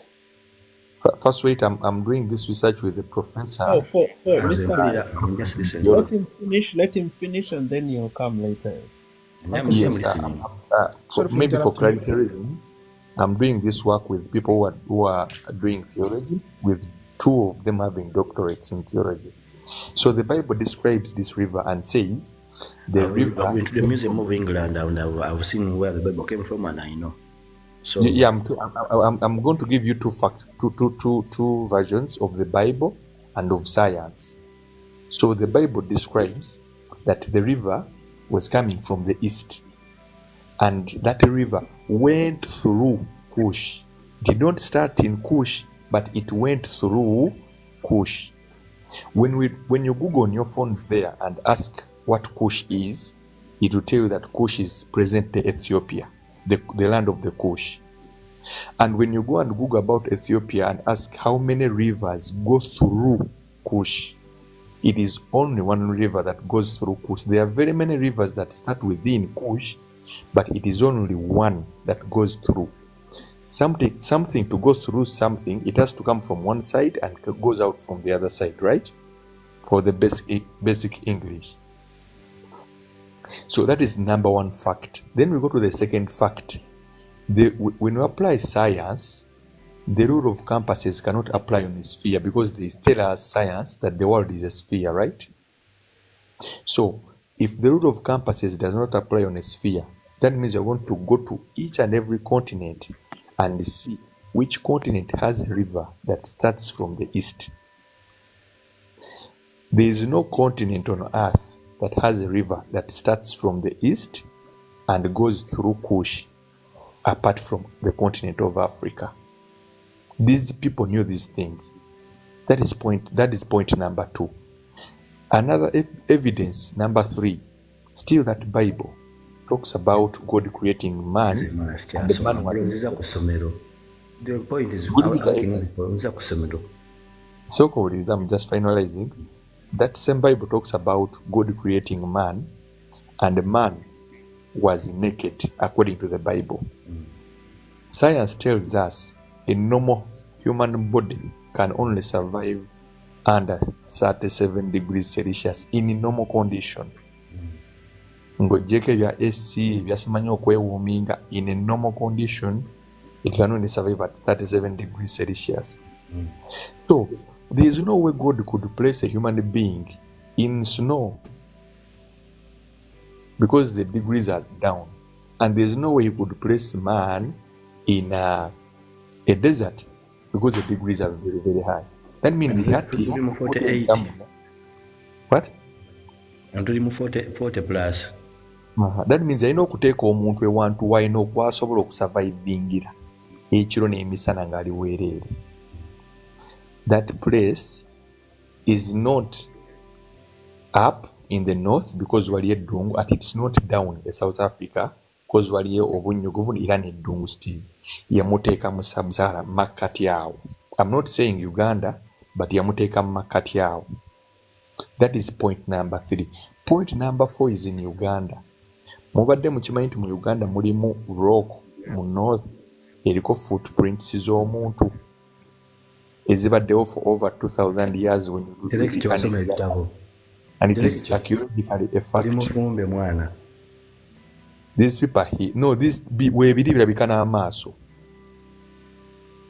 So all these things bye bintu lwaki tebaatugamba nti lwaki abazungu bano bajja wano, because emigga gyali mingi nnyo mu nsi, naye lwaki bajja banoonya ogwo specifically, because there was you understand, there was the Amazon, waliwo emigga mingi. Even Sir Samuel Baker, if you remember your primary SST, ye yastopingira ku Lake Albert nga alowooza nti nguzudde omugga guli wano ate nga si we gwali. If you remember that. Samuel Baker yaliyo. Yes. No, I'm talking about now what they told us. No, Olisho sasa Samuel Baker yaliyo. Okubeera okuba nti yaliyo ng'omuntu. Webagamba byali bituufu. Ebyo byali bituufu. He came. Okay. Yeah, mass. So when you base on bintu bingi byendesebwa kuba because of time and I don't want to confuse a lot of people. When you look at all these things, there is something unique about this country, Uganda. I'm going to tell you the last one. The first human cesarean C-section was done in Bunyoro, and the knife is there in the British Museum. Akasa akasala omukazi okusukola C-section kyasooka wano Uganda, and even the whites know it. In British Museum akambako gyekali omukazi we bamusalira mu Bunyoro. So these people twakola ebintu bingi nnyo. Ate abo babikola babiike baliwa ayakola Caesarean yasooka yakikola ati. No, it was an innovation by us, the Africans here. No, the people happening before, were they just laid, or what happened to them? No, they were giving birth, normal birth, but okusala amagezi the cesarean section, nti omuntu asobola okuzaala through a cesarean section. It was first done here, and evidence is available. Like nga bwolaba batukwesa ebintu ebisinga obungi butayagala kubimanya. These things are here. We have a lot of things to. It is believed. Okimanyi history, subject ya history mu syllabus y'Abangeza bagijjamu kuba buli muntu akola history wuwe. Yes. Babisomesa na mu Africa bakyamusomesa bazamwe bagabya busomesa wamu. Abazungu tosobola kugenda maaso nga tosome history wo bakyasoma history bamusomera ddala bulungi nnyo. Yes. Kati gosoma kujjajjaawo oba osoma bibyo. Obuzibu tulina Eddie tusoma ebintu ebitatukwatako. Yes, ebitatukwatako. Ate bo basoma bibakwatako. Kwagadde nnyo ogedde answer entuufu. American history bamusomewa batusoma history. Wano tebatukkiriza kusoma bintu bimu. It is believed beyond reasonable doubt that the current sitting ey'omu parliament ya America ey'Ebongereza nga bw'ogiraba, it was copy and paste from Buganda exactly nga Abaganda baali batuula. Naye kambuza ekibuzo kimu, nja kubuza ekibuzo kimu Baganda bano kyokka wakati wano njogera n'abantu bategeera ebintu mubimanyi. Kyembuuza gammwe mu Uganda ffe Bannayuganda kitulemeddewa okutandika. Kyenagambye toyinza gaba ky'otayina. Ekintu bakikuggyako, that means you have to first possess it then give it back. That's why omusomesa ayina mutabani wange abagamba nendaba omusomesa n'ageza n'akuba omwana wange olw'okwogera Oluganda. That's where I draw the line. How can you beat me for speaking my language? Ojo kyoyogedde kyo kinagambye nti obunaanyizibwa bwakumawo erifa abazadde bakumawo erifa omwana gw'okuza onomumanya. Museveni si ekizibu kyaffe. Museveni kasi abantu balitegeera ajja kgenda yekka. Webwa nsi yagenda kutaasa naye ali ku bulamu bwe. Abantu bano boyinawo environment mikwano gyo giri gitya. Reasoning capacity yaabwe eriwa. Bannayuganda boyinabo kuba Bannayuganda basinga tebategeera gwe otegeera. Bali batya bawulirize. Tomujja kulowooza ebintu mugandi mwana. I'm to run the Uganda we meet tomorrow nja kubaawo. Nnyo impalo tuwadde history. Naye nga bane tetwerabira march to parliament tukyagenda mu maaso. We are still on board. We are still trying. Okujaga bajokyezaako ekitundu abantu bangi okujaga bajokyezaako ekitundu nabalimenyako ekitundu. Abantu batazanze. Olaba Sean 17 gwe oli committed and whatsoever. Naye kati obuzibu obuliwo nze bwe ndaba kyekiri kyetwayogeddeko nti okutiisa